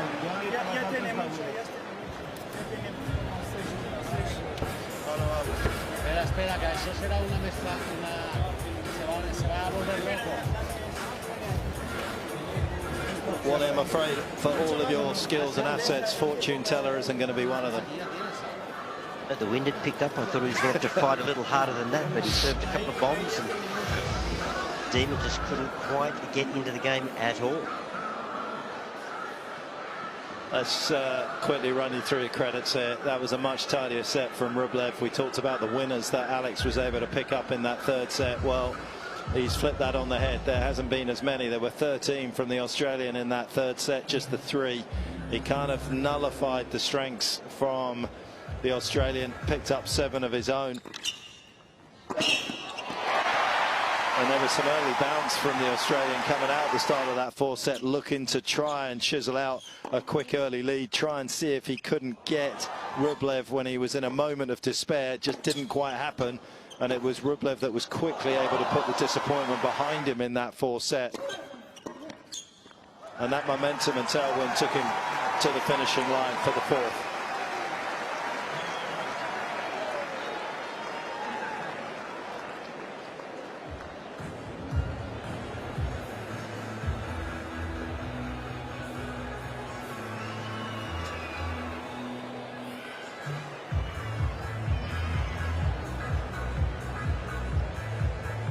Nutrition, hydration from Carlos Costa, sending its way across the court there to Rublev, who's not on court currently. Alex De Minaur has decided to stay There's been so many improvements in Alex's sort of game, and we talk about incremental improvements, but there's been some significant ones in terms of results.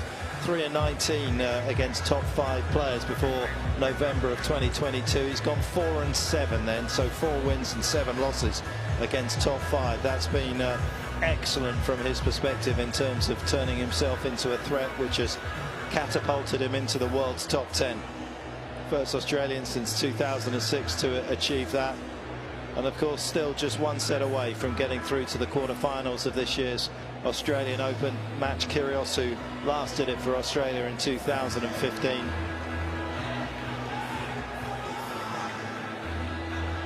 What a difficult assignment these Grand Slams are. There's 15,000 people here willing Alex on, and who knows how many watching Alex on TV around Australia, thinking, you know, here's our big chance to go deep in this tournament. He's got to navigate this 5th set against Rublev. If he wins, Jannik Sinner's waiting. Most likely Novak after that, and who knows who gets through the other half of the draw. Is it Carlos Alcaraz? I mean, what a path to try to win a slam. It is a difficult assignment. As they should be. These are the most prestigious tournaments. Final set. And as Fitzy says, and I'm sure you agree, Wally, best of 5 just produces something a little bit more memorable, as tonight has. Foul.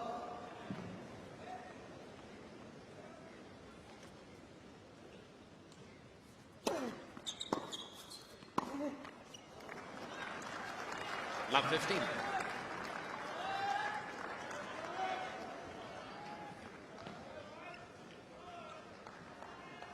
Won 4, lost 5 when he's gone to a 5th set. Alex Rublev 1-12, lost 9.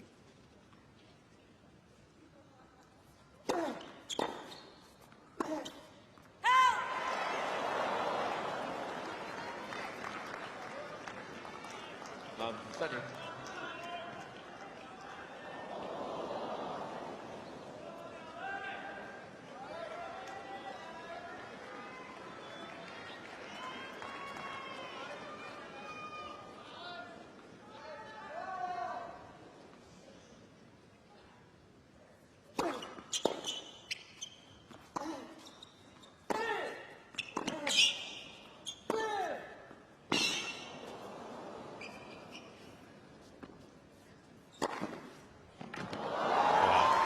He's like the front runner, isn't he?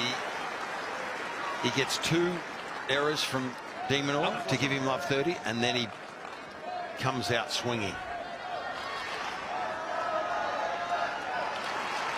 What a start this would be for Rublev.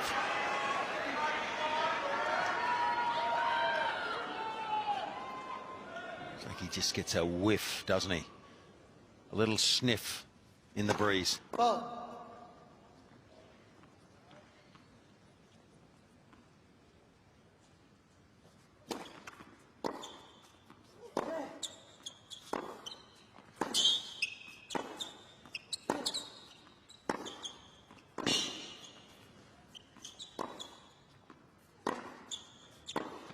Oh, he found his range. Found it perfectly in the last 2 points.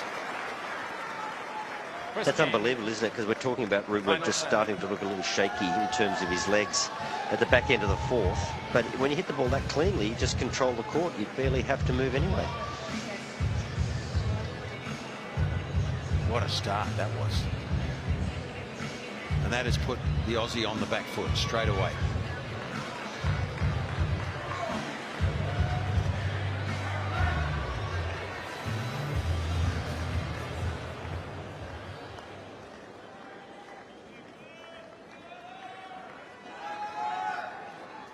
Is it a case of the night air getting cooler and one guy's got the power to hit through it and the other guy's just finding it a bit more difficult to get those cheap points?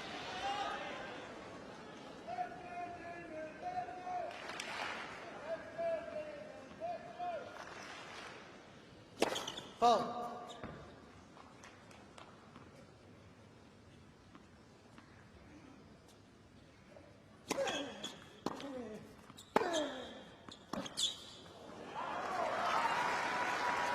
Love.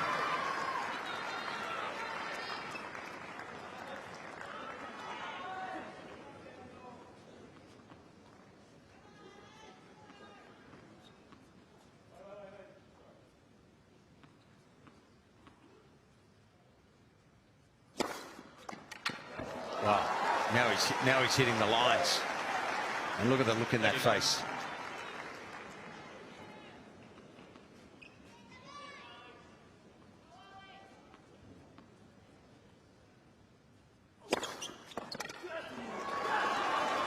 Goodness me, all of a sudden he's on a roll here, Wally. 49. It's actually something that perhaps went a little unnoticed in the fourth set, but his accuracy on both sides was about 83%. Within 2 feet of the line, and he's just nailed another one right there as well. Well, that's a scary start to the fifth set. I honestly believed he was losing condition at the back end of the fourth. But it all depends on where he sits in terms of winning and losing to me. He got a sniff at the beginning of that first game, love 30, and then stepped up straight away.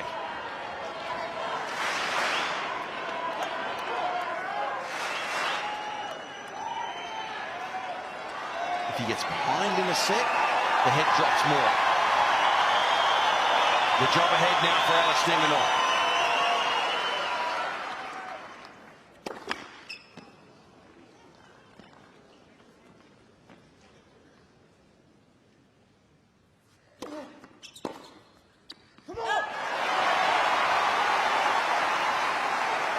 I can't help feeling De Minaur here to win this now. He's going to have to get his first serve percentage up. It's down just above 50% for the whole match. It's got to be over 60 now, I think, to the finish line.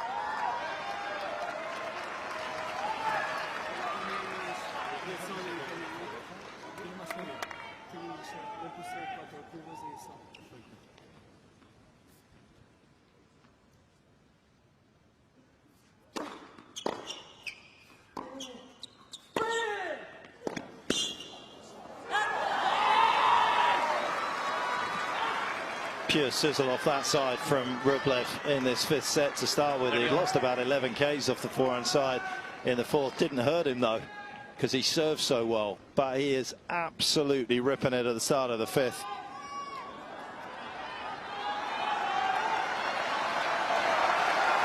Seems like a must-win game here all of a sudden, doesn't it?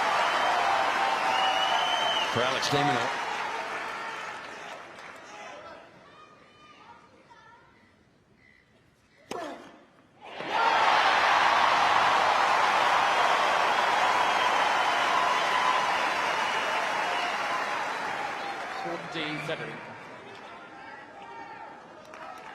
Still very much a battle of wits out here, and Alex is not unarmed in that department.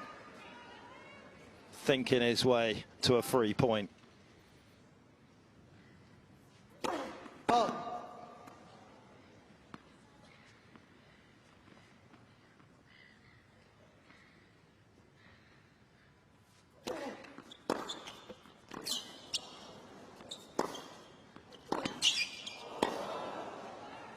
He's just thrashing the ball now, is Rublev. He nearly swung himself off his feet there with that first return.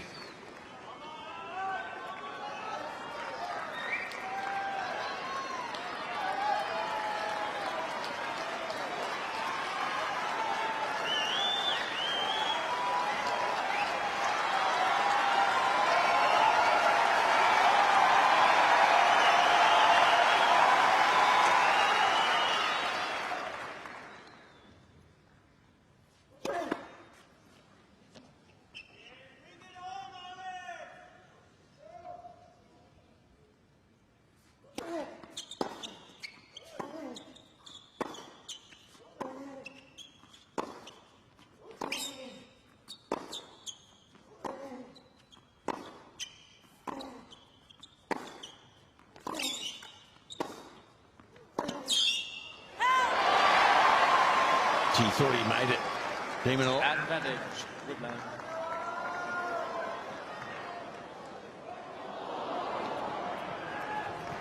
Well, out of nowhere, in the space of 7 or 8 minutes, this becomes the biggest point of the match so far.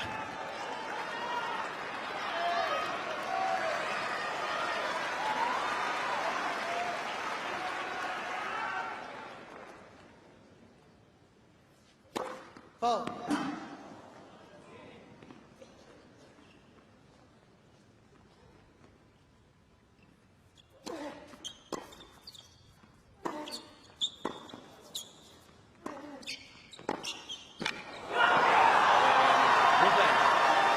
What a reaction from Rublev, deservedly so. A double break is his. 3-love.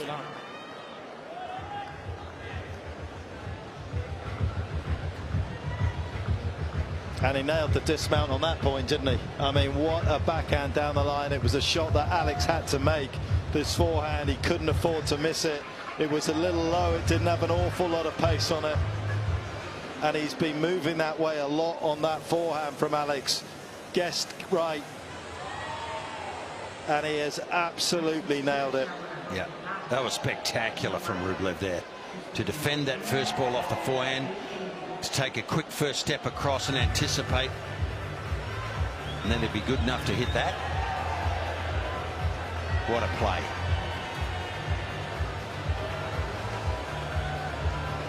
And what a reaction. Look at that.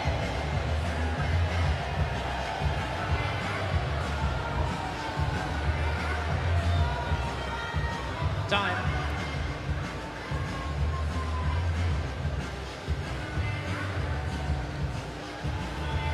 On his isolated island out there, he's looking a little shipwrecked right now, is Alex De Minaur. Blown off course and blown away by the sheer power of his opponent, Andrey Rublev.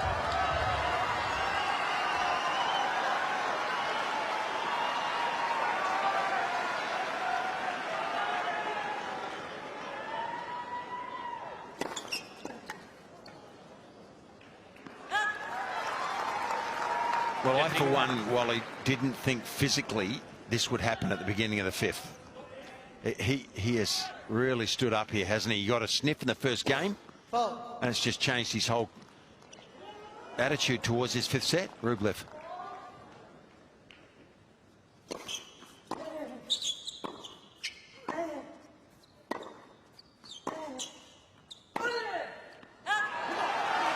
One of the few he's missed. No, I was just I'm sitting down courtside here with Brad Gilbert. We're just having a chat, and we were both of the opinion that he was starting to feel a pinch at the back end of the fourth there, but it's almost like that has relaxed him and given him clarity, just a free will.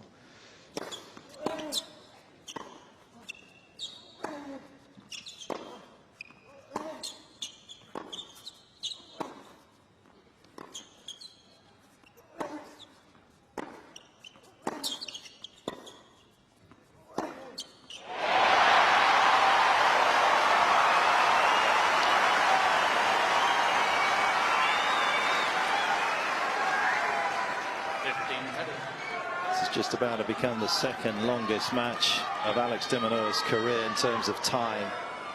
Longest ever against Christian Garin at Wimbledon in 2022. 4 hours and 34 minutes. Lost that one. He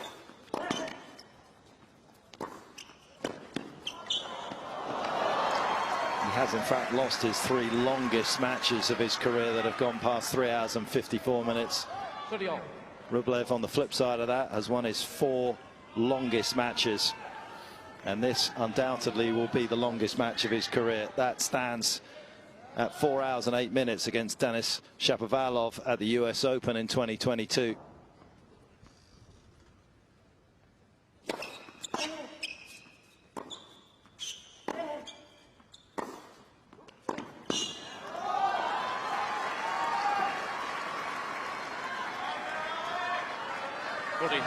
Almost looked as though he was limping there, Rublev, after that final point. Yeah, I think he was. On his right leg. Is that cramp, Wally?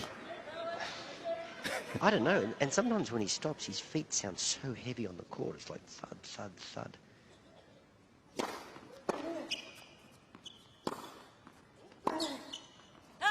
Yeah, he is. He's in a bit of trouble here. He is cramping. There it is. Wow. Oh, the drama of it all. Which is hard to believe on such a cool night. Rublev leads 4 games to none. Well, for sure, the Hewitt and De Minaur camp, they're just sitting literally meters away from Rublev. Surely they've seen that, and they'll give Demon the... Got to move him, says Leighton Hewitt. Absolutely. Give him the message. Well, you know one thing, Rublev will go for broke even more now. So Leighton's saying, Alex, you've got to move him. Bit of extra drama. Hard though, isn't it, playing the injured man? Foul.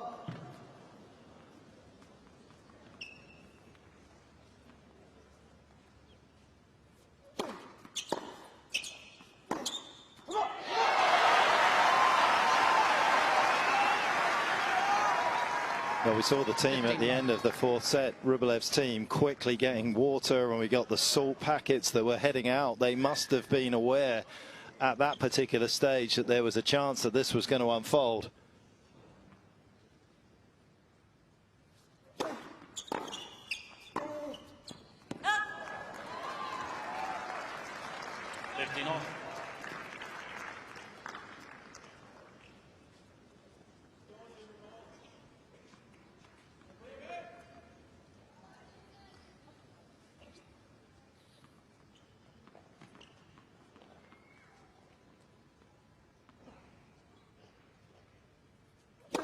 Foul.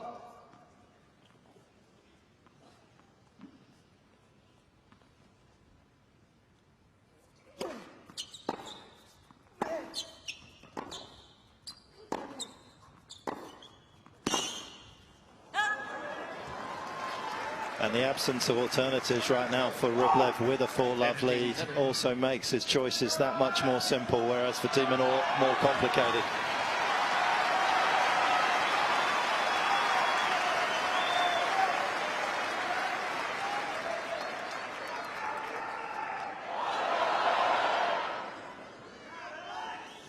This is almost where you want that high, heavy kicker, get it out of his strike zone.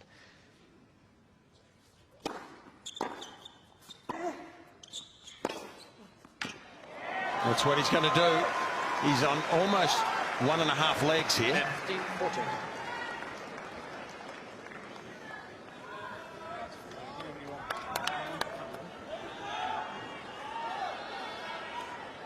How good has his ground shots and his forehand been in this final set? Unplayable. Foul.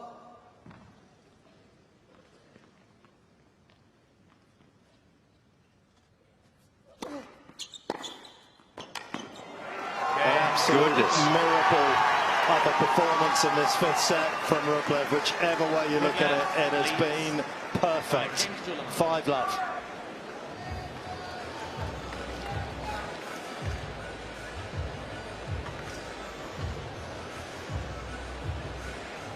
Dropping pyrotechnics on this court, not ground strokes. This has been absolutely amazing to watch, that somebody can stand on a baseline and get the ball through Alex De Minaur in the manner that Rublev has. And there's really no other way to look at this set other than, you know, Alex just needed more on the serve to get a few more free points. I mean, Rublev's just been able to take a cut at pretty much everything. Well, he's at 47%, mate. He's made first serves in this set. He's 8 for 17. It's just not enough. And you know, it only takes 1 extra per service game to almost win the game. So he's especially missed the one wide to the first court. He's continued to miss it, and I think that's really hurting. Time.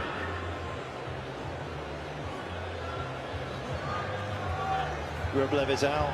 He didn't spend an awful lot of time at the changeover. Understandably so, took as much fluid on as he could handle. And he's been too much for Alex De Minaur to handle in this 5th set.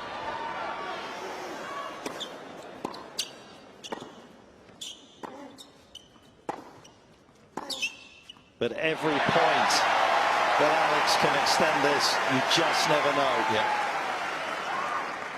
Love 15. Well, that's the point. If this match is still going in 2 games' time, you don't know how good Rublev will be. So you're saying right now Alex is maybe the closest he's been to winning this match thus far? Well, I'm not saying that, but Rublev is. It looks to me like his whole lower body is starting to cramp. I agree with you. Alex just has to jag a couple of returns here. My goodness. But then you play the injured man and not the ball. You just nurse it back. You don't make it. It's a difficult situation. I would have liked to have seen him crush a few cross-court forehand returns on that due side. He's tried to jag it down the line or just fade it down the line, and Rublev hasn't had to cover cross. It's made it hard for him to find the backhand. Thank you.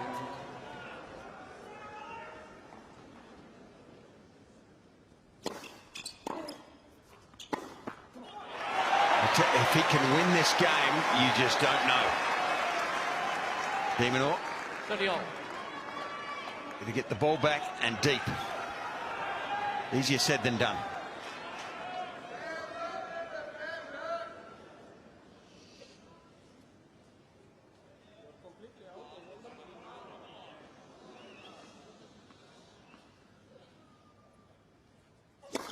Foul.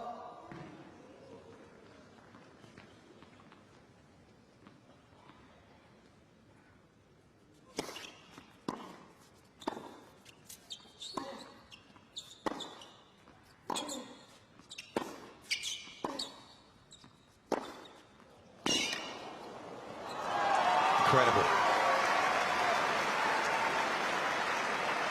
Incredible turn of events. 14-7. And the physical discomfort that he's felt has just calcified his resolve to get after the ball as quickly as possible.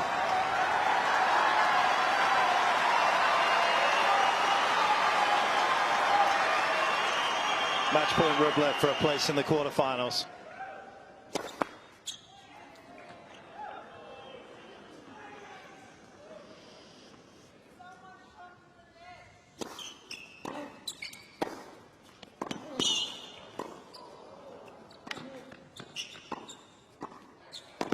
Could there still be a fair return?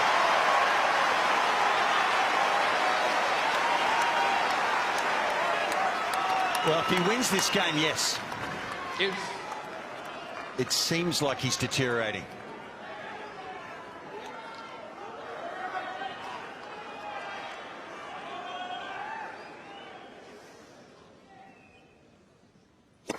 Foul.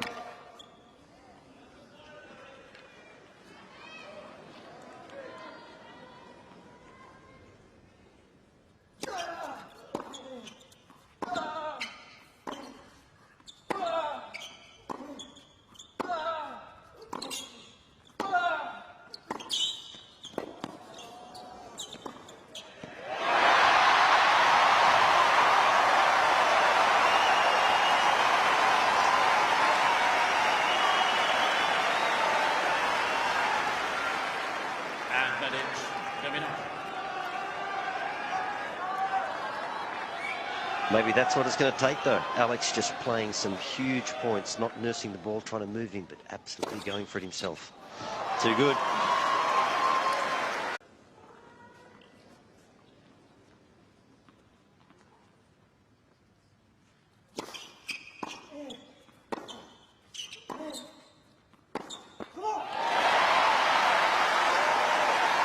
This ain't over. Advantage De Minaur.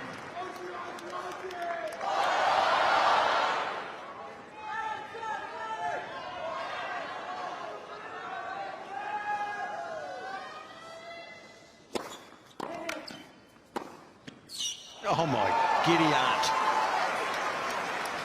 I mean, have you seen anyone ever pick up a ball on the half volley on their forehand and sweep it into space better than Rublev?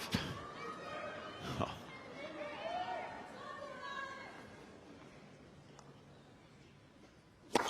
Foul.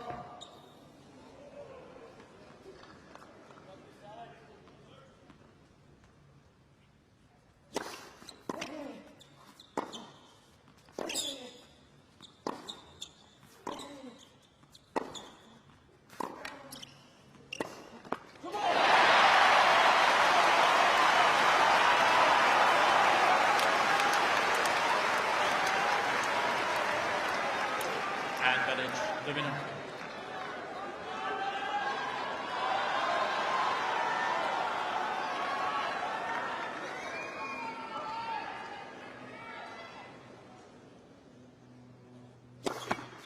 Fault.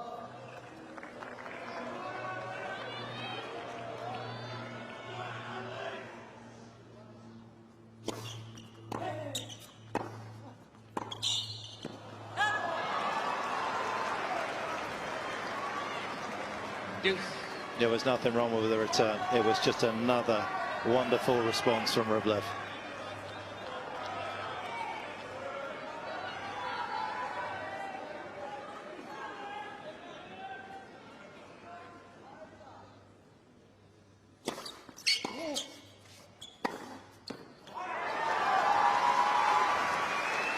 Well, you've got to take your hat off to him.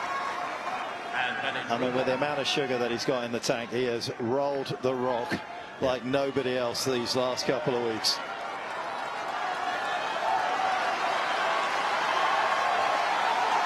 Some of the finest array winners you'll see. Match point.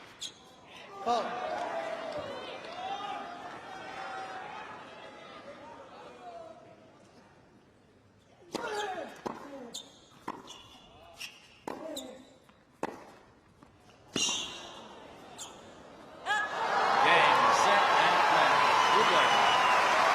Remarkable Rublev. 3 sets to 2. 6-4, 6-7, 6-7, 6-3, 6-1. He recovers from 2 sets to 1 down and books his place in a 10th quarter-final of a Grand Slam.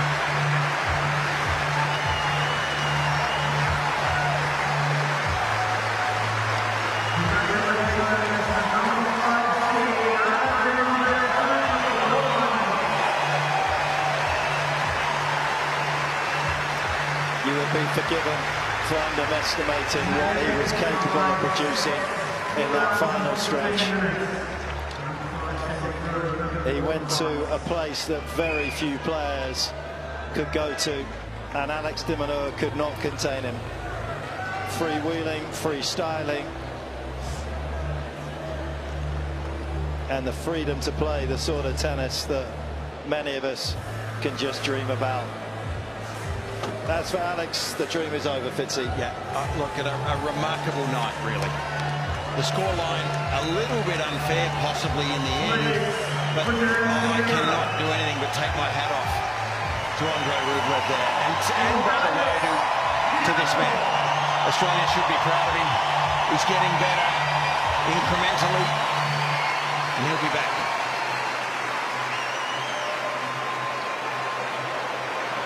The night where dreams soared and hopes faded.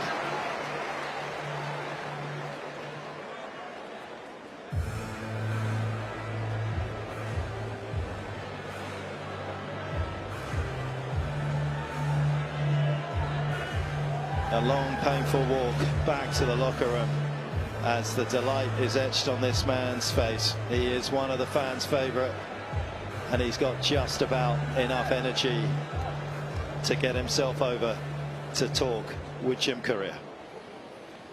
Andre, that was one of the best matches we've seen this year at the Australian Open. Amazing level from both of you guys. Congratulations. You were down 2 sets to 1. This was a very physical match. How did you turn this thing around and finish up on top? Yeah, first of all, I want to say, I don't know, amazing match to Alex. 2 days ago I said I hope we're gonna show great match and spectators will enjoy it. Now I'm regret about it because I didn't expect that it will be that enjoyable, and yeah, I don't know, when I was losing 2 sets to 1 down, I don't know, and I think I broke him in the beginning and then he broke me back. And then I started to tell to myself, no, you're gonna die today, but you will do everything. And then somehow I started to play better and better, and I found more energy, and I was able to win. And what about his level of tennis? Alex has had a terrific start to the season. He's playing here at home with the crowd. What was it like for you to play against him tonight? First of all, it's always tough to play against Alex. We played a couple of times, and all of them were dramatic, like now.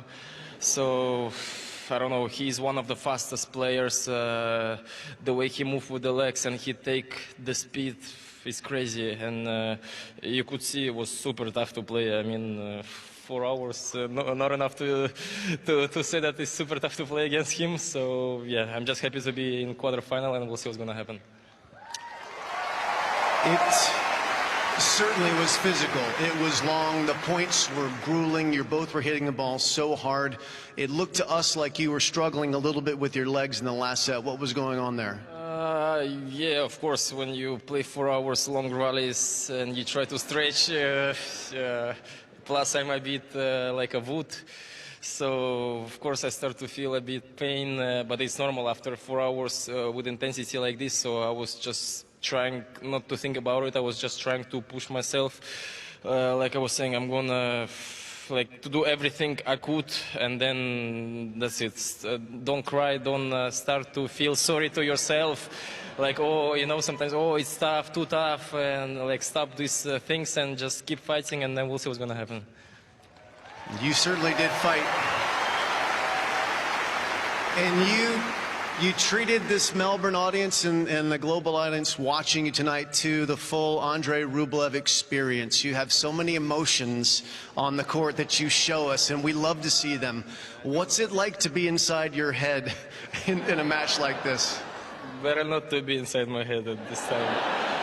I don't know, it's like a scary movie. I don't know.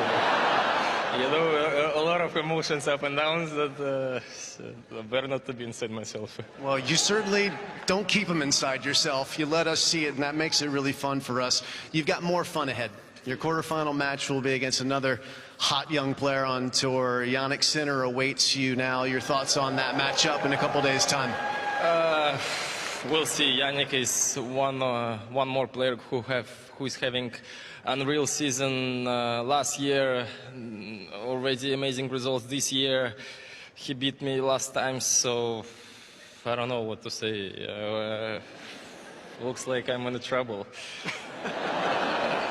But I don't know. I will just do my best, and we'll see what's going to happen. Well, we can't wait to see that. You broke some Australian hearts tonight, but you made some new fans, I'm sure. Andrey Rublev left it all out here, Australia. What a match.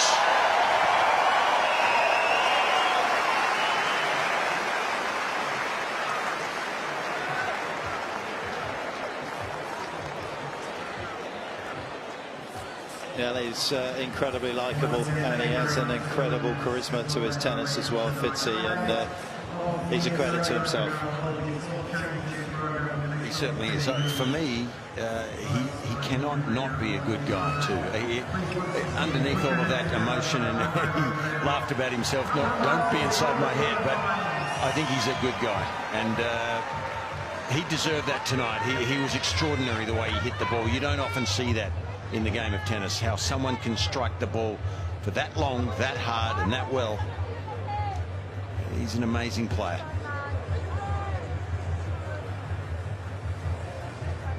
Gonna have to spend some time recovering tonight and get himself ready for that contest against Sinner, who is going to move him left and right as well, who's going to work those already tired legs. He's played over 11 hours worth of tennis in this tournament. I think about 11 and a half now to get through to this stage. Rublev, who's never been past the quarterfinals. I think that's a worry. Yeah. It does worry me, thinking now he's going to have to recover. He was sore then, and it looked like he was cramping. Sinner's been going through pretty comfortably. There would be many that would want it a more competitive final set, but there are very few players, if you watch tennis and watch the men's tour, that can stand in the middle of the court and deliver the kind of shot making skills and firepower off both sides in that fifth set that Rublev can. One of the men I should say that can do that, of course, is the man that he takes on next. Confirmation of where he slips into in that top half of the draw. He takes on Jannik Sinner Djokovic. Well, he loaded up a masterclass on how to take care of Mannarino. Fritz was magnificent in his win. 50 winners, just 19 unforced error. Put paid to the chances of Tsitsipas to be back into the final. Of course, it all gets underway in about, well, 20 minutes. We're going to welcome tomorrow, and then we have the remaining bottom half of the section with some incredible stories to be written. But this man was something else tonight. We were hoping it was going to be one of those classics that you remember for a long time, and thankfully they both delivered.